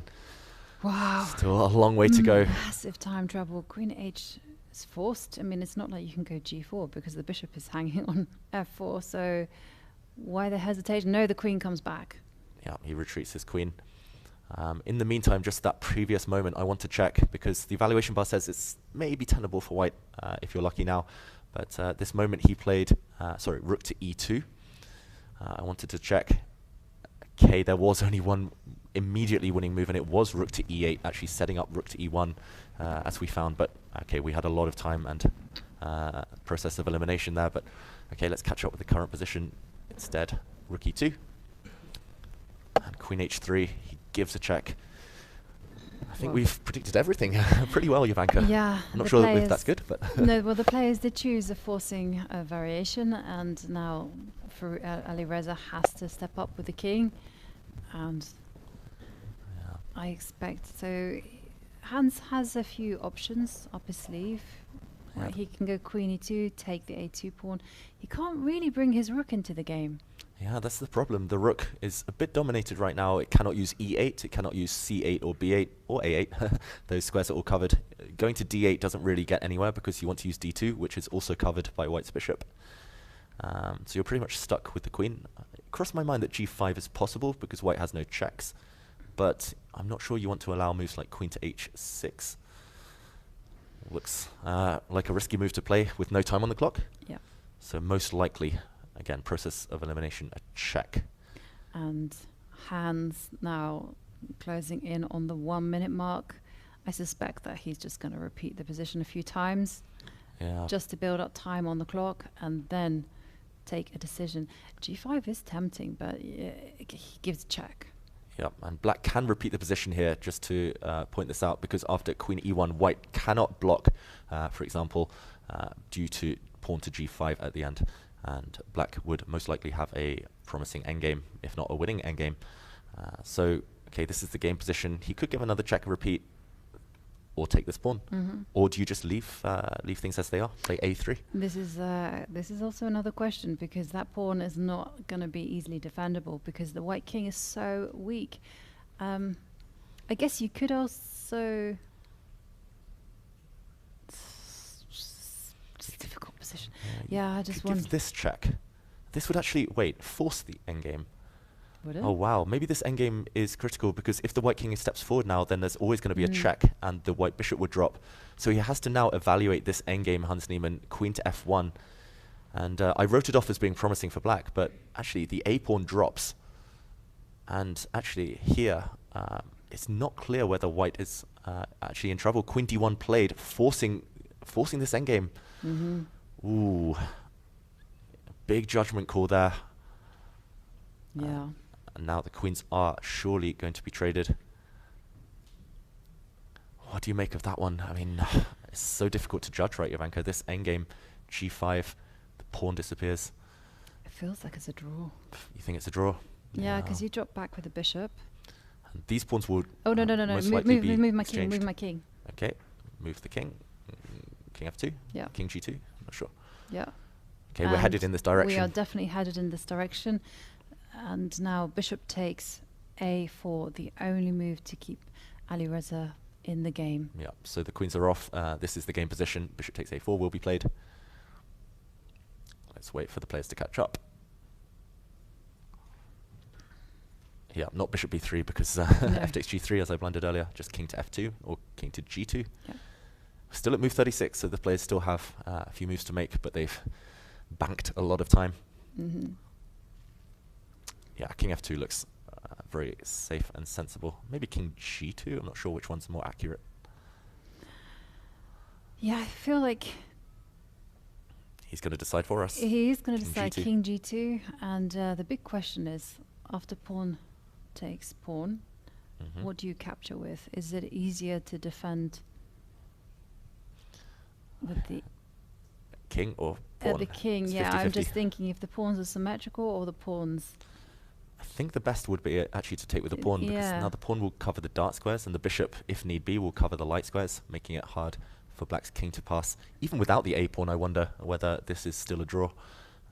White's a pawn, of course, nice asset to have. But king g7 instead. So he's basically saying, okay, I'm not going to give you that decision.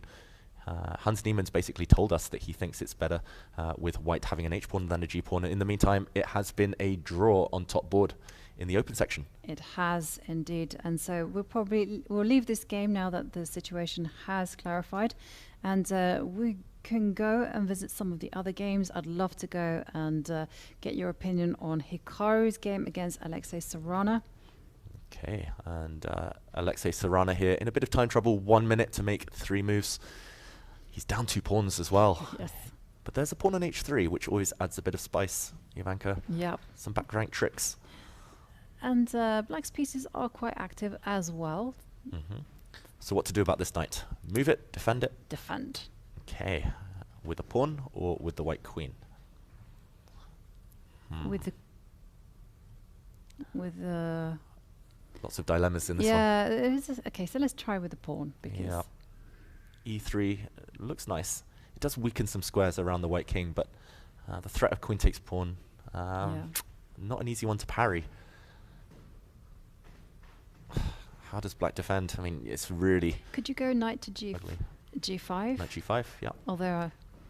So I was Maybe trying to go F4. f4 and then knight e6 is Knight my e6, idea. yeah. This is clever because queen takes. Unfortunately, white has no checks, and I think this will be a perpetual. There's no way to block these checks. Okay, so this looks like the trick. Maybe Nakamura just kind of looking at this position and trying to figure out how to make progress. It's not easy if you can't play f4. Yeah, then you're going. You know, black has a bind here. Maybe you can go f3. Yeah, but still knight e6 is a problem. Yeah, knight e6. At least now I don't have to take on h3. And yeah, I guess you can play queen to queen d1 maybe. d1. Defend. You just want to put the king on f2, right? And Yeah, it looks a bit risky, but it looks like the way forward. If you can get king f2 and g4 and king g3, you round up black's h-pawn. That's why it's always risky to advance them so far forward. He's about to push his pawn to e3, just judging by his body language, Hikaru. Yeah, queen to d1 looks just artificial. It looks like this pin needs to be resolved eventually. And Hikaru coming close to 4 minutes. They are on move 37, so not a serious time trouble. Not for Hikaru, at least. Yeah. Hikaru plays bullet chess on a daily basis, right? Yeah, 4 minutes is oceans of time. Mm-hmm. And the increment, not a bad little bonus. Okay, E3 on the board.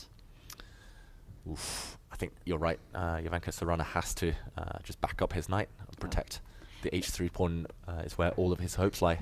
So, for instance, if he just makes a dud move like a5, just, you just simply take the pawn on h3. Yeah. Oh. That being said, wait a minute, knight d2. Oh. Whoops.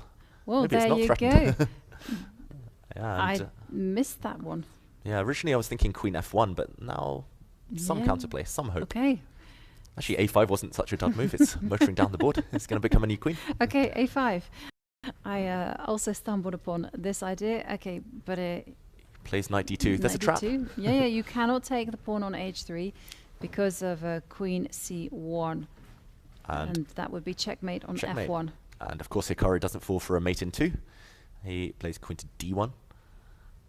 And queen d5. Okay, will he fall for a mate in 1 this time? He's setting all of the cheap tricks, but unfortunately, he's kind of forced Hikaru to play a move he wanted to play anyway, f3, as we concluded. Maybe a little bit too... Whoa. Queen a2. He's calculated so much, Sorana. Queen takes d2 here. Queen b1 check, and then queen h1. Wow, that's suddenly real counterplay. I can't handle him, Sorana. He's so quick, so tricky. Anytime I play him online at Blitz, he has made move 40 as well, so he gets up. Queen a2, devilish trick. But Hikaru, he can defend this pawn, maybe. He can also go knight c. I was thinking knight c2. Maybe knight c2 as well. Although there are some tricks, maybe. Knight takes f3 and a double attack. Yeah, you're also a tricky customer there, David. I've learned from the best playing against these guys. You've been cheaper me left, right, and center. Okay, let's go back. Okay, so what move? I'm drawn to queen c1 for some reason. Although queen c1, the knight comes back and still some pressure. Hikaru's nodding his head. He doesn't need to make a move, of course. They've reached move 40. Ooh. He just wants to show off how strong his calculation is by replying immediately. And he's reaching for his king. King f2. Giving one pawn back. This is the dreaded move 41. I mean, we're always told just pause, sit on your hands, go get some refreshments. But Hikaru says, no, I've worked it all out. And queen takes b2. He wants to, I guess, just trade the queens off. And is there any business with queen a1? Queen a1. Now and the answer is no, because you can actually throw, at the very least, throw in a check and then capture on h3. Yeah, and look at this. It's like a yo-yo. It's like a seesaw. You go check, back. The king has to move. You go check. Then you come back, and only now you take the knight. Wow, the queen goes on that journey, and now queen h1 is not dangerous because the h3 pawn has disappeared. White can simply move the king to safety. Oh, he's worked it all out. Hikaru Nakamura, just another level of calculation. Yeah, fantastic stuff. I'm seeing if there are any time troubles. Well, Jumabayev has to make a move, just one move with 37 seconds on the clock. In the meantime, Jovanka, Hans Niemann, he's been writing down a lot of moves. I think he messed something up on the score sheet. We all go through this, but there is a rule. You have to write down all of your moves when you have an increment. And I think he just, maybe he wrote down the wrong move or missed out one of his opponent's moves. And it's always, it's always humbling when you have to backtrack and write those down in full view of the whole world. Happens to me on a daily basis. Yeah, we've all been there.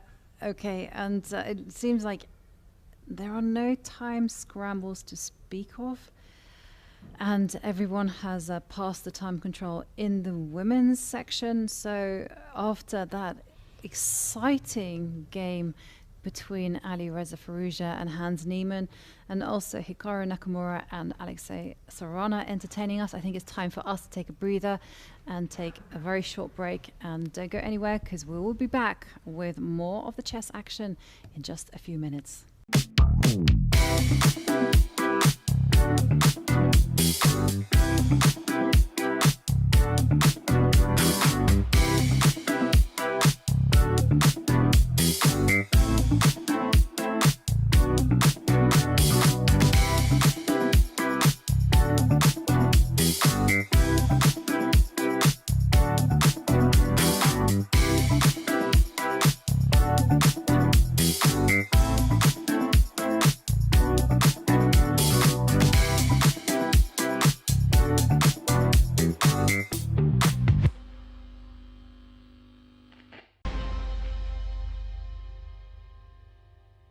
Sarah, congratulations. You just won a crazy game against Tan Zhongyi, and you're now the sole leader after 5 rounds. Before we talk about the game, tell us a bit about your emotions now that you're alone at the top of the standings for now. I try to not see at the standings. I just want to play my games as good as I can. But okay, today was a crazy game. After a few her moves, I thought maybe I was in the bad position, but I don't know how. So I just keep playing and think that okay, if I'm losing, you can just show me, but I don't see. And I think I have normal position, crazy but normal. And what were your feelings when you felt that things were turning around in your favor? We don't have too much time on the clock, so I just focus on try to find the best moves. In this tournament, there are 2 candidate spots for the top 2 finishers. Do you think about that, or you try not to think about it? Okay, it will be great if I have one of the spot, but I try to not think about this because it's a lot of pressure. So in general, you don't put goals when you go to a tournament? Yes. And a question, there's so many young girls now and women players from Kazakhstan who are having great results. What do you think the secret is? I don't know, but it's true. We have a strong team and good girls, very young and talented. And now our men also showed a great result. So I'm happy about chess in Kazakhstan. Here in the Isle of Man, do you hang out together, or can you tell us who you're here with? Do you have a coach? Here I'm alone. We live with one of the girls, Miruet Kamalidianova, in the same hotel, and 2 or 3 times we go to the game together, but it's not we are not this planning, because we just go down and go to the tournament. And in terms of preparation, do you prepare alone also, or do you have someone helping you from home remotely?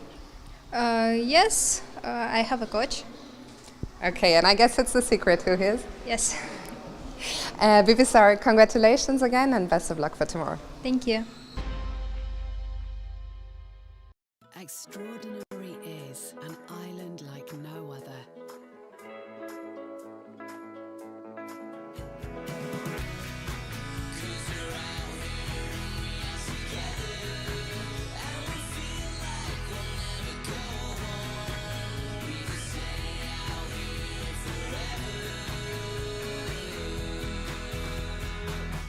Extraordinary is the Isle of Man. Book now.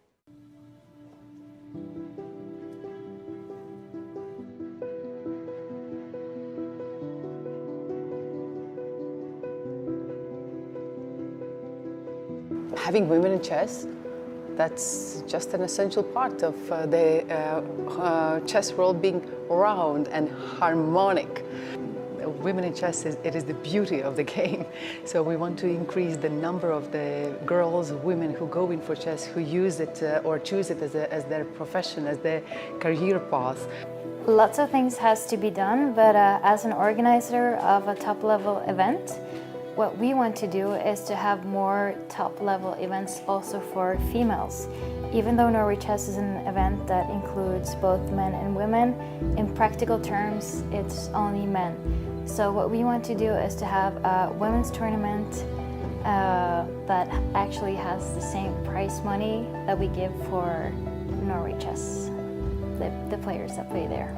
The top chess players are extreme outliers of the bell curve, and there is simply not enough women in chess to create these extreme outliers.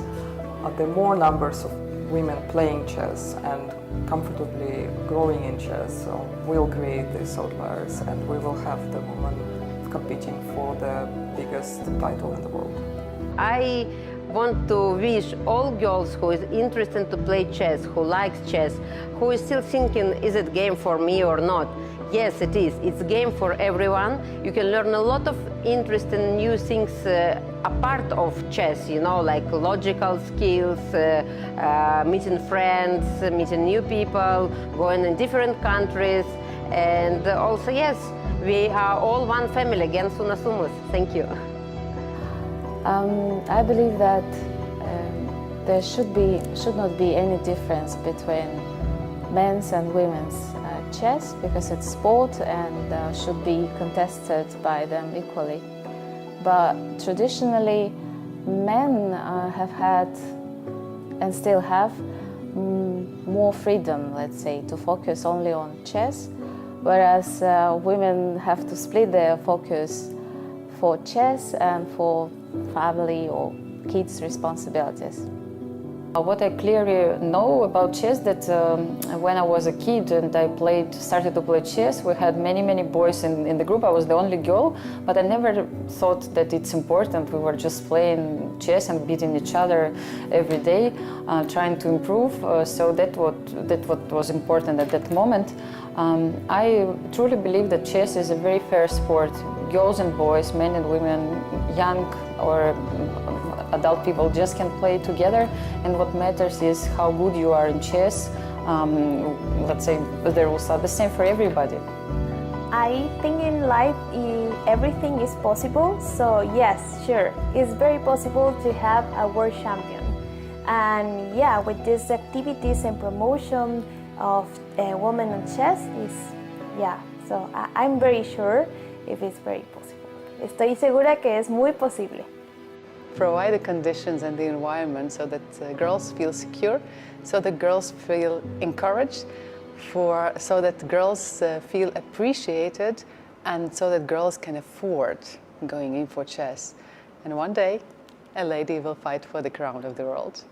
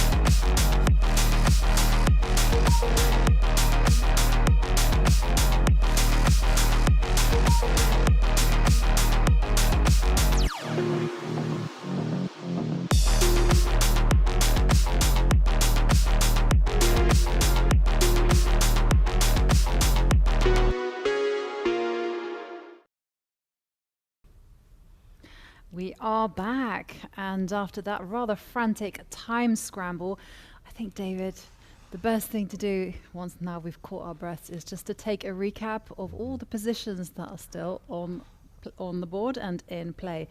And well, we haven't. Okay, let's take a look at what's happening in the open section, and then cast our eye to the women's. Yeah, so in the open section, we are left with this endgame after that tactical melee, that real fight between Firouzja and Niemann. The result, though, is likely to be a draw here, Jovanka. During the break, we were lucky enough to consult with our good friend Tablebase, and it does confirm that this endgame is a draw. Not just this endgame, but even without White's A pawn. I think I've seen this before actually in various endgame books, but if White were to simply, for example, retreat the bishop, abandon the A pawn, it's still a fortress. It's still a draw. Okay, and that was maybe a little bit disappointing for Hans Niemann if it's just a draw, because it did feel like at one point things were going his way, and maybe he could have hoped for more. And there to the right, you can actually have a look and track the evaluation bar. And let's quickly pop into Hikaru Nakamura against Alexei Sarana, because there looks like just a win. Yeah, a winning position from Nakamura. Just to very quickly recap what we saw there.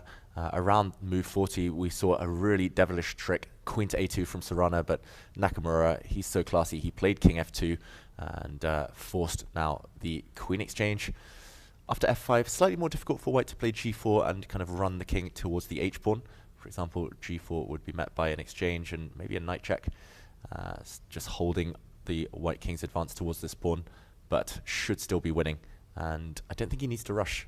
I'm wondering whether he pushes his pawn, whether he goes for Black's a pawn. I love a4. Now, I had the same idea myself. And just to highlight that after a4, if you are not careful and you make a dud move like king f7 or knight a3, traps the knight. Oh no, it doesn't. Oh, what is wrong with me? Not quite. It takes away this square, but one escape square. Yeah, I'm getting a So bit close. frustrated. I'm missing this knight b3, but okay. Do you know what a cool move would have been, Jovanka? What? It would have been pawn to a2 and then knight to a3. And then it then would the knight's have trapped. gotten it, yeah. Oh, but that's really clever nonetheless. And f5, I do wonder whether he can go forward first of all, and then start going for Black's pawn. Yes. Saves itself. Not sure I can trap it though. I'm not sure I can win that pawn. I wanted to, for example, go for it. But at the end, Black can still defend it with his knight. And Sarana would be rushing his king actually with counterplay on the queen side. But it's only by margin that Sarana is defending this. Yeah, hanging on, clinging on. His f5 move, really, really important just to at least deter g4. I wonder if there's anything else. Could you do g4 anyhow? Yeah, g4. Let's say we take, and just to stop you going king g3, I have to play knight check. And step up with the king.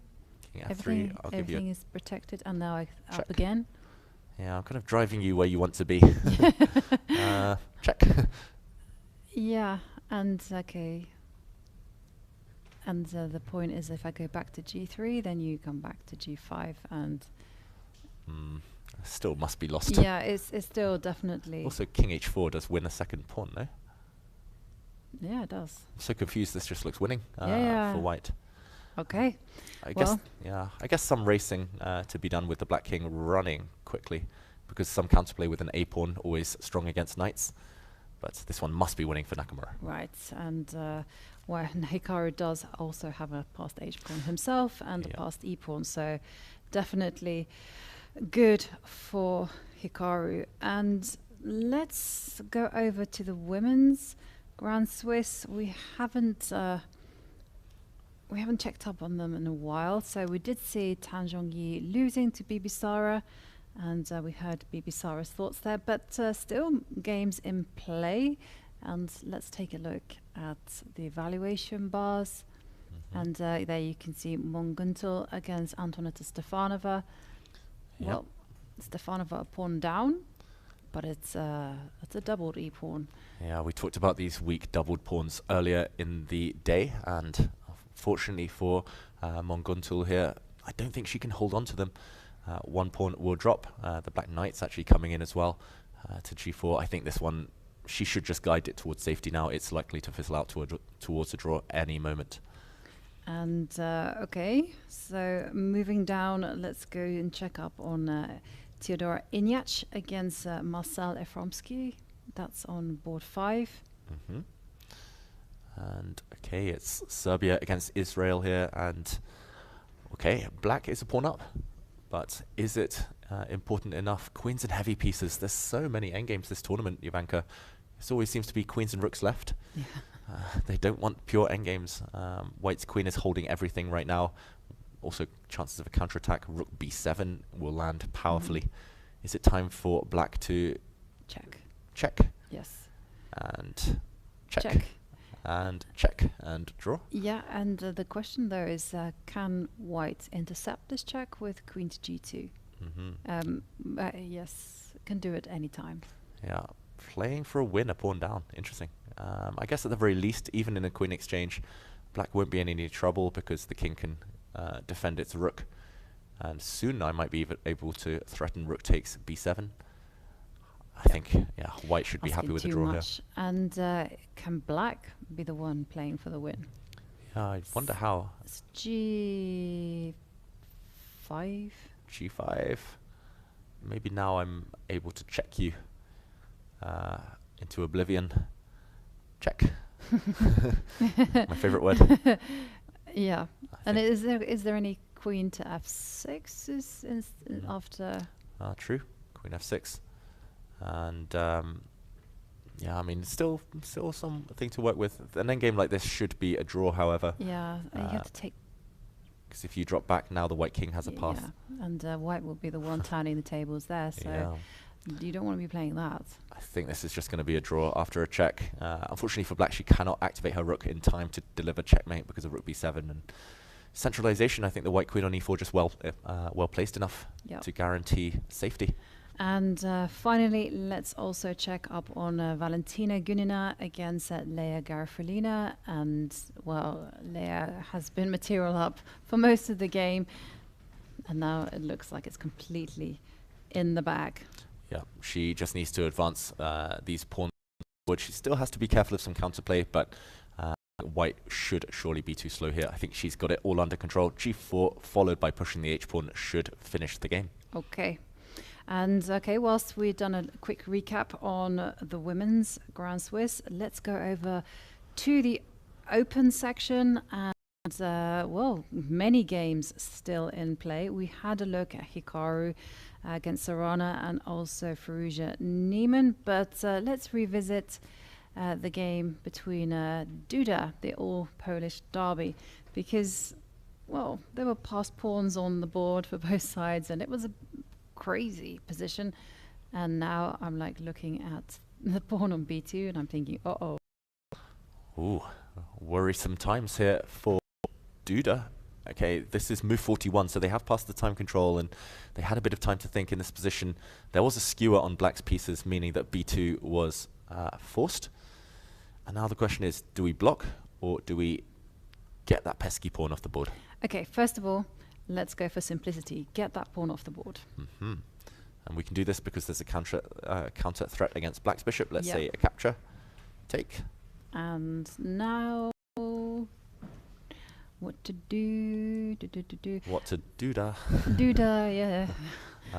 Rook b3 check. Rook b3 looks very tempting. And then a recapture. And, if you're not careful. Oh, I would love to offer a draw here if I was white. Suddenly it's a bit scary. Yeah, I don't think this is too tempting for Duda right now. The only move that I can see is knight to d2. Knight d2, yeah. And I'll trade off. And you hold. Hold the line. Hold. Yeah, and it's a question whether you do hold. I guess you do with white.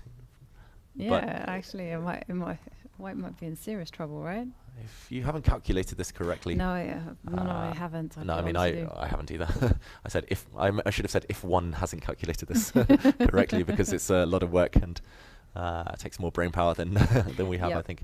But yeah, this one, if he wants to be safe, maybe rook b1. I think, yeah, probably still just roughly level because it will go into an endgame like this, and at least now the a pawn is kept under lock and key. But yeah, this game, either way, I think between the two poles, they're not poles apart here. It should end in a draw. Yes. And what about the game between Yilmaz and who was he facing off against? Martirosyan. Martirosyan. And I just need to find that game. Sorry. This was the game with king on e6. So that is in. I just need to locate that. We have a bunch of games that have finished, a bunch of games still ongoing. Okay, 20. there we go. Thank you. And okay, let's catch up actually with the current position. This was where we last left it, with all sorts of king king hunting to be done with checkmates on the cards. But if we catch up with the current position, whoa, suddenly it's the black king that's safe. Looks like it hasn't castled, which it definitely did, and then got chased. But the white king is now out in the open. I think Yilmaz, yeah, he navigated the Yil maze correctly, and big threat of checkmate in 2. Queen a3 and followed by queen a2 would be the end of the game. Yeah, and the question is, how do you cover that square if you go king to b1? Well, unfortunately, there's a knight coming to c3, and that's going to be pretty terminal. And then the next question for white is, well, perhaps we can throw in a few checks instead of king b1, rook h8. It's just one check though, unfortunately. I know. Rook takes rook again. There's no time. This is checkmate. Okay, so you can't do that. It might be game over on the spot, Jovanka, right now. This is pretty much unstoppable. There's also knight takes knight simply with bishop f6 to follow.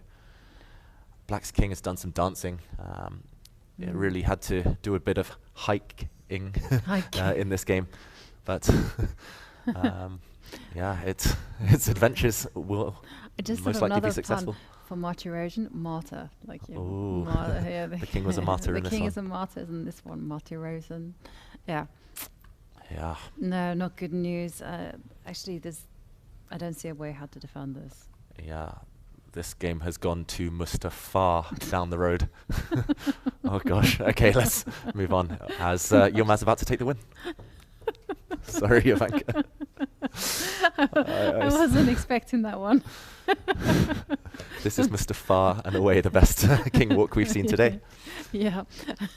Okay, well, Mustafa Yilmaz winning that one. And let's go over to a player we haven't checked up on. And Maxime Vachier-Lagrave. I also just want to check his score, because last time I checked up on him, he was on 50%. Did he win a game? And Maxime Vachier-Lagrave, he's still on 50% heading into today, Jovanka, but he might actually be dropping onto a negative score. He's on 2 out of 4 until now, and it looks like he's simply lost in this knight endgame. This is Ivan Saric, Croatian Grandmaster, against Vachier-Lagrave, the French Grandmaster, and it's maximum pain here for black in this knight endgame.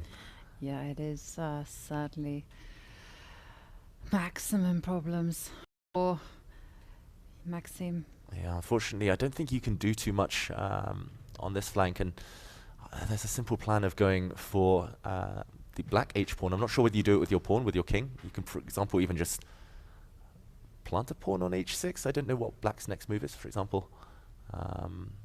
Or maybe there's a trick or two. I don't see it yet. Got to admit. No, I don't see it either. No. What is it?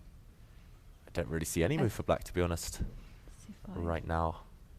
Unless knight e7. Yeah, but you just take. And now I will try to trade off a set of pawns, and then the knight will sit on g8, stop the white king from advancing. Oh, okay. And the black king will deal with the a pawn, and the black knight will just sit on g8. For example, something like this. I don't think white can make progress. The white king can never break through now. The black knight's barrier. Very clever. Okay, so wow. So putting the pawn on h6 is actually a very instructive mistake. So don't rush. Don't rush. Okay, so what should one be playing? Okay. How narrow is the path to victory? We are treated to the evaluation bar, which says white's completely winning, but of course that is misleading. It just feels like there's 6 ranks. So can I just step with the king to f5? f5, but now I can play c5, now that you're no longer attacking my knight on d5. And it's the same business, isn't it? I'm going to go, because I was planning on pawn takes pawn and then knight to e6. Knight e6. Oh, we have to do some counting here. King b5. Knight takes Knight takes pawn. pawn. Take. Yeah, miles away. The black king is so far afield. Maybe I don't go back to that square. Maybe I go this way. Okay, knight takes pawn again. Knight takes pawn again. So tricky for black. Again, these A pawns just so hard to track down. Yeah, I don't know, it's just a beautiful point though. If the white pawn is on h6, then the black knight can sit on g8, and the black king will take care of the A pawn. I just love that motif. Yeah, how about king c4? One final try. Knight takes pawn. Because now I will be able to track down this A pawn, but I just can't give up my knight for the H pawn. I think you're right, Jovanka, just important not to push it forward. As long as white avoids the black knight sacrificing on h5, this one should now just be a win. So okay, in the live position, I like your king f5, I've got to say, because black's only logical move is c5, and we're struggling to find a defense there. You can't move your knight. You can't move your knight. Can't move your pawn.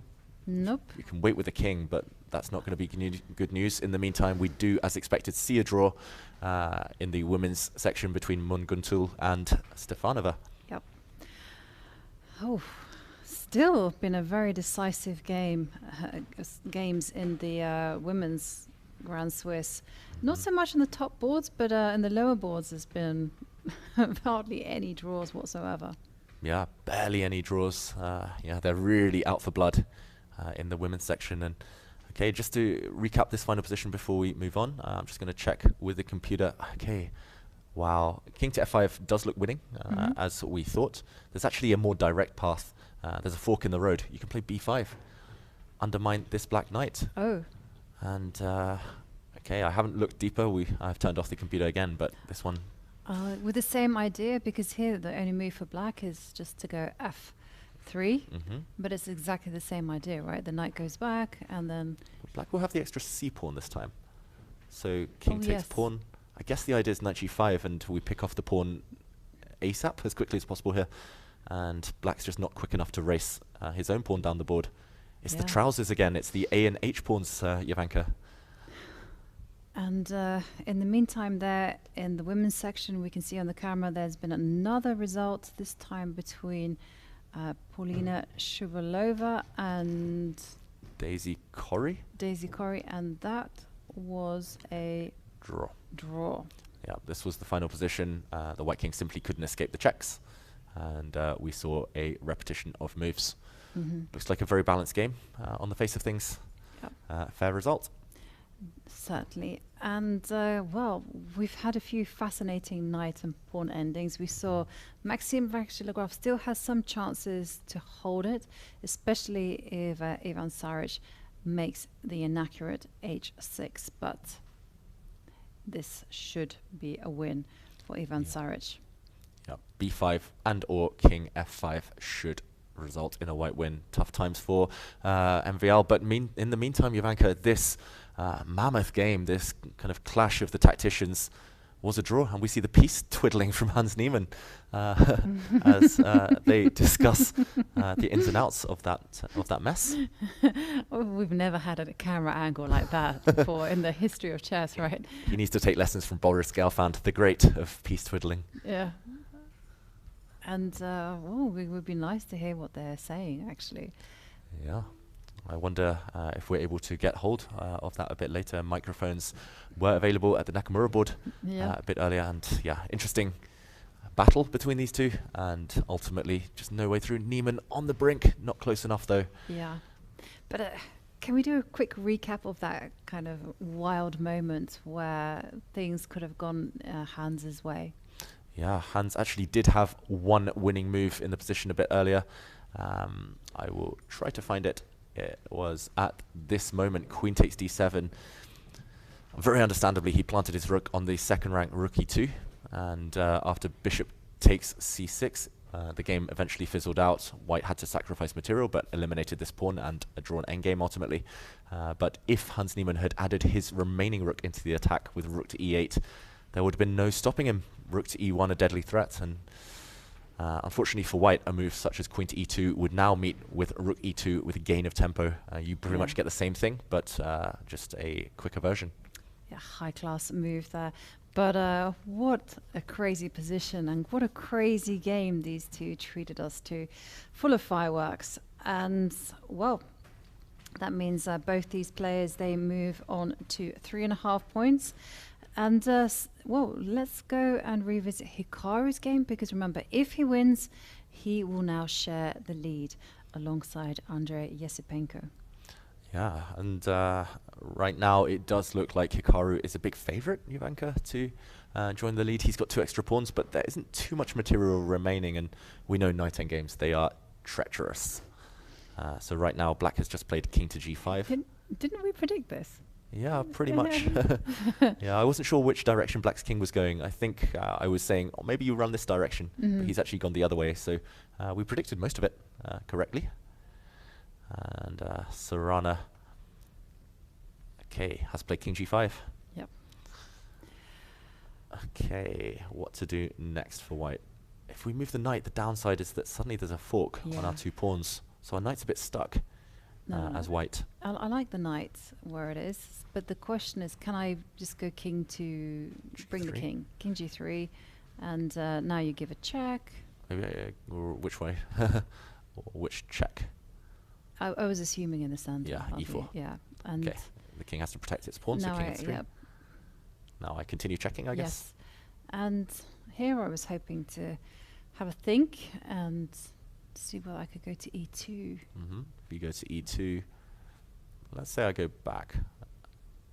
And now I kind of wanted to decoy your king with so h3. And if my king gets distracted, yeah, you now run. a run right to the center. Although still requires a lot of calculation, because say the knight goes back to, I thought d6 somewhere. D6 I was scared of getting hit, but maybe I shouldn't be scared. Can I choose b6?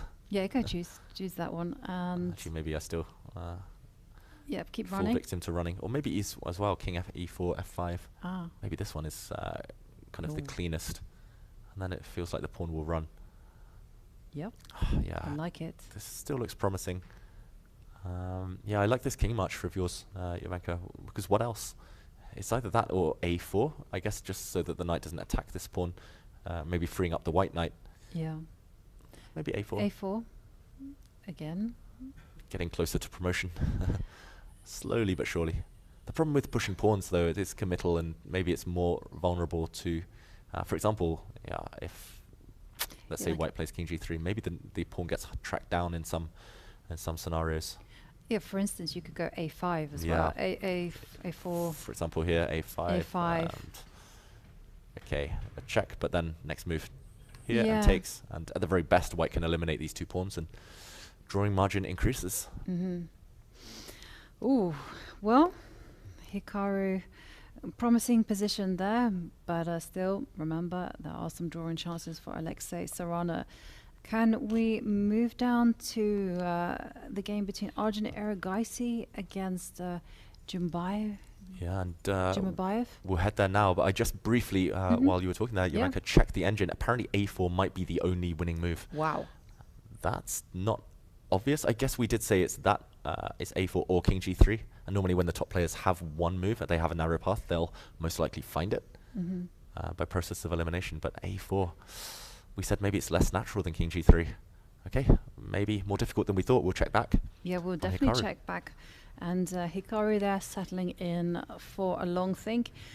Whereas Arjun Erigaisi, well, it does look really comfortable for him, especially when you check the final position, because it just looks like it's a case of marching the kingside pawns forward.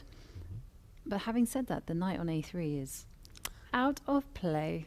Yeah, that is a daft piece. Talking of knight a3, do you know what knight a3 on move 1, the opening, is called?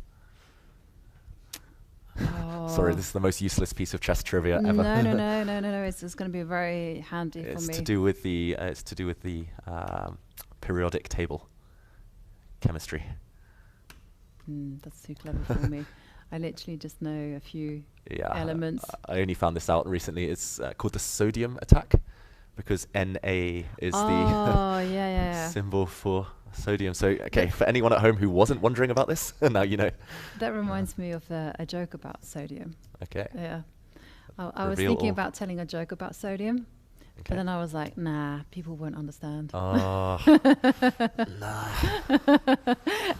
and then someone like wrote, no, you should try, you should tell it, because I think people will work cleverer than you think. You can tell we're in the 5th hour of play. Our well is running dry in terms of jokes. Yeah. Actually, I got a good one as well about what's the difference between a kleptomaniac and a literalist. I don't know. One takes things literally, the other one takes things literally. A kleptomaniac is a person who can't help stealing things. Wow. Okay. Okay, that's enough. We should come with jokes of the day. I promise I'll prepare better puns. In the meantime, a move from Rinat Zhumabayev. I think he's about to dive in with his rook and go chasing for this knight, the A3 knight that is stranded. There's two alternatives. Essentially, you go b5, b4 and try to track down this knight, or you bring the rook in, rook d2. And okay, he does go for the latter option. Still not easy, the conversion phase. Erigaisi's been on the front foot, but still a lot of work to be done. Yeah, very clever move, actually. Just going for the knight, literally. And, well, we do have a treat in store for you, and let's take a look at the pairings and the results of round 5. And despite the crazy games, has been at the top, all draws.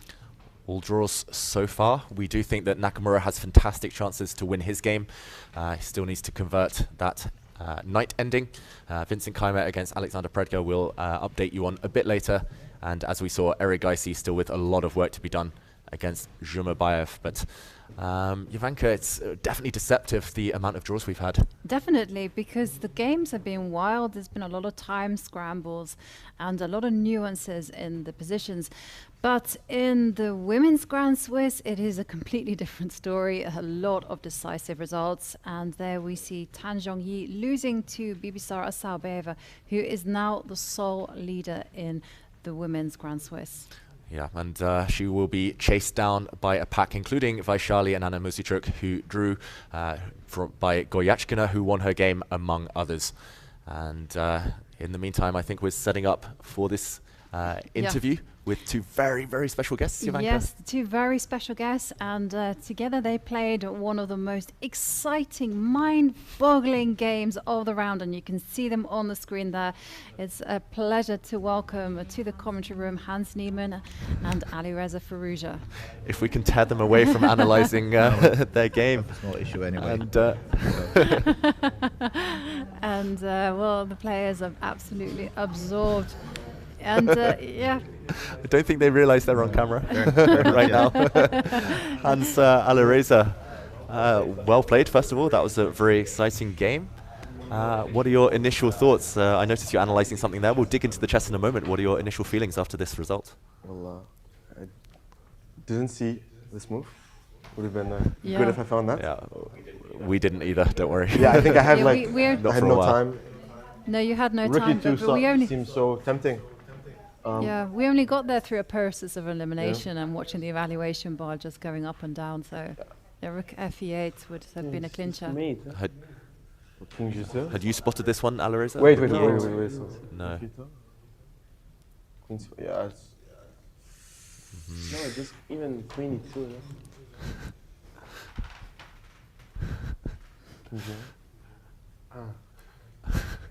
Yeah, this is just complicated stuff, right? Easy. Yeah. Okay. Maybe you can talk us through some key moments from earlier in the game, and then ending up in this point. Rook e1 it was my idea from.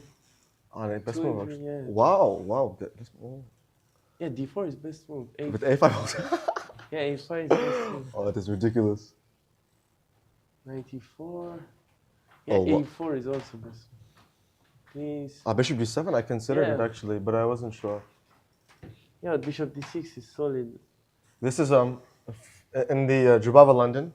If d4, knight f6, knight c3, d5, bishop f4, e6, knight b5, a lot of people had bishop d6. So I was very confident going for the structure because I knew Yeah. it's a much better version. I should take on e4 and queen c1. Yeah. It's strange. Yeah, this. Yeah, move. maybe lead chess would be better. Queen c2. Yeah, you should also take. Yeah, okay. Yeah, this was a bit tilt. Yeah. I mean, it's not a very bad move, but then I should take on. Okay, still I'm not that bad. Oh, Yeah, bishop c6. Yeah. I don't know. I thought I liked this a lot. I'm better here. Wait. Tick. King g1, tick. Knight c2. It was so Well, scary. knight c2. a3, yeah. I saw it with bishop c1, queen d3. Oh. Just a complicated position, Queen right, d3, guys? but that's the only move also. Yeah, takes. Yeah, this is much better. Computers are so strong. Yeah. No, from afar, I also didn't. Oh wait, no. And I missed everything. Where's the move? Yeah, it's a bit easier on lead chess. You took. Okay. Yes, I took. Yeah. Take. Yeah, wait. I just want to show one line here. Like, it's just okay. It doesn't work. Okay, never mind. I'm totally okay. I just saw one cute line like this. Okay, it doesn't work. Queen is. I was imagining things. Yeah. Bishop e6 is better. Oh. Queen c2. Oh, I missed that. Yeah, well, they have queen c2. Oh, yeah, that's a nice check. Okay, it's good I didn't go bishop e6. I did not see that. I just assumed that should be. So this doesn't make sense. Oh, queen c3. Actually, it's good. Bishop d7. Wow. Nice. Bishop h6. Wait. I saw bishop h6. Bishop h3. Queen No, d2. rook f4. No, this has to be. Yeah, I saw this. Bishop f5. Yeah, this or this. Knight f7. Oh, knight h6. I saw knight h6, but I didn't. Oh, but tick, check. Oh, I actually saw knight h6, but I didn't realize I missed this. Like, I got this far. Oh, no, not check. Rook g1. No? Rook g1. Yeah, that's just impossible. Yeah, but I stopped after knight h6. Yeah, I also stopped there. Yeah. Oh, wow. Yeah, but then I missed queen. Where is the move? Queen d2. Yeah, rook e8. Just. Yeah. No, this is a very bad game. It's terrible, this game. Check, queen f2. I just a3. I saw this idea, but it was scary. I thought rook d8, but now, yeah, a3. Yeah. With not a lot of time, it's quite difficult. Then the endgame is just draw. Did you guys consider at all queen takes a2? Because we were wondering about that position. Because here, I think maybe a3 was a way to finesse. But then I have bishop e4. Yeah, we were thinking also Well, a3 as well. My idea was after the game, after I missed it, I was calculating, but I just missed bishop a4. Yeah. But I saw like a3 with the idea at this moment is when I saw a3. But I guess the rook is better on f8 because it can't be attacked with tempo. So I guess a3 is just. But this whole like queen d7 take, check and f6. Queen f6. Yeah. It looks quite dangerous. This was a super wild game. Did you? Did either of you at any point think that you were winning? Well, I certainly thought I was winning. I thought I was winning after I took an e4 or 64, and I wasn't okay, but I wasn't completely sure. But I could feel that certainly I had a big advantage. But especially with the clocks ticking down, I mean, what was running through your minds? No, I was sure here I will lose, but somehow I just kept on going, and the queens got exchanged suddenly. And in this game, I was just calculating one move by one move. It's like, but okay. Fortunately, this endgame is not losing. You know what I mean? It could be easily lost here. but it's I don't know if I take with king here is draw or not. No, but you know that in this This is position. losing. But you know that there's a position, even in the game, the way that it's not even. I could even give up the a4. Yeah, but you know, like for example, let's say like you play like very badly. Let's say that I get rook c3, h5, h4. Even if I take this pawn, it's still a draw. No, you take. Oh no, no, no, sorry, wait. Okay, no. I thought it was. I thought, never mind. I thought it was the other color bishop. But maybe yeah. this is draw. I was thinking. Maybe I give up a4 pawn is even draw. Maybe, I don't know. Maybe it's draw this. Wait, but at the end it was always. We did check table base. It It's is a draw draw, no? without the Yeah, I a pawn. thought so. It is a draw. And both of you have quite different styles. Were you surprised by the other's moves at any point? I mean, I was surprised by opening choice, but. By the opening choice. Yeah, but then. You know, the moves were good, so I was not surprised. And you're born in the same year, same generation. Day apart. Have you had much experience? Day apart. 2 days, no? 2 days. I'm 20th. Oh wow. I'm 18. Ah, 2 days. Okay. I thought. Okay, wow. Didn't know it was that close. Have you played each other much in the past? Have you had much history with each other on the circuit? World Youth Chess Championship yes. 2013. And then next time we played was the Singfield Cup. I think. We played some online blitz. So. But I remember this game. It was actually d4. It was King's Indian. No, but you trapped me. d4, knight f6, c4, g6, f3, e5. Yeah. Take knight h5. Oh wait, let me. You should put it up on the board for everyone to see. This was the game from 2013? Yes. It was under 10. 12 in Greece. Oh yeah, it wasn't. I played f4 here. Check. Oh, Hans, could Hans, you maybe take a step? yeah. Thank you. Went like this. Yeah. And I actually had a very good position, and then. Yeah, it was d6. Yeah, d6, knight d5. Or maybe I went king f2 first. No, you didn't have good position. At one point, I had good position. I had one trick, and then no, you were winning, and then I was fighting. Okay. But at this point, you were like 2380. Yeah. I was 2050. So. Okay. Fun memories of that one. And you're both on +2, one more game before the rest day. Feeling happy with how the tournament's been going? Yeah, I think I'm playing, apart from today, I played decent, I think. And the result is not so bad. And we'll see. Hikaru is keep winning, and it's not so good, but yeah, it's still long tournament to go. If he wins and qualifies from this tournament, a rating spot opens up. So you should go all the way. And do you have a rest day coming up soon? Do you have any plans for how you're going to enjoy the island? Escape. Fly to London. Escape. You can take a boat to Liverpool. No, I think a flight to London would be better. Okay, on that note, thank you both, and best of luck tomorrow. Thank you. Well played. Jovanka, what a game. What a game. And it was so great to have the two players just analysing it and just sharing with us their thoughts, and also giving us a little bit of the background and the history. I like that Hans showed us the game that they played when they were 10 years old in the World Youth Under 10. And there you can see the final position, where the position was agreed a draw. Yeah. I think the only thing more chaotic than that that analysis was the game itself. But yeah, fascinating to see the players' thoughts. Clearly, they both saw a lot. They calculated well, and yeah, great memories. Great kind of recognition that they played each other, and yeah, just wonderful entertainment for us. In the meantime, on the camera, we do see Maxime Vachier-Lagrave struggling in his endgame against Ivan Saric. Let's rush over there, and it is the trousers. It is the two A pawns, the A and H pawns. We coined this term, or we didn't coin it, but we called it this due to the two trouser legs. Unable here, the Black Knight, to challenge, struggling against Rook's pawns, Jovanka. Yeah, totally.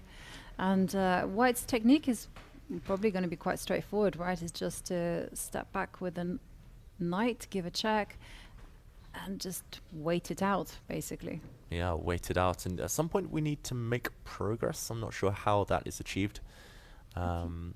I wonder whether it's to do with hunting down the knight immediately. Yeah, hunt it down. I wonder which way as well. Let's start going forward, or do we go to f5?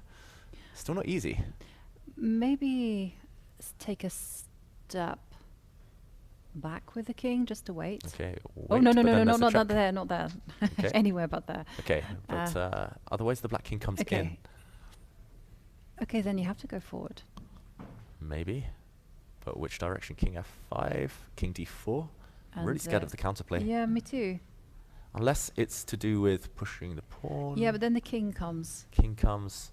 And then you Now we step step back. back. And No. black's knight actually doesn't have many moves. It's almost zugzwang. Black cannot, for example, keep the pawn with the king because the a-pawn runs.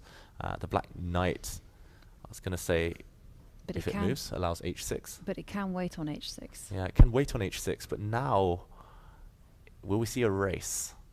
I wonder how we'll initiate this race. Let's say I give a check. The king takes pawn. And it's Ooh. just one pawn remaining, but This is super close. yeah, this is super close. That's why on the right of your screens, you'll see the evaluation bars. It says that Saric is completely winning, but this is not easy at all. No. I think it's just the fact that the black king is too far away. If he goes back, again, we need to be really careful here. I'm not sure how we achieve this, but at the right moment, the white king will, first shoulder off the black king, and then eventually make a dart for the black knight. Oh, the path is narrow here, Jovanka, but I think ultimately the knight will be forced away and the h-pawn will promote. Yeah, complicated. Super complicated. So this one's far from over. We have another knight endgame with Nakamura winning, but that one's still some life left too. Let's head over there and see if there's a bit more clarity to the position. Yep. So this was the position we last left it at. No, it wasn't. It has only changed by 2 moves. Earlier, Jovanka, we said it was a lucky dip. It was 50-50, king g3 or a4. Only one of them wins. Of course, he found the winning move. Yeah, he decided to preserve material and play a4. And Saric has jumped with the knight to e4. Really not that much to do. And Hikaru mobilizing the knight to the center. Finally, the knight is free. Black is actually maybe going to win a pawn back, but suddenly there would be a nasty check.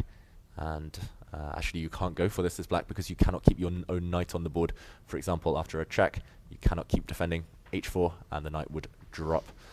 In the meantime, we do have some more results. We saw Niels Grandelius running through the tournament hall a while ago. He lost that chaotic game we saw a bit earlier against Nodebek Yakuboev, who's making his way up the standings. Will we see a repeat of the Qatar tournament? Perhaps it's not really how you start these events, but it's how you finish. You know, you put a string of victories together in the final rounds, and before you know it, you're at the top of the table. And you mentioned this game between Niels Grandelius and Nodebek Yakuboev. Let's have a look at how it continued. Yeah, this was the position we last left it at just before the time scramble in all of the games. We had to move on, but rook takes knight, I think, would have been more up Niels Grandelius's alley, more his style, sacrificing, for example, to go after the black king. Black's king really weak. This would most likely have ended in some type of perpetual check. Instead, he traded off rooks and retreated his queen, and suddenly the white e-pawns, the doubled e-pawns, which we saw in another game today, they were a real weakness, and black started coming in with his queen. Let's catch up, though, to see how it ended right towards the end of this game. Actually, pawns dropped, and again, it's the knights and a-pawns, Jovanka. Oh, queen d3, forcing the queen trade, and these knight endgames, I think we all need to book up on them. It's so funny because you rarely see knight and pawn endings, and then suddenly 3 come along at once, just like London buses. Yeah. And the trick here, king takes d3, met by knight c1 check, deflection, and black makes new queen. Beautiful, beautiful deflection. And there's also some other critical endings in play. So Arjun Erigaisi against Jumabayev. And we did see Jumabayev desperately look for counterplay, playing against the knight there on a3. But Arjun Erigaisi says, you know what? I don't care so much. It's going to be all about pushing and promoting my kingside pawns. Yeah, there was a nice trick as well. After rook to d2, we thought big threat going and trapping this white knight, but after f6, if black continues that plan, I think white can simply give up the rook for bishop, clearing the pathway, kind of removing the guardian of the f-pawn. And after knight takes f7 now, and yes, you can give a check, but it's just one check. And the white king, if it's careful, it can step forward. Yep. Should now make a new queen. The black knight can move out the way, for example, but here we can block the f-file, and next move, make the queen. No way to prevent that pawn from promoting. So that's why Jumabayev, he spotted this idea and instead moved the king one step closer within the range of the pawn. Yeah, within touching distance of the f-pawn, which is a bit distanced from its army. I guess it can be supported with g5 later. But still, big threat. Rook a2, re-established. Yeah.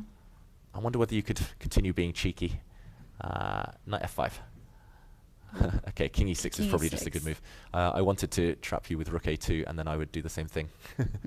And now I've stopped the black king from moving closer, and a queen will appear. But yeah, of course, king e6 is actually the bigger of the two threats. The downside, though, king d7, is that the white knight is no longer in a box. It can move for the first time in a long time. Okay, maybe well, that's the first move that we should be thinking about. Maybe it tries to move. Looks very logical. King e6 king now, e6. G5. This looks tempting now. Rook e1 is coming. Bishop. No, I can't move my bishop. Yeah, really difficult to find resources for black. Maybe you can go h6. But then h6, h4. I wonder whether you just take, you just bite the bullet, just say, okay, I'll grab a pawn. Maybe actually on the previous turn, maybe here we just grab a pawn. Yeah. Because I'm still defending this diagonal. And yeah, there's no rook takes bishop. No rook takes bishop because the black king is close enough. Some accuracy required. And if you don't, to say we try to go and like a knight f5, it was king e6, so that's the problem. Knight f5, king e6. And I wonder whether you just play h4 and preserve the pawn. What about if you go rook to e1? e1.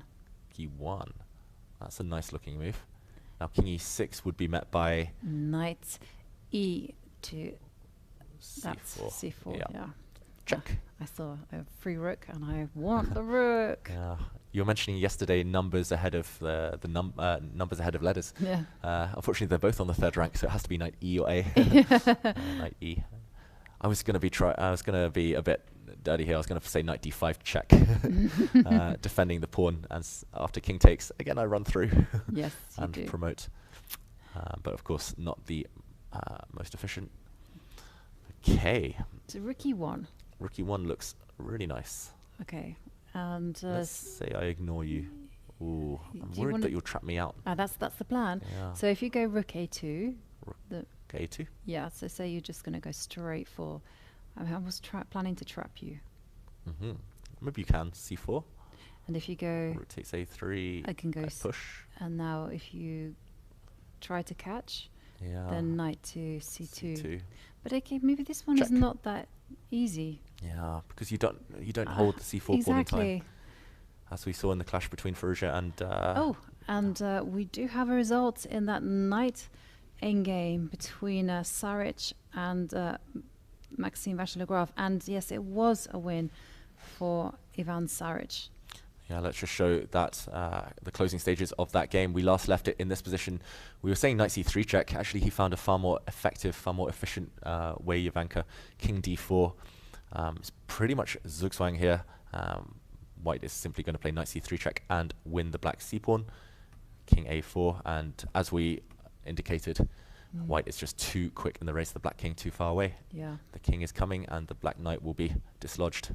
It's all about the A and H pawns in this game, and how well they do against knights. Yeah, it certainly is. And lo and behold, if we could go back to the Arjun Erigaisi game. I'm just boasting, David. Rook e1 on the board. Rook e1 on the board. Although I didn't really come up with a satisfactory solution after rook a2. So after rook a2... Rook a2? I mean, firstly, we can just move. Yeah. Now that the black king has lost yes, cover of over course. b5. And I wonder about rook h2. Okay. Sorry, and this position, rook takes pawn. He's about to move his rook. he is. Rook takes h2. Mhm. We got it. We got this move. Yeah. And maybe now we try. Yes, trap the bishop. c4. Although, I wonder. Yeah, I But don't then know what I you wonder. can go, you can go rook. I know rook h6 is met by g5. Rook so h6, there's always g5. that's not going to be helpful at all. Yeah, the problem is the rook is vulnerable here, as we kind of highlighted with all these knight Mhm. jumps. Now knight f1 hits the rook, and that's a discovered check. Knight- So not c4 maybe? Or maybe c4. What is black's reply? You just need the rook on a safe square. Maybe now rook to a2. It's Yeah. like doing a yo-yo back and forth. Because as soon Yeah. as the c4 pawn lands, now it's also not within attacking distance of the white knight. That's right. Okay, so maybe not c4 just yet. Not yet. Maybe the knight moves out of the way Knight goes out of the way. Yeah, I like that. somewhere. Yes, knight f5. Knight f5. And the next move is going to be c4. Yeah. No funny business on my watch. Yeah, c4 really annoying, and the black bishop doesn't have too many good squares. For example, it can give a check, but this is just a check, and white's king will happily march up the board. If anything, the bishop might be eliminated Yeah. by white's rook to clear the path. And if you go rook h3 check instead of bishop check, So rook takes pawn, knight f5, check, I'll march. and now I was kind of hoping to go rook takes c3, and I'm just going to abandon my bishop to its fate. So I'll give a check. I move my king. Oh, here? Yes. Okay, somewhere. Maybe, rather than, I mean, I could try and cash in, but maybe I'll just take the pawn, and now I'll have two runners. I'm just being greedy here. But this is clinical stuff. Okay, but knight f5 looks like the way. It is the way to win. Jovanka, I'm looking at the evaluation bars on our Yeah, screen. me and too. I've got a fly. A fly attacking me. Don't swallow it. It will set off a chain reaction. We see the evaluation bars. Nakamura we'll come back to in a moment. We think his advantage is actually growing. Erigaisi on the brink now, we think, as well. But there's one other game. It is Sam Shankland maybe about to take down Arian Tari. Yeah, and Sam Shankland and Arian Tari are both on 2.5 points. So a victory would actually put them right there, close to the top. Wow. Yeah, and unfortunately for Arian, it looks like not a victory for him. Sam Shankland 2 pawns up. Didn't he just produce a book called... 2 books. 2 books, I think. Was it 1 book? 1 book. Yeah. Jakob Olgaard. Olgaard is the one who did the 2 books. No, 1 book each. There was like, okay. Jakob Olgaard produced the book Conceptual Rook Endgames, I think, and Theoretical Rook Endgames was Sam Shankland. So yeah. Rook Endgames hits his bread and butter, surely, and the H-pawn must be winning this game, but you have to be a bit careful. The D-pawn's dropping. Shout out to Jakob and yeah, and Quality Chess doing some great work. They are. So okay, let's try and figure out what to do. Does white brute force things through with the pawn? Let's try. H5. Black will take, I guess. And they go again. Go again, H6. There's no subtlety. Oh, maybe. Yeah, but now king E6. And I'm there's not getting checks. through. Okay. So for example here, and white cannot actually safely escape the checks. Yeah, for example, you can run, but you can't hide, and eventually I will continue. I won't get tempted to take the white rook. I'll block, and king will come. So, okay, that means some sophistication is needed. We can't just push, push, push. Okay, so wait 1 second. You do have this idea of building a bridge. Building a bridge, yes, yeah. so, okay, so let's... Okay. Sam has a lot of time on his clock. He has 33 minutes. I wonder whether... So I think H5 looks good. So not a king move, H5. And I'll take the pawn. And now, can I step my king to F7? You want to come in and front? Yes. I wonder whether you go... Oh, h7? No, not h7. Let's try your move, f7. f7, yeah. And now if I, yeah. And if now I attack, check. Now you check. And now you go, and then I come to... King f7 is so classy, like shouldering. Hmm. It's the opposition, just diagonal opposition, and yeah, no good squares for the king. If you step back to d6. Yeah, now the king is cut off, and the white pawn will win this game. It looks, oh, sorry. Carry on. Just to, and if the king comes to, after check, I just wanted to highlight if the king comes to f4. Oh, okay. In this position. Yeah. King comes to f4. Yeah. How to? I guess you just stay on the line, right? Yeah. Cut across the fifth rank, and I think sooner or later, you will even be able to drive the black king further away, and sooner the white king will help the pawn push. So it looks like h5 is winning. I wonder what else. Rook g8 as well, and other moves. It looks like Sam Shankland about to take the win. Yes. Against Ariane Tari. He's about to make a move as well, so we'll follow this one. Yes. And in the meantime, we are making preparations to have another guest in the studio with us. And let's just keep an eye on Sam's position. And he does indeed push the pawn to h5. And Ariane just takes the pawn. So we could be seeing this line. King to f7. He did not tarry. He took the pawn. And, okay, king f7 we think is the winning move. You cannot push the white h-pawn any further. h6 would blow the win. Due to king to e6 suddenly. So Sam Shankland, key moment for him. Let's admire his rook endgame skills. Okay, if he doesn't make a move, we'll move on.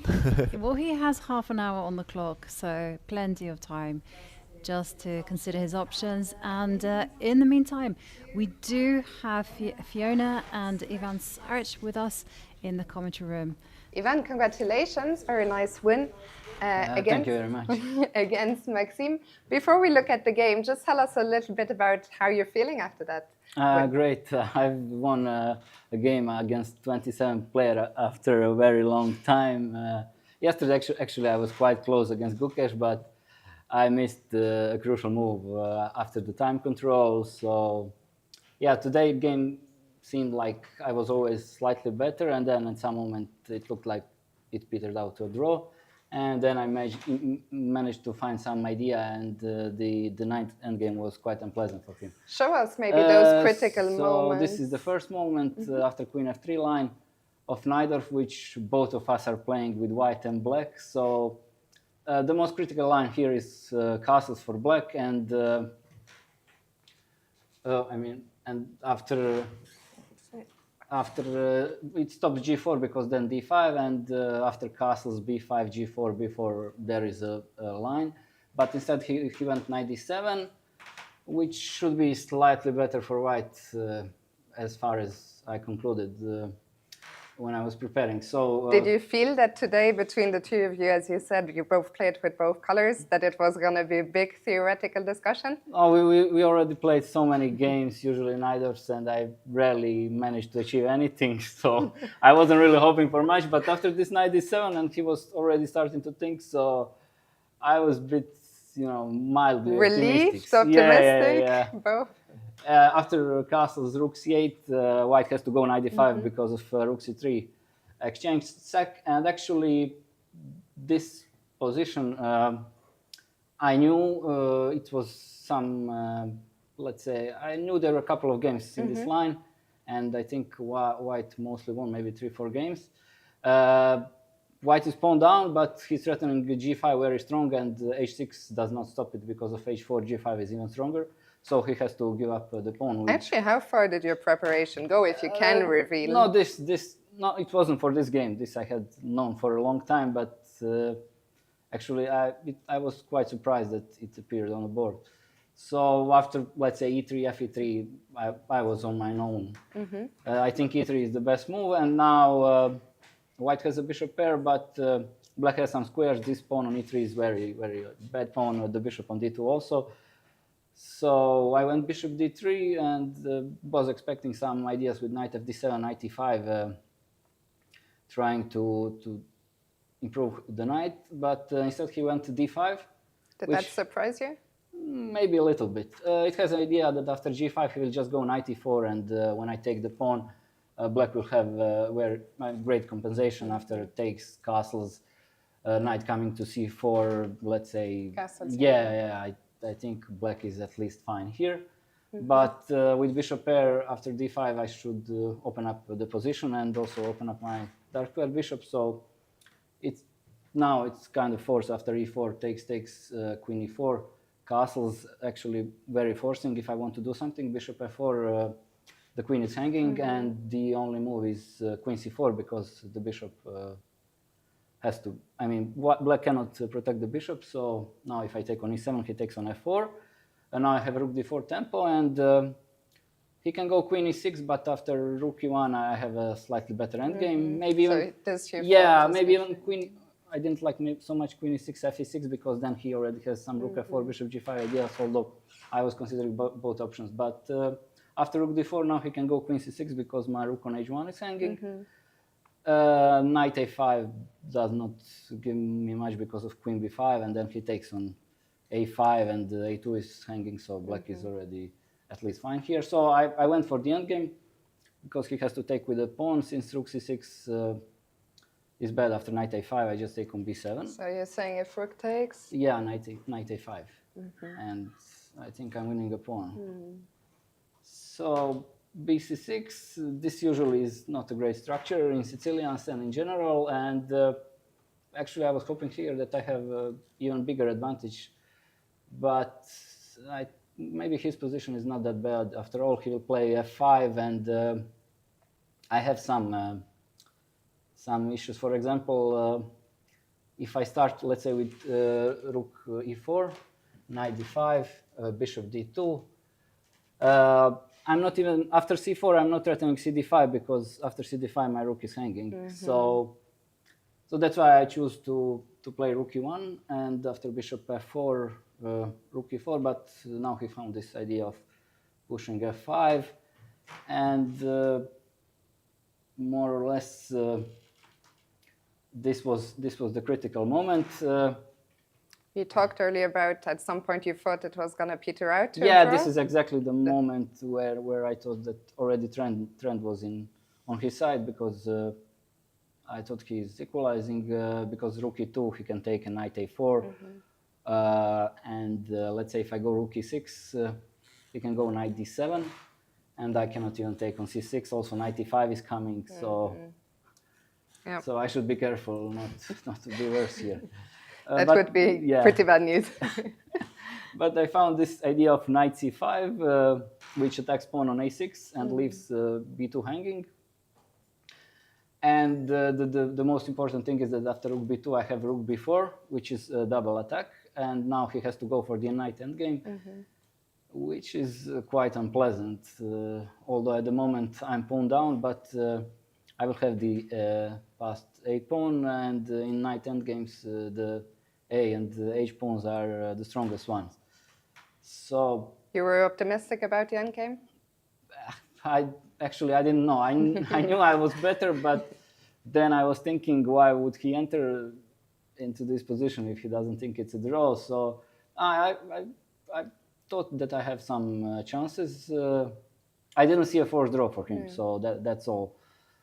And where do you think things started to take a turn? It's unclear for me as the stronger side, but he said that he didn't like the move f5 after the game. He thinks that could be a crucial mistake. So knight c5, he played f5, which is understandable since he wants to create some counterplay with the f pawn, but on the other hand, he weakens the e5 square.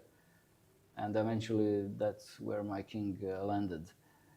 So let's see that actually. So this is move 40. I've played h4, which in hindsight, I think maybe a3 was a bit more precise, because after h4, knight d5, now after knight d3, he can actually take this. Oh. Okay, yeah. Knight b4, that's fascinating. c5, king c4, cb, king b4, and now king e5. If a4, f4, and Yeah, let's just see if I can fix. And if king c3, oh, sorry, I will go king f4 and then king g3 and f4, and he's just in time to promote. So instead of knight d3, I have to go a3, and I was here expecting some knight f4 move, but again after knight f4 I have a4 here is possible. Also I have knight d3, so a lot of tempting options. Like pawn endgames are usually always lost for him. He went king c7, which for me was shocking. But then, then he showed his idea after king e5, f4. Suddenly there is one pawn endgame which is draw. So king e6, knight e6, king b6, and now if I take on f4, sorry, he takes, and he's just in time to go king b5, king a4, and let's say king g5. Okay, we can show the race, maybe. Yes. And he's just in time to... There is no pre-move here. So it's a draw. You got there. And when I gave check on e6, I saw this knight d4 idea, stopping king b5 and also f3. And it's kind of zugzwang for both sides. I mean, I can still improve my pawn, and he cannot move the knight because he loses the f4 pawn. And in any line, if he wants to, let's say, go knight e3 and take on a3, I will always just take on f4 and collect h7 pawn, so he doesn't have time to go with knight on So a3. Here, did you feel it was? Yeah, I thought I'm very close. Yes. Actually, this is the last moment. He played king c7. I was expecting knight e7 with some ideas. Let's say c5, try to liquidate, and I would still go with king for this pawn, leave a3, and knight pawn and king should be winning against a lone knight. So he went king c7. Again, knight e6 is.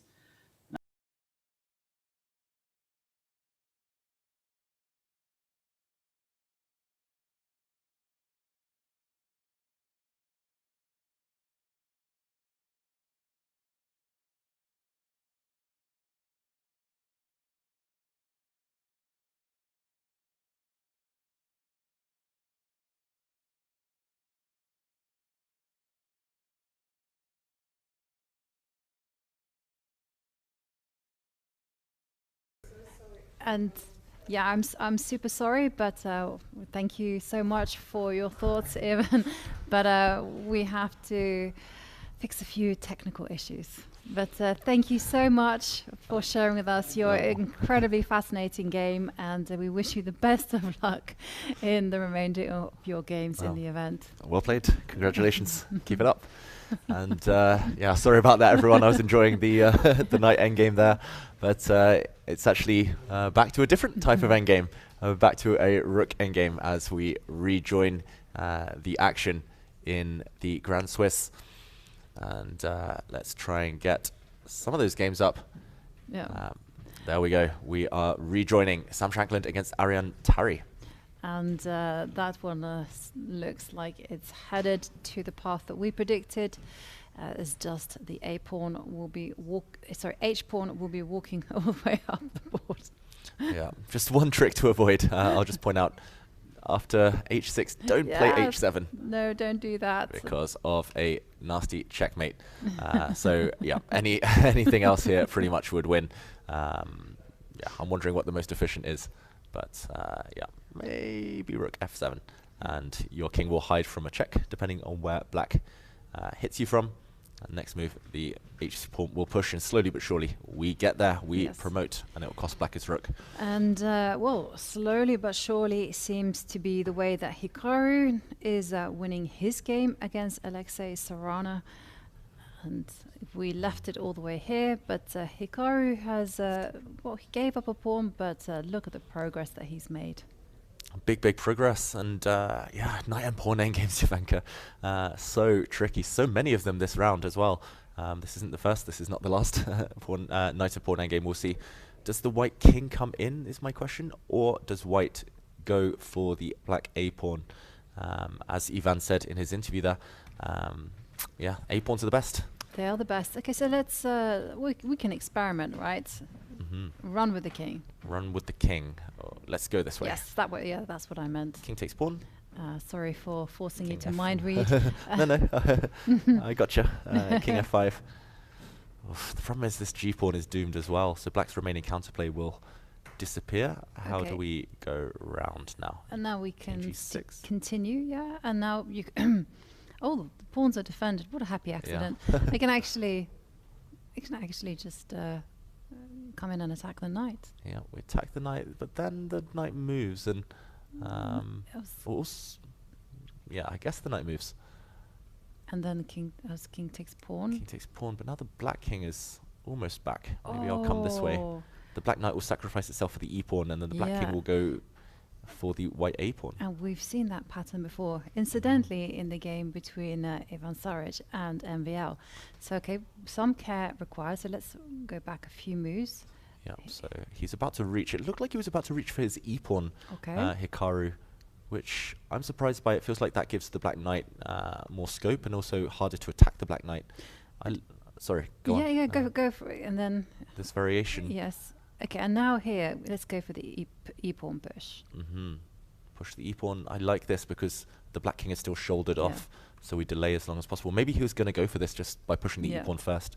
Maybe the move order is not so important. And I'll show you my big idea. Okay, if I wait. Yeah, okay, so now I push again. Push again. Oh, this is so frustrating. The black king can't creep round. Literally, it takes me ages to come round. Okay, I'll play g5 to try and distract you. Ooh. Actually, probably I'm just giving up. Yeah, pawn. take the pawn then. Yeah. Okay, at least now I get back. And here. Maybe just go for the a pawn. I'm not sure when. Yeah, go for it. I wasn't sure then whether. the black king comes. So if I come to g6. And no funny business. And now you go for it. Now I'm going to go for it. Yes. Check. Oh, that's like the most natural move on the board, but maybe. Oh wait, sorry. This position. Maybe there's king e6. I forgot about this one, blocking off the white king. Yeah. So we have to be careful with the move order. Okay, how about we stop the black king approaching? King e6 needs to be prevented. So knight d8. Yes, like it. Yeah, this one's tough. And now the knight has to move. I mean, the problem is no matter what black does, for example, king d6 is going to be similar. There's always going to be deflection tactics like knight to e6, and the white e-pawn will simply be crowned. He'll promote to a queen. I think he's basically found this idea, Nakamura. He's paused because he's deciding between e6 or running with the king first, but ultimately they look like they transpose those two lines. And can we just do a quick recap, because it was so instructive. I'd love to see it again, basically, just for my own. So the big idea is just to run with the king, but then shoulder the black king out. And here it goes. This is the perfect shoulder. And now you just push the e-pawn. Yeah, the black king just cannot get back in time. And the whole concept really is actually just keep the black king out. Yeah. Nothing more sophisticated than that. And if the king goes this way to try and start pushing the g-pawn, now we might play king to g6. Now that the black king is out on a limb on the h-file rather than ready to head back towards the pawn. And again, now we don't commit because the black king's still stuck. And push the pawn. Sooner or later, we'll dislodge the black knight. Yeah. Also now the a-pawn, if the black king is this far away, then the a-pawn is easy pickings. So this is actually really kind of really important concept in knight and pawn endings, just about keeping the enemy king at bay. You've got to shoulder them out, and and also just understand that knights are really bad against rook pawns. Yeah. And deflection tactics galore. Lots of deflection tactics. Always got to calculate those king and pawn endgames, as Ivan Saric was pointing out. And Nakamura, you can tell he's itching to play e6. I mean, the first move that comes to mind is bringing the king anyway, so I'm slightly surprised, but probably e6 wins as well by force. He's just mulling over the variations, giving us all of the Hikaru faces. He's got 10 minutes on the clock, but in one move's time, he will gain another 15 moves, 15 minutes even. So a big bonus there. Long day. It has been a long day. I thought that was an unusual concept, right? You'll get 15 extra moves. You get 15 extra moves. 15 extra minutes, pardon me. Yeah. But it's like, I think I called it Scottish chess. Did But I don't think it's actually called Scottish chess when one side begins with one move and then you get 2 moves, 3 moves. Yeah, I remember those days when I was a junior playing those games, those variants of chess. Yes, back in the good old days. And well, we are now reaching the end stages. And as we can see in the playing hall, there aren't that many players left. So let's take a look at the results and the standings in the women's section, as every game has now, well, nearly every game is finished. There's a rook versus a rook and knight. Ooh, so 1 or 2 final games ongoing there, but on the top boards at least, on the money boards, everything has been decided. Only 3 draws on the top 10, Jovanka, and of course the biggest result, the most notable, was the win from Aselbayeva, who takes the sole lead on 4.5 out of 5. She is closely followed, though, half a point behind her by Vejhali, Anna Mazichuk and Alexandra Garachkina. Yeah, it's getting tight at the top there, and here we do see the standings confirmed, at least from the results that we do have. Aselbayeva on 4.5, 3 chasing in the pack there, and now a growing score group on 3.5, including Sophie Mie. We saw her victory earlier, Leia Garofalina, who also won a nice game, and Tan Zhongyi, who was defeated on top board. This is all going to be shaken up, of course. Still plenty of action left, 6 more rounds to go. Definitely 6 more rounds to go, and here are the current results for the top 10 in the Open FIDE Grand Swiss. And even though the games were wild, everybody had a peaceful result. The points were shared. Everyone's a winner. And 2 games from the top 10 outstanding, and that is between Hikaru Nakamura against Alexei Sarona. That is this night endgame. But if we go over to the other game in the top 10, Arjun Erigaisi against Jumabayev. Now, when we looked at it, we thought that White had great chances, but it was all based on this knight coming to f5. But Erigaisi, instead of playing knight f5, which would be winning, we have a result there from the camera between Sam Shankland and Ariane Tari. Yeah, and Sam Shankland taking the win in that theoretical rook ending, something he has just written a book on, so clearly we all need to go out and get that book now. Just instructive display at the end of the game there. Yep. Well done, Sam. And let's go over to the Erigaisi game. Still a lot of life left in this particular endgame.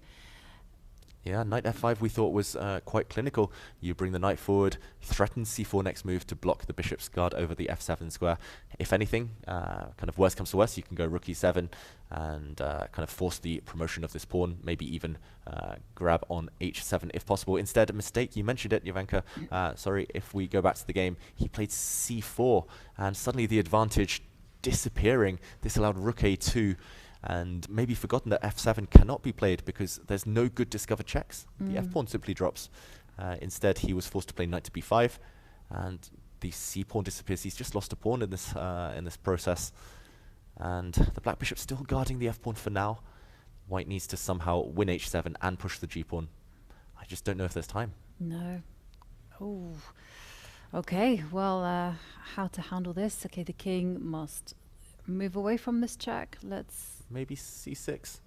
I'm reluctant to go back to the back rank, although maybe this is playable because knight d6 looks very threatening, although I don't see any immediate follow-up. So we'll see. Jumabayev doesn't have too much time on the clock, 7 minutes left to make still 12 moves before the second time control. Yes, and the players will get an extra 15 minutes once they pass move 60. And from then on, that's it. No more time additions. Apart from that 30-second move increment. Yeah, that's a nice helping hand. King c6, okay. In the meantime, talking of the time control, Jovanka. You're talking about, here is the long format in the Open. 100 minutes for the first 40 moves, 50 minutes for the next 20 moves, and then 15 minutes for the rest of the game, a 30-second increment from move 1. And what I really like about these kind of events is that there are no agreed draw offers before Black's 30th move. No draw offers allowed. What I like about these events is 7 hours of action. Guaranteed. There's always going to be one end game lingering. And in the meantime, we do have one more move. The king parks itself on c6. Erigaisi gives a check. Yeah, I was just about to say a moment ago, knight to a7 check. Played now. Bit of a tricky one. Suddenly the black king doesn't have too many escape squares. You've got to run to only the d6 square, because if you run to the d5, well, then there's a blockage there between the bishop and the king, and the f7 pawn will run. That being said, rook to a1. Oh, you sneaky, sneaky person. This is what they say about grandmasters. They're such slippery creatures. You know, just when you think you've got them, they come up and find another resource. And I like that move. How am I going to defend against this? I have to step back. Talking of tricky resources, Jovanka, if white gives a check, black has to step back, I believe, to e6. Because e5 would walk into a knight check, very strong one. But after king to e6, white can promote to a knight with a check, defending the rook. And what a weird endgame we would see here. And yeah, tell me about this. A rook and 2 knights against a rook and bishop. I didn't study this one in chess school. No. And black's king is almost caught in a mating net. I think you might have to run. You can take another one though. Yeah, and maybe can you run to the center? Run to the center. The problem is at e5, I'll always get hit by knight c6 check with tempo, and yeah, I think I might have to just wait, just hang out, and just hope that your knight can't get back in time. Yeah. Black does have pawns running. If white's remaining pawn drops, I think it might be a draw, but it still looks like decent winning chances to me. But of course, he won't willingly play king d5. The fact that he's paused means he's actually considering it. What a madman you have to be. And what does he play? King d6. Okay, that was a lot more normal, right? Because now f7 is impossible because the rook is hanging. But, well, Erigaisi can throw in knight to c8 check. Yep, forcing the black king to go back to c6. And we still have the same idea. No, you don't have the same idea at play, because if you go f7, then David's very sneaky, lovely idea. Rook a1.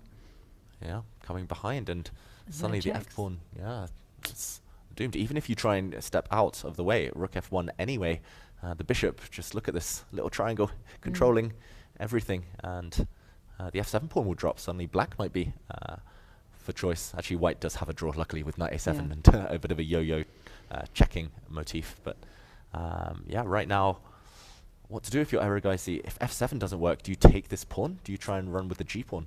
Yeah, has to be done, right? Okay, and now what next? Wow, and yeah, this game is getting crazy. Jovanka, my eyes have been drawn to the Nakamura game where the evaluation bar shows all white and plus 33. Should we go back there? Let's go back there and have a look. Oh, it's almost the trousers, the pantaloons, and, well, oh, look at this. Hikaru allowing Sarana to promote to a queen, but after knight to f3 check, well, knight takes queen, and now it's just a simple case of the 2 pawns running through.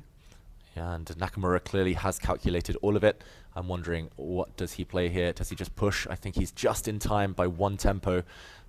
It's those trousers. The black knight is so close to guarding both pawns. It can guard both pawns from c7, but unfortunately, one of them will deflect the knight. And well, Hikaru said he was a man on a mission. Handshake. His main priority was to preserve his rating. By defeating Alexei Sarana, he's done exactly that. And he moves into joint first. Yeah, impressive stuff. He joins Andrei Esipenko on 4 points out of 5. Plus 3, as they say. Yeah, he's really trying to stake his claim. 3 wins in a row. Yeah. The hat-trick. The hat-trick, and just a great game from Hikaru Nakamura there. Great opening choice and excellent strategy in the middle game. Hikaru showing us all how it's done. Yeah, I love that graphic, plus 999 right now. That's pretty winning. And how can you be plus 999? I mean, maybe 1,000 is forced checkmate. I don't know. Shouldn't it be like a total of all the all pieces? The pieces. Who knows? I can't do maths. Maybe all the pieces added up secretly makes 999. Yeah. But yeah, the knight would have been distracted. White would have made a new queen. Game over. Great win. Yeah. Knight endgames, we're learning a lot. We are learning a lot, and I do see that we've been asked a question from the audience. How does one cope with such 5.5 hour long games? Do we ever get hungry? I get hungry. David, do you get hungry? Well, until I heard that question, I wasn't hungry. Suddenly, my stomach's rumbling. Yeah, I do. And actually, we were treated to a clip earlier of two players. I believe it was... who was it? Sindarov and Yu Yang against Yu Yang, and one had a banana, and Yu Yang had the nuts. Yeah. And yeah, people fuel up on protein, right? And there are tricks that you can do, like for instance, you can take electrolyte drinks. That's what I do because I'm currently fasting, and. Yeah, and what else do you can put coconut oil in your drinks and have like a bulletproof coffee. I do know that the top players take their health very seriously, and people are into kind of all kinds of things like cold water exposure and anything to maximize their performance and their endurance. Yeah, Magnus has a personal trainer. Fabiano works out a lot, has had some dietary advice in the past, I think. Yeah, the top players, they snack up and they normally keep decent energy levels. But of course, that's where mistakes do creep in the 5th, 6th hour of play. Yeah, and isn't Magnus just renowned for the 7th hour of play? Or the 8th, as in his World Championship match against Jan Nepomniachtchi. Yeah, and whilst we are waiting for Arjun Erigaisi to come up with a move, let's hear from Narayanan and also Abhimanyu Mishra. Narayanan, congratulations. You just beat Gukesh, but it's not the first time you've beaten him. You just beat him in Qatar a few weeks ago. Is that a special feeling to beat him 2 times in a row like that? Thank you. Like, first time I played him, it was in World Cup. Actually, we were paired in the 3rd round. He knocked me out, but it was, I think, a close match, and I consider it as a close match. But again, we met in Qatar, which was like I had the edge all throughout the game, but somehow, yeah, he defended well and he had he was close to making a draw. But in the marathon game, I won somehow. Again, I mean, was lucky there. So, but here I think it was more or less a one-sided game, because after my yesterday's terrible game, I should say, like in half an hour, I was completely lost, and I was like, okay, today I had to make more moves at least. It didn't feel so good, so I didn't prepare much with the white pieces. Already I had my preparation from Qatar Masters, where I was also white against him, and yeah, so I think he wanted to like go all in against me because I was psychologically in the best shape. So he went for this King's Indian, but I had very good experience, I should say. Like also with the white pieces, I played this H3 Bishop E3 system, and only one game I was worse after maybe 15 moves with white against Rapport it was. After that game, obviously I improved my repertoire, and I think it was more or less a good game. Yeah. There are so many Indian players here. Of course, right now Vishy is the #1 again on the live ratings, but Gukesh was. Is it a special match when you get paired against your fellow countrymen, or is it just a game like any other? I don't know, for me it's very normal. Like I have played him like when he was growing as a player. When he was 2500, I used to beat him pretty convincingly. Then like when he was 2600, 2650, it was getting more and more difficult, and now it's like I was super happy when I beat him in like Qatar Masters. That game was special, but this one I think more like I didn't feel like how to say, he put up a good fight, more or less, So. And now you have 3 points after 5 rounds. How satisfied are you overall? So I mean, I was looking like yesterday I was black against Yu Yang. I thought, okay, I'll make 2 draws. I mean, sit comfortably. Then if I get a comfortable opponent, I could try for more. But after yesterday's loss, I thought, okay, every win matters, and I didn't expect it to come so fast. So I think I'll try my best to win some more games if possible, and and to jump up in the leaderboard. Well, we wish you all the best with that, and congrats again on today. Thank you. Bye.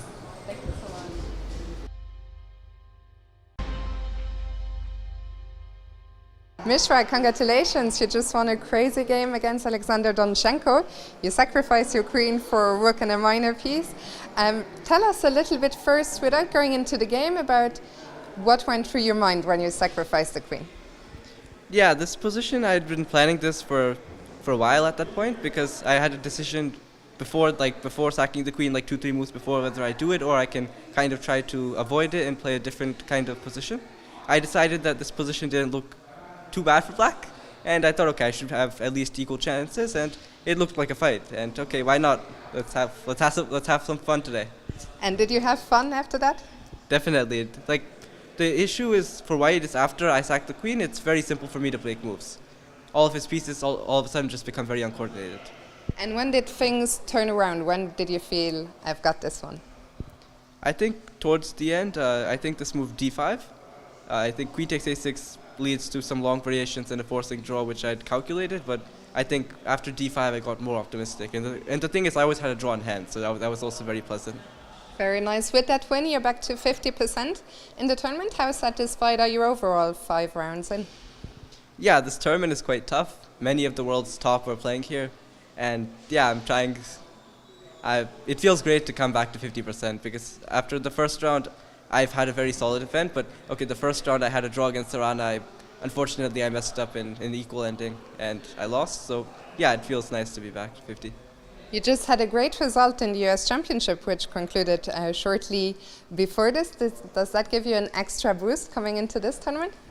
Definitely, because the field between US Championship and this, it's full of very, very top players, and the fact that I performed well there gives me more confidence that when I play these players here, I can do the same thing. You have talked about your goal to become the youngest player to cross 2700. Can you tell us how much time is left and how confident are you feeling that you'll reach that goal? Sure. My current rating is, I think, 26-22, and I have another 13 months to break the youngest 2700 in the world. I think it's held by Wei. And yeah, I'm feeling quite good. Okay, it's still going to be, of course, a very big challenge, but I'm feeling quite confident. And how do you strike the right balance between working on your chess and playing enough games? Yeah, this is also a very important question, because there's one idea is that okay, you play one tournament every say 3 months, and then you keep practicing in between, and you try to break everything in that event, but okay, sometimes if those events don't go so well, you have to wait for a long time to play another event. And the other idea would be to play like non-stop events, like every couple weeks or so. But of these two, so I still have time to prepare in between the events, but at the same time, I'm always ready for my next game. And just a final question, it's your first time in the Isle of Man. How do you like it here? Yeah, it's a great place. It's quite chilly outside. That's one thing I've noticed. But yeah, it's not that. This venue is amazing. Do you enjoy also during your games to walk around and take a look at what's going on elsewhere? You're mostly focused just on your own board. Yeah, mainly I'm focused on my own board, but of course, like sometimes during the game I walk around, see some other boards, and it's a very good experience when you're playing in the same room as Hikaru and so on. It's amazing. Well, Mishra, it's a pleasure having you here. Congrats on a really nice game today, and best of luck. Thank you. Yeah, and congratulations to Abhimanyu Mishra, who defeated Alexander Donchenko. He's such a talent. Such a talent, and shooting for the stars. 2700 next. That's just the next milestone. And yeah, he can do it. He does everything right. So professional at such a young age. Yes. And in the meantime, we are going back to this critical game. Arjun Erigaisi against Jumabayev. And both players are on 3 points. So if Arjun Erigaisi manages to win this, then he will also join Hikaru Nakamura and Andrei Yasipenko in the lead with 4 points out of 5. And well, we have what can be described as a small time trouble here, because the players have to make 7 moves in 7 minutes for Arjun Erigaisi, whereas it's a lot more critical for Jumabayev.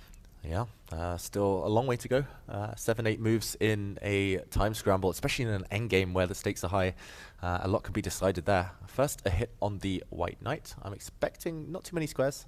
It's either A7 or E7. E7 looks far more natural at this moment, and then it will be time to push the pawns. I'm expecting a race though. Yeah. At some point, black will start motoring the b-pawn down the board, and actually it runs quite fast. So Erigaisi may be doing a bit of counting in this race. And I'm also wondering whether maybe the knight should go to A7, so that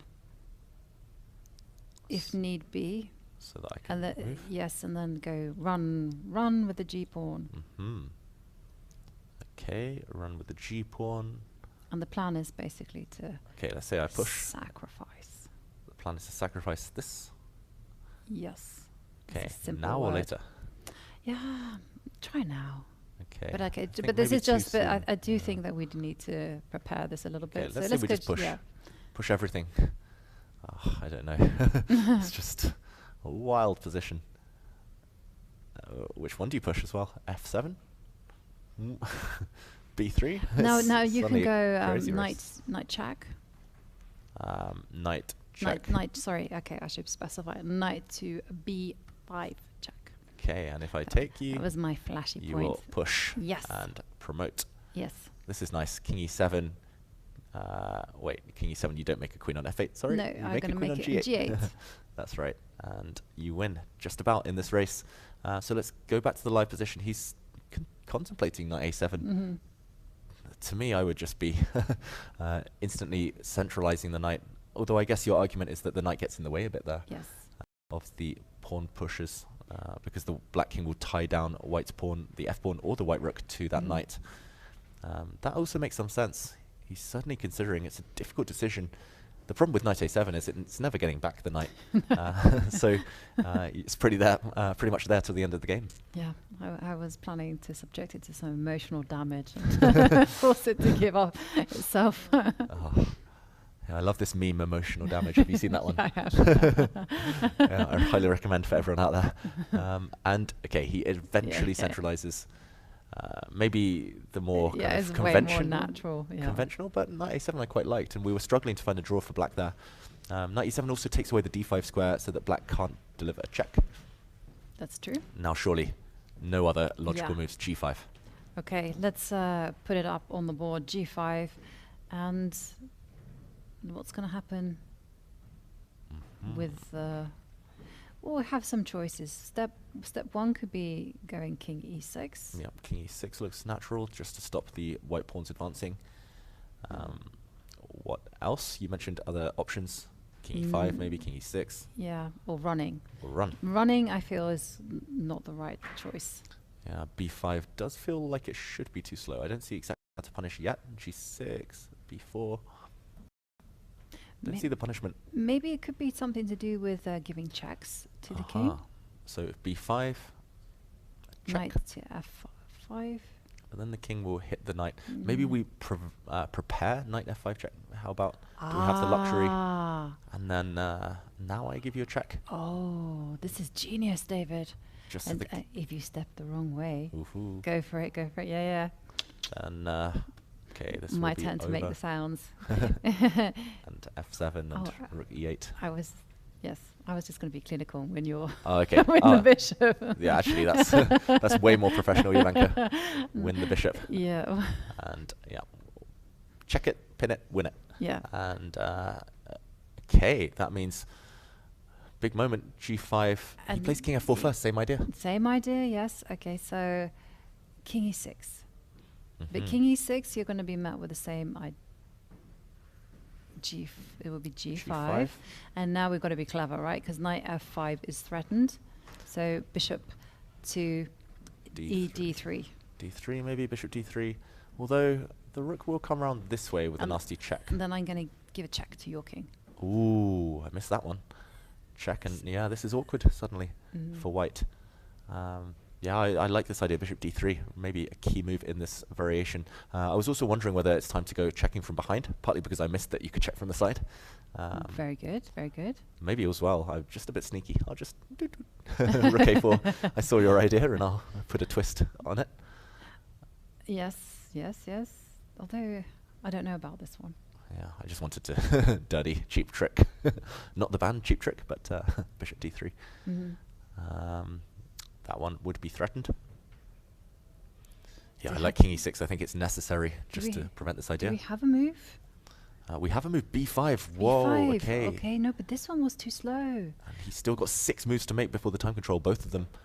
Yeah, we think it's too slow in view of simple g5 now, followed by a nasty knight check. Yep. And yeah, we talked about going the wrong way to the wrong squares, but... Okay, what happens if it goes to the right square and then... Okay, do we just continue pushing? Is there a way to... Yeah, push. Be clever, g6, but b3. It's okay, we can stop the pawn with a rook to h1. We can stop this pawn. So we continue f7? Or yep. f7 or b2? Or we stop the pawn? But it feels like black might be able to sacrifice at the right moment. That is true. I'm wondering what the right moment is, but... well, now could be a right moment. Maybe now. And then, what, c4? Could you chase the pawn? Yeah, you could chase the pawn first of all, forcing the white knight. And now I can chase your knight? Aha, maybe rook h8. I actually think maybe here you just push, and you just cut off the king and just say, okay, c3, c2. Oh, whose pawns are stronger? Yeah, that's dangerous. Okay, so let's work our way backwards. So b5, current position. And... is he going to give a knight check first? Yeah, let's do that one. Let's be sneaky because the king might go the wrong way. Oh, whoops. Knight check. Yeah. So yeah, if the king goes the wrong way, as we pointed out. G5 and almost game over. You can promote, you can win the bishop, you can do whatever you like. Okay, so that would be a really sneaky one. He does give the check and the king does go the right way. Well, it doesn't go to the right, it goes to the left, which is the right way. Yes. So king c6 played in the game. Okay. Final remaining games. I think there are only 3 games left in the tournament hall right now. Jovanka, king c6. This is by far the most dramatic amongst the leading or the close to leading pack. We also see Bartel against Duda. Should we briefly check in there? Let's briefly go there. I mean, the players are on 2.5 points, so this is a very relevant game to the standings when it comes to the chasing pack. Okay. What to Duda about this game? Okay, why is the exchange up? So Duda with some chances. So it's a knight and pawn for rook right now. Black needs to somehow remove this remaining pawn, but I don't see how to do it.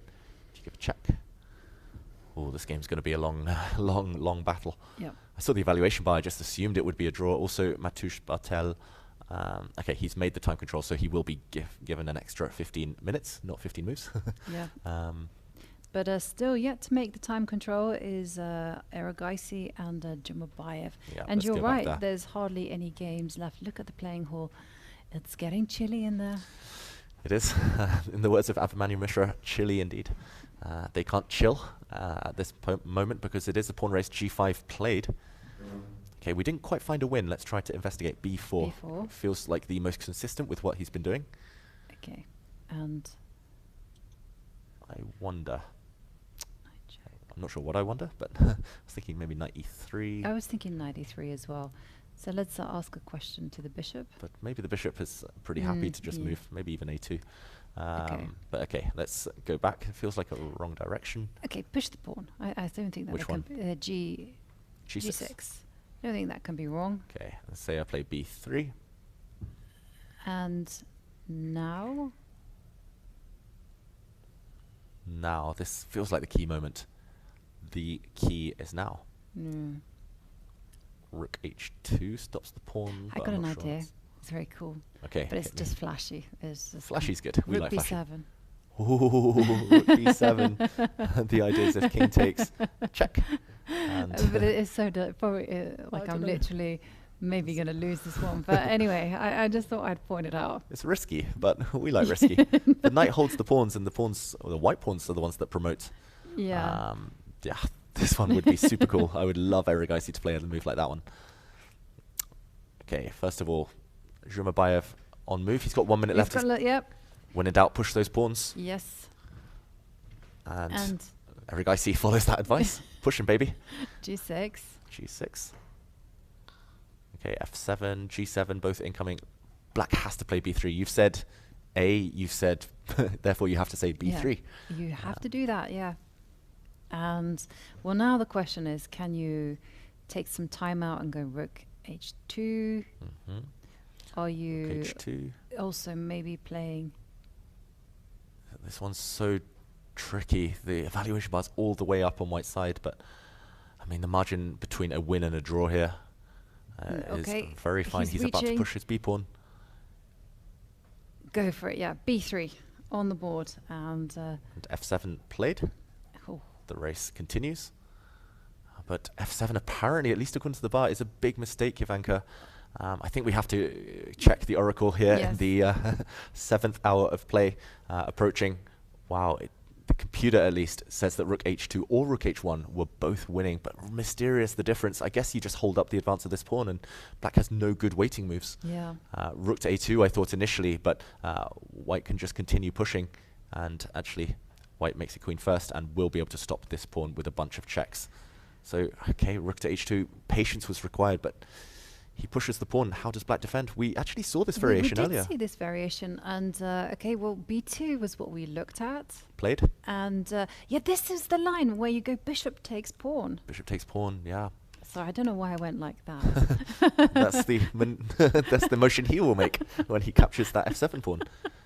Bishop takes F7, and then we were looking at. Let's put that line up that we. Oh my God! And is it the only idea? I'll just quickly check this. Okay, black can also play rook F8 first, with the idea that G7 is met by a capture, and when white queens, luckily you can take with check. Beautiful. Next move, win the queen, and we would be left with a drawn endgame, or winning endgame actually for black. Yeah. Black is just going to play bishop A2 and B1. Yeah. So you could play rook F8 first if he's being flashy, but surely any human takes this pawn off the board, and we can confirm these are the only two moves to draw. Rook F8 now, attacking the pawn, forcing white to defend it if white wants to win. And then now, after c4, I think the key, maybe what Erigaisi's missed, is that the king gets cut off on the d file. Yeah. And the c-pawn pushes. White would have to therefore bring the knight back. But as soon as the knight moves, you always go chasing this pawn. Mm-hmm. And we would see a repetition and a draw, most likely. He plays bishop a2, however. Okay, not one of the moves we mentioned. Bishop takes pawn looks so natural, looks forcing. And suddenly, just look at the evaluation bar. What a swing. And, well, you've got two passed pawns. You've got to help them. King e5, king g5. Yeah, looks like you bring the king simply now. And the same idea is not available to black. Will he move his king, Erigaisi? He's got 3 minutes. He's got a lot of time. And he's so good at blitz. He does. Yes, he does. Yeah, now this idea, it was just a once in a game opportunity. Now the pawn can simply be defended. Yeah, oh. And suddenly white will happily protect this pawn, the knight will stop the c-pawn, and the king will win black's rook. Yes. Oh, he just didn't have enough time on the clock. Yeah. But rook f8, bishop takes pawn. So natural, but of course he was seduced by this idea of winning and promoting the b-pawn. Of 18 seconds and, well, 14, and it's now dawning on Zhumabayev that he has squandered the draw. Did you see that? There was a scream, a silent scream from him. He went, ah, like there's nothing to do, and he made that move with 8 seconds left. He was so unlucky. He blundered on move 59, and move 60 they get given extra 15 minutes. Yes. Time scrambles just always trip players up. And now I think you can just continue. Yeah. Also, you can go knight check. Ooh, this is just game over, Jovanka. And then block. Although, hang on a second, have I... Block. Why is the evaluation... Oh, wow. A trick, maybe? Could I make a new... Oh, wait, I can't make a new queen here. I was going to say, after you promote, I can take and I win the knight, but there's one last check and a winning check from the white queen. Still some tactics, but yeah, I could sense the agony there on Zhumabayev in this position. Yeah, why is this not winning? don't know. This looks winning. What have I missed? Bishop takes pawn, and rook to a1. Maybe. Oy. And suddenly black's b pawn is still alive, and it's still kicking. Beautiful. Yeah, luckily for black here, a check. There's only one check, and I think you can evade them if you're careful. Yeah, but probably much down the board. It's Ooh. Actually, wait, you just block. Sorry. Yeah. c4, of course. And actually, how is white drawing this? I guess you have to keep checking. Maybe you keep checking. Maybe you bring the knight back and try to go for this pawn. But either way, this has definitely gone wrong for white with the pawns running. Okay, so there's still some traps. Yeah. But he does have an extra 15 minutes. Yeah. Strap in your seatbelts. We're here for a bit longer. We certainly are. But what a roller coaster of a game. And Jovanka making that 60th move with just 8 seconds on the clock. And the blunders, the drama. I mean, such a momentous game. And so what is Erigaisi going to play? So maybe in light of that, just go king to f6. Yeah, king f6 would be consistent with his previous move. It looks like he's itching to make a move, though. I wonder whether he'll play knight d6. And it's so tempting. It looks like it wins on the spot until you spot, until you see that, keep saying spot, until you see that this move, sorry, the check, for example, yeah, this move, knight e8, would blow it. Bishop takes pawn, and wait, I put the king on b4 last time, didn't I? King b4, far more accurate, sorry. And yeah, suddenly knight e8 blows it all. Rook a1. It's beautiful. Beautiful chess. Yeah, beautiful. Lucky for black that he's still alive. He's still got some tricks. I wonder in that variation, though, knight d6 check. Can white be sneaky here? Does white have to rush with knight e8? No. But if not knight e8, then again g7, there might be this trick. Yeah, there is. And maybe even rook g8 this time. Exactly, yeah.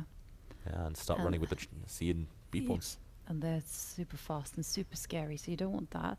So I'm just, what happens if you just put your knight on d6, and now move my king.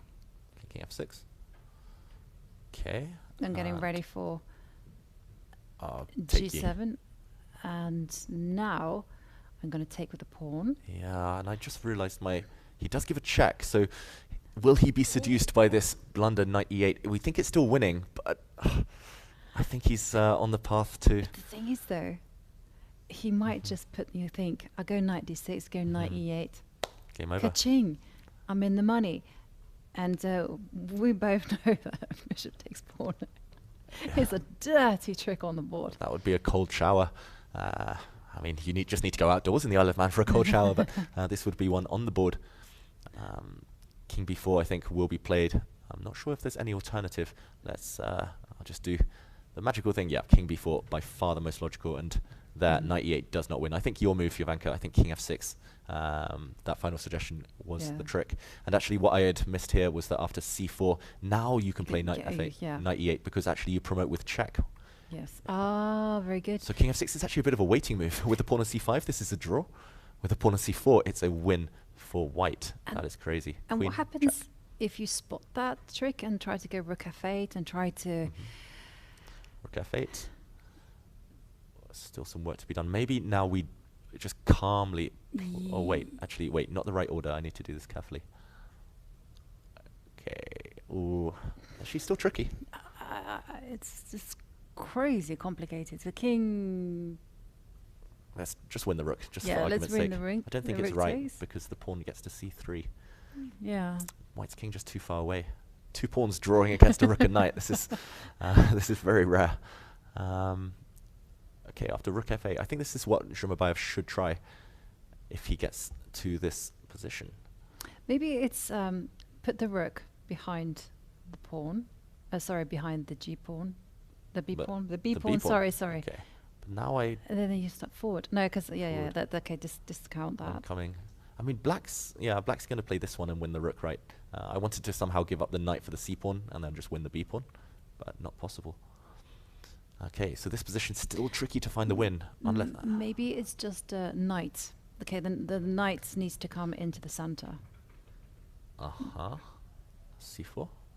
How are we stopping c3? I'm not. Let's try and win the rook in a clever way. Let's go. No, maybe king g7 is too much. I want to take with the knight and then come back and back. But yeah, this is really reminiscent of some endgame studies I've seen. Could it be? Hang on, I got it. I got an idea. Rook check on h4, and you got to be careful with where you put your king, because now my knight will come like a la Hikaru. Actually, give a check. Yeah, you. So I can't go back. No, knight check. And you can't go forward to b3. Because then I'm going to go to knight c4. Yeah. And once you promote to the queen, Hikaru showed us the way earlier on. Just like Hikaru, and at the very end, it's important to first go for the black pawn and then later win the black rook. Oh wow! Do you think he's seen this all, Aragaisi? Though I don't. No. Yeah, I don't think he has. In his mind, he's probably thinking knight e8, game over. Yeah. If he has rook h4 check in this position. Do you know what might happen? That Jumabayev might just resign, right? He might just go, oh, knight e8. Never resign. And I can confirm, I just checked, rook h4, you found it, Jovanka, the only winning move. Yeah, but okay, there was one move I needed to think about, king c3. I needed to calculate that. c3. Okay, now I will give a check. Yes. If you move, I still don't know what to do but if you go back, but yes, if you go back. If you go back, actually, then I can check. I'll check from d2. And still continue. And now I can use my knight to jam the pawns. Ah, okay, and now you kind of hold the line. Yeah. And yeah, it takes black too long. Oof, this is so tricky. Sophisticated stuff here. Guys, he probably thinks he's winning, and he is, but not in simple fashion. And if we go back here, you mentioned after knight d2 check, the black, also knight e4 check, the black king going back. If it goes to c2, where's the win? Okay, he's going to go forward. No other choice. Let's catch up with the game position. King b4, played. Okay. And now this is the moment of truth. If Aragaisi blitzes out knight e8, he blows the win. And he needs to control himself. No.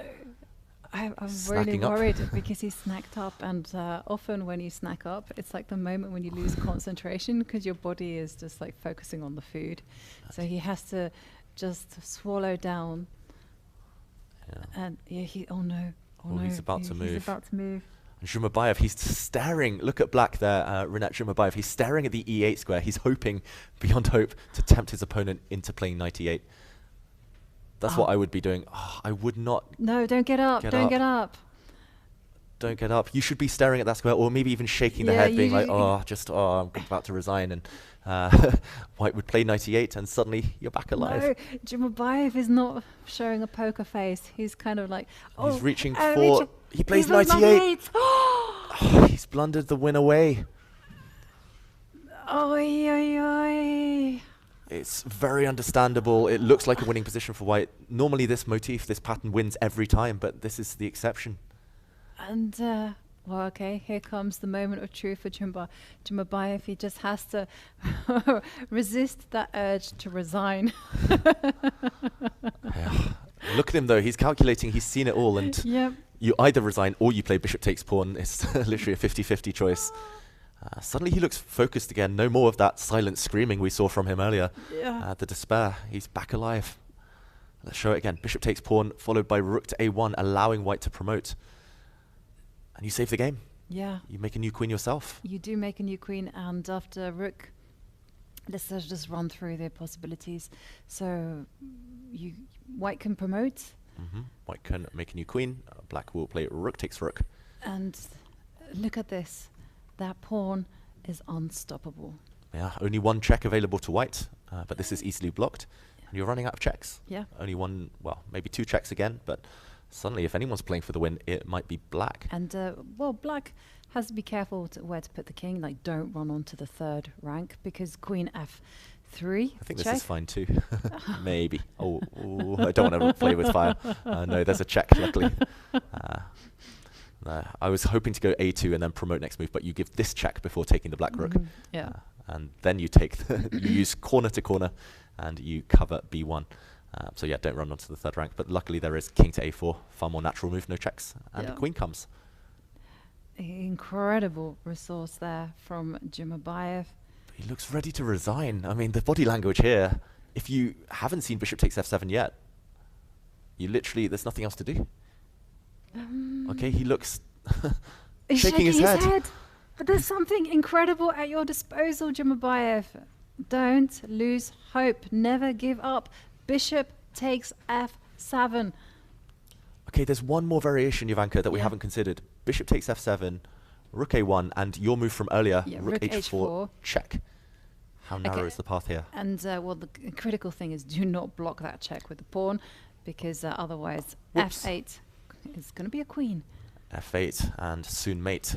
So in this position, we cannot block with c4. Maybe he's shaking his head here, but he's still holding. Yeah, and now the king, what happens if the king goes to a5? Yep, a bunch of choices. King a5. I'm a bit scared about allowing a check, but maybe this is fine, Jovanka, because oh wow, will we be here? I was going to say we'll be here for a long rook and knight versus rook incoming now. Then we say good night, everyone. Yep, this then we'll is sign draw. out. Sign off. But for now, this is just nerve-wracking stuff. Yeah, in this position, maybe there's something else. Maybe white just calmly moves the knight back and goes for checkmate. What a position we would see here. But then you would assume that... Look at him. He looks ready to resign. He has to play on. Bishop takes f7. It's a draw. 8 minutes. He's got 8 minutes. 8 minutes. Sorry, you were going to say, then you would assume that... Yeah, but you assume that, in that final position that you had, where black had the queen and rook, that somehow or other the white king could be checked into at least a perpetual check. Yeah, but it's better than resigning. He looks like he's about to give up. Okay, we could even play king... Oh, wait. Maybe not king b3. I want to... It's literally a 1 in 4 chance, 1 in 5 chance even. Yeah, but I'm a little bit worried that if you put the king to b5, that the knight will come and give a check, and that feels to me wrong. I think you called it, Jovanka. I think this might be the only safe square. Yeah. And the game would go on. Also, you do have this check available first. But I also like the queen. Promote to a queen with a trap. with a trap that, after this, because I'm pretty sure that this might actually be the continuation, because just to move the knight and then that would be just incredible calculation and nerves of steel. And so much at stake. Is Erigaisi at the board as well? I don't think Erigaisi's there. He's demonstrating the show of power, the alpha move, walking around. Or maybe he's screaming silently to himself, no, he can play bishop takes pawn. Okay, well, the fact that Jumabayev is still there, there we can see Erigaisi confidently walking around.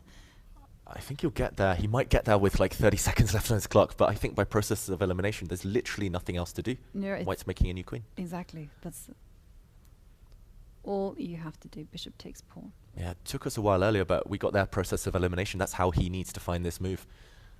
Bishop takes pawn. Of course, he doesn't see the eval bar. He doesn't know that he's actually still fine or surviving in this game, but you have to hope it's the last practical chance. Even if it wasn't holding, even if this was losing, you have to try it. Yes. Oi, David. Do you know, I can't deal with the suspense. That's been my biggest weakness. I hate horror films. When I don't mind blood and gore, but as soon as there's like that moment where the killer is stalking, I'm like, no, I can't watch. I won't be dressing up for Halloween. Anything scary then? No, that's fine. But knight e8, last move, a mistake. In the meantime, we do see, and let's very briefly check over this game, Duda against Bartel, while we're on it on the camera. Sorry, here we go. It is this position. Ooh, it's the exchange up for white. Long game. Long game ahead. Maybe black can hold, knight f4, try and trade off the last set of pawns with a draw. But we'll come back to this one. The drama is happening elsewhere. Jumabayev, I think it's 50% chance he resigns, 50% chance he finds the drawing move. Well, he's still at the board, I mean, if he would have resigned, he would have resigned right now. I don't know. I've played him myself. He's always living life on the edge. He always plays moves with 1 second, 2 seconds left. He always, actually in positions where there's often 1 or 2 natural moves, he always waits. He's looking at the f7 pawn. Yeah, he's looking, or he was looking. This is Sagasha. Oh, do you think he's thinking about, he could be considering B1, queen? B1 queen, yeah. We pointed out this variation Yeah, earlier. but that Unfortunately, doesn't work. maybe this is what he was banking his hopes Yeah. on. White makes the new queen. It looks like you can come back, take the g-pawn, and you're about to win the white knight, but one check, and that's enough for white. Queen check, and the knight saves itself next move. Yes. So once you spot that this is winning, you rule this out, B1. I think this is what he was banking on earlier, and he plays He's it. found it!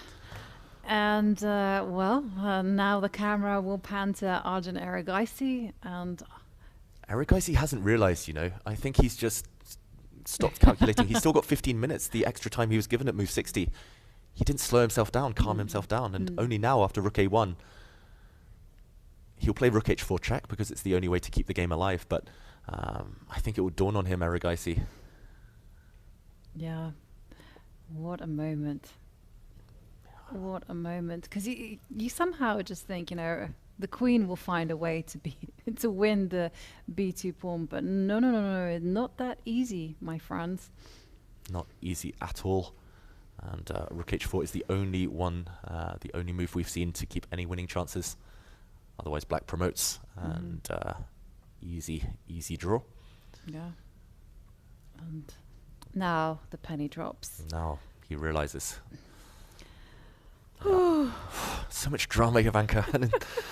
We've only been here 6.25 hours, no, 6.5 hours even, on the broadcast. We're just starting. This is going to be a marathon game. Yeah, and wow. How many games remaining actually in the competition? We've got 2. We see 2 games there on the top 11 boards. I think everything else is done and dusted. Yeah, I think so too. Okay, and another player famous for his long games, Bartel, walks away. He should still clinch the draw in the Polish derby there, and the battle between the Poles. Yeah. Okay, and promoting to a new queen doesn't work out. We showed that one earlier. Shumabayev, I think the relief that's pulsing through his veins right now. Yeah. And Erigaisi, you're right. He's realized he's butchered most of his advantage. But, he has, how much time does he have? 15 minutes? Yeah. Or does the clock, no, the clock has already run down. Yeah, so that's the thing. Erigaisi, he had 15, 16 minutes. Let's just backtrack. We showed this moment. They made move 60. You found the winning move here, Jovanka, king f6. It's actually part of his plan. He literally just played king e5, king f6, or first a check as he played, and then king f6, and white is winning. As we showed, knight e8 is actually more powerful. For example, if c4, not many other logical moves. Now promoting comes with a check. And we had a very nifty maneuver as well, just to kind of just show, just because, you know, chess is all about art, right? And after bishop takes pawn, pawn takes bishop, rook to f8. Here the only move to win was actually to flick in the rook h4 check. And now black has to be very precise with where you put the king, because if you put the king on b3, which looks quite natural, then knight to c4 is an incredible winning resource. I just allow the pawn to promote, but after knight to d2, that is going to be game over. Yep, this one would end decisively for white. This endgame needs to go in study books, calculation books. Really reminiscent of endgame studies, this one. And rook a1, what a resource. He found it because he had to find it. Yep. And it has to be surely the check now. Maybe could you try rook h6 coming behind? Yes, okay, let's give that one a go. And what's going to happen after rook to f1? Rook f1. Yeah, that's a bit of a dampener. I wanted to originally give a check, but now you could, for example, just attack this rook and we would be here for a lot longer. Rook and knight rook and knight versus rook. We are going to say thank you very much. That will would end in a draw. That one is only we have a move. We have a move. Very quick reply as well from Shumabayev. As expected, he gave a check, the only realistic way to keep practical chances alive, and the only move found by Shumabayev. White makes a new queen. Board. And now again another moment of truth. So probably the best move to keep the draw is actually to give a check to the white king, right? Drive it further away from its knight. Yeah. This is nice as well. This is really clever because the king has no good squares. It cannot cross to the f-file. If it crosses to the f-file, you give another check and you end any chances whatsoever of white winning this game. Actually, this one promotes as well. B1 promotes with check. So you cannot cross the f-file. If you cross to the d-file, then the same tactic that we showed, Jovanka. You make a queen. If queen takes pawn, you force the queen trade before it's too late, before you get mated. Yep. So rare to see this formation, and you hold the day. If you play king to d6, the only other move, then the queen can no longer take this pawn with check. And this is super important. And it's so instructive that the white knight is not allowed to jump to the king's defense. And the fact, again, that Jumabayev is taking a pause also indicates that he's considering both moves, but it is very tempting to play the promotion. Yeah. It's very tempting to promote, again, because queen takes pawn would be a drawing move. It would be a practical blunder. Queens come off the board with a dead draw. Or should be a dead draw at this level. But the problem after this move is, as you said, the knight can rejoin the army, and he's promoted. This loses. Knight to d6, and I see the evaluation bar. I see a little number. It says mate in 10. Mate in 10. Or mate, very quickly at least. Knight to d6 now wins for Erigaisi. He rushed it, Jumabayev. Both players are just rushing, not calculating. Now knight d6, the checks will dry up. White's rook will block any checks from behind, and actually, you're mating. He'll find this because, again, there's no logical alternative, Erigaisi here. After rook check would have drawn on the spot with minimal fuss. But it's so tempting to promote. I don't think it was tempting at all. I think a check. Yeah. Look at checks first. That's how we're taught to calculate. That is very true. But, you know, that rush of the blood to the head, and then you just calculate queen takes pawn, and then queen intercept, and then you're like, done, dusted, give me the draw. It's but the relief that stopped him here, actually. It's the hope that kills you, as they say. Yeah. Queen takes pawn. The fact that, again, Erigaisi is not playing it immediately means he's calculating, and there's no real risk with knight d6. Yeah. Black can give a check, but this is blocked easily. And if you check on the diagonal? If you check on the diagonal, I think I can maybe even just hide you're going behind to use enemy lines. Maybe, okay. Sorry, that was a mouse slip. That was a...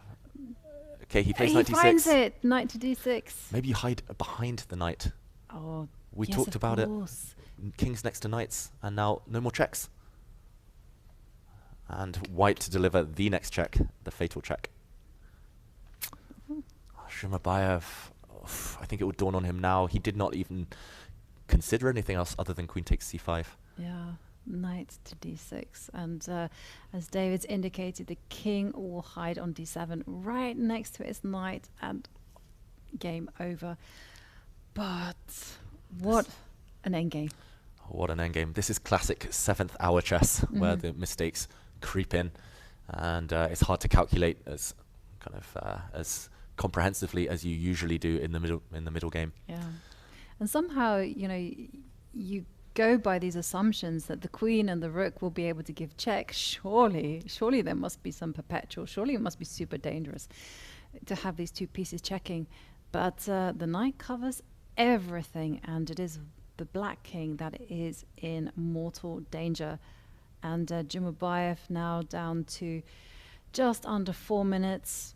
He will not be getting any more time added. It will just be this 30-second increment per move. I think he would happily give 3 minutes away to be able to leapfrog with this rook over and give a check. That was the key. Now black's rook, just never leave pieces in the corner. Centralization, he could have done it with tempo. Yeah, maybe I'm being too harsh, but that was literally a 50-50 shot, and he did really pause there. He still had 5 minutes on his clock, 6 minutes on his clock.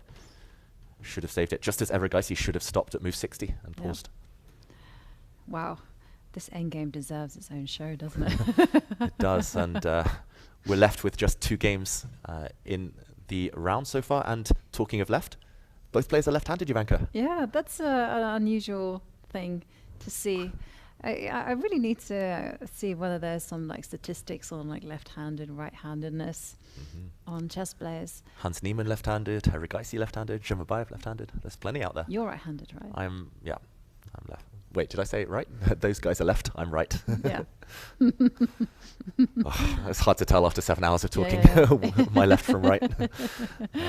I'm glad I'm here with you, David. If I were by myself, you would have seen some descent into madness. Yeah, I think we've already been seeing that from my end. Don't worry, I've the Isle of Madness. Oh, very good, very good. And yeah, Queen B2. I think what he had missed was that the king will not walk to D5. Here, there would actually be a nice check on B6 to save him. The king just walks forward, hides behind its own knight. So instead of king D5, king E6. It's only one check. And we talk about it. The knight controls everything. Yeah, beautiful. Really incredible stuff. I mean, is there any hope? No, oh no, there isn't. I mean, this is the thing. Black's pieces are all inconveniently placed because I really wanted to prepare for this queen to A8 check.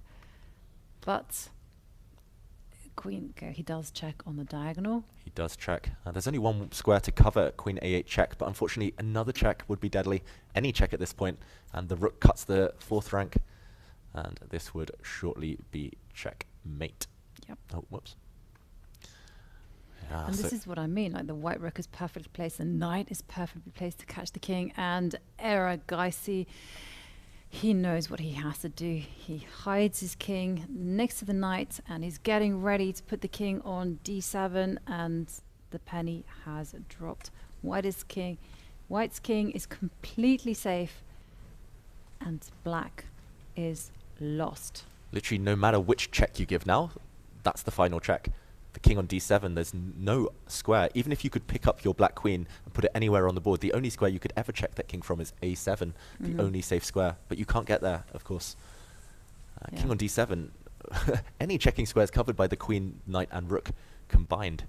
This is just incredible geometry. Wow. And poor Zhumabayev, he fought so hard in this game. So close. So and close. yet, so far.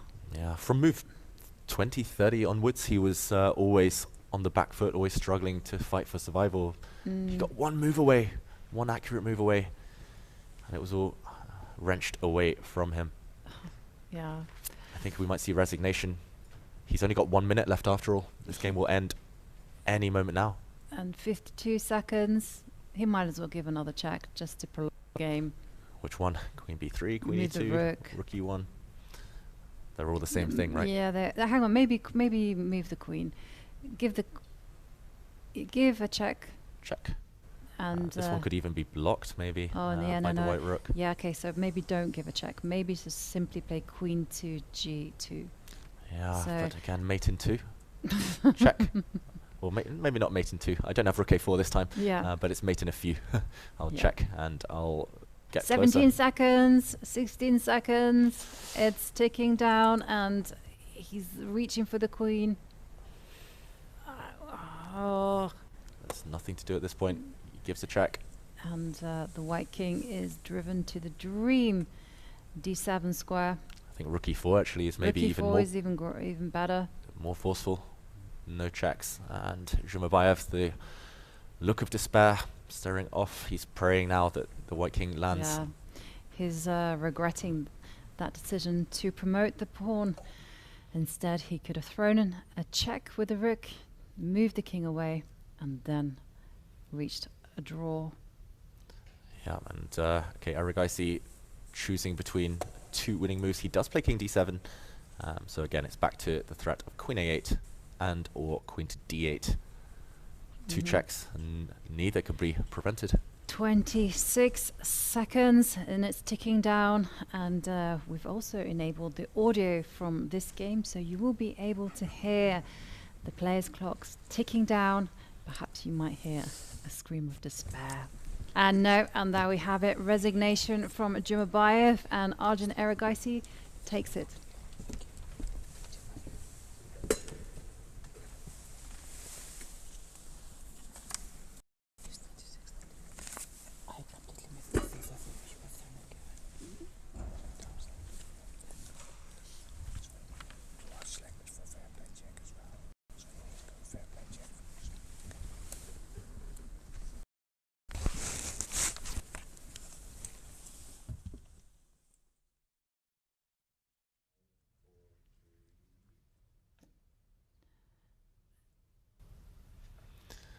And there we had it. A few words initially, but the arbiters quickly told them to whisper because there's still a game going on nearby, Jovanka. Yes, and Arjun Erigaisi taking the victory from the last seconds. Just a phenomenal end game, and now it means that there is a three-way tie for the top spot between Andrei Isipenko, Hikaru Nakamura and Arjun Erigaisi, and there you can see it. Half a point ahead of a lot of people on 3.5 points. Yeah, that's a big, big chasing pack. We most likely will get more players on 3.5 points. There's one game remaining, and that will likely end in a draw. But either way, it's been a great day for Nakamura and for Indian chess fans, as Erigaisi, after a bit of a roller coaster there, taking the win. Yeah, an incredibly exciting day of chess. And just to recap on the results from the top 10, well, there were an awful lot of draws, but 2 people who scored crunch victories. And there you can see the women's results. Decisive day of chess. Bibisara Asabaeva taking the sole lead in the women's competition. But when it came to the FIDE Grand Swiss, the open section, oh, here we go. Here are the standings.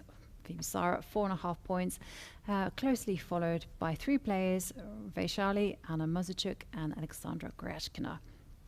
Yeah, and they made us wait for it in the open section. It was all draws on the top 10 until the 7th hour, where we eventually got that win from Nakamura and the win from Erigaisi. So fill in the blanks yourselves, viewers, the 2 remaining games. There we go.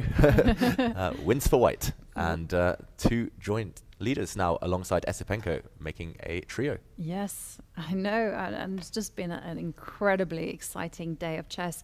So many critical, complicated games. And David, I thank you so much for being alongside me these last 7 hours. It's been a lot of fun. It has. It's been a marathon day. We need to get our rest. Viewers, thanks for staying with us for 7 hours. You need to get your rest too, but we will be ending this one with a Hikaru Nakamura interview. So stay tuned for that, and we will see you tomorrow. Same time, same place. Hikaru, congratulations. You just beat Alexei Sarana. Before we talk about the game, how do you feel after winning a 3rd game in a row? Yeah, I feel pretty good. I mean, the opening didn't go the way I wanted. I tried to play something creative, and it seemed my opponent was prepared or knew the structure better than I did. But then in the middle game, I think he got too optimistic. He missed this queen c1 move, and after that, it was all one-way traffic. I mean, I don't think I was super precise, but I always had the advantage. And then, I mean, I kind of made it a little bit messy in this end game, but still, I think it was always probably winning with the knights. And yeah, it's pretty good to win a 3rd game in a row. What was the moment where you felt things had turned and you were probably winning? Well, I mean, the thing is, when I played queen c1, I knew that he was in trouble. He started spending much more time at that point. I think the moment I realized I was winning was probably when I played this knight c6 move. I had actually missed this whole king g6, king g5. I thought he could go to the center with the king or play g5 even, but I missed this king maneuver. And I think once I played knight c6, I was pretty confident it had to be winning somehow. But still, you always have to be careful at the end, especially in these like knight end games where there are a lot of tricks. We saw on the broadcast the arbiter was called to your board very early in the game. Can you tell us what happened there? Yeah, I mean, that's probably my fault. I mean, most likely I should have stopped the clock and called an arbiter, but it's also kind of weird to do that on move 2. I mean, basically the cord that was plugged in was like right over where I have to where I have to move my hand to press the clock. And so I actually mentioned something to one of the arbiters or one of the fair play guys, I think it was Kolovich, and I said, you know, maybe get an arbiter, move the cord down, but then I go back to my board, and I mean, either I waste like 20 seconds on my time for an arbiter to come over, or I stop the clock, and I figured, well, whatever, I can just do it myself. But then when I went to pull it down, I accidentally hit the clock, and yeah, so it was a little bit stupid. But still, the cord was like right in the way, so hopefully it won't happen again. Because I actually was looking at all the boards where the cords were plugged in for the first like 30 boards, and I noticed that not one was like up over that side of the clock. But you know, it's still very minor in the bigger scheme of things. There's a good chance you'll play Alexei Esipenko tomorrow. Have you guys played much classical games before? Well, you mean Andrei, not Alexei, but Andrei. But at any rate, yeah. I mean, of course, when I started playing chess after my long break in the Grand Prix, I mean, I had this very famous draw against him in the first one from a much worse. Actually, no, I was just losing that game with the black pieces, and then in the third one, I beat him in the final game to qualify for the candidates. So we've played a couple of games. I'm pretty familiar with his style. I assume that I'll get black in the game. So I mean, we'll see how it goes. But again, to be tied after the first 2 rounds is pretty good. Final question, nice chess hat. Where did you get it? Yeah, I mean, of course, I got to rep all those people in Norway with Norway Chess. I think this is one of the souvenirs they gave me, so I've always been a big fan of the tournament, the organizers, so they do a great job, and why not represent them? Final question, you won Norway Chess this year. Was that the highlight of your year? I think a lot depends on this tournament, probably. I think if I win this tournament, this will be the highlight. I think it just depends on how this event ends. If I don't win this tournament, or let's just say I lose 5 games in a row, I'm pretty sure that will be the highlight, but again, time will tell. Well, we wish you the best of luck. Thank you, Hikaru, and congrats again. Thank you.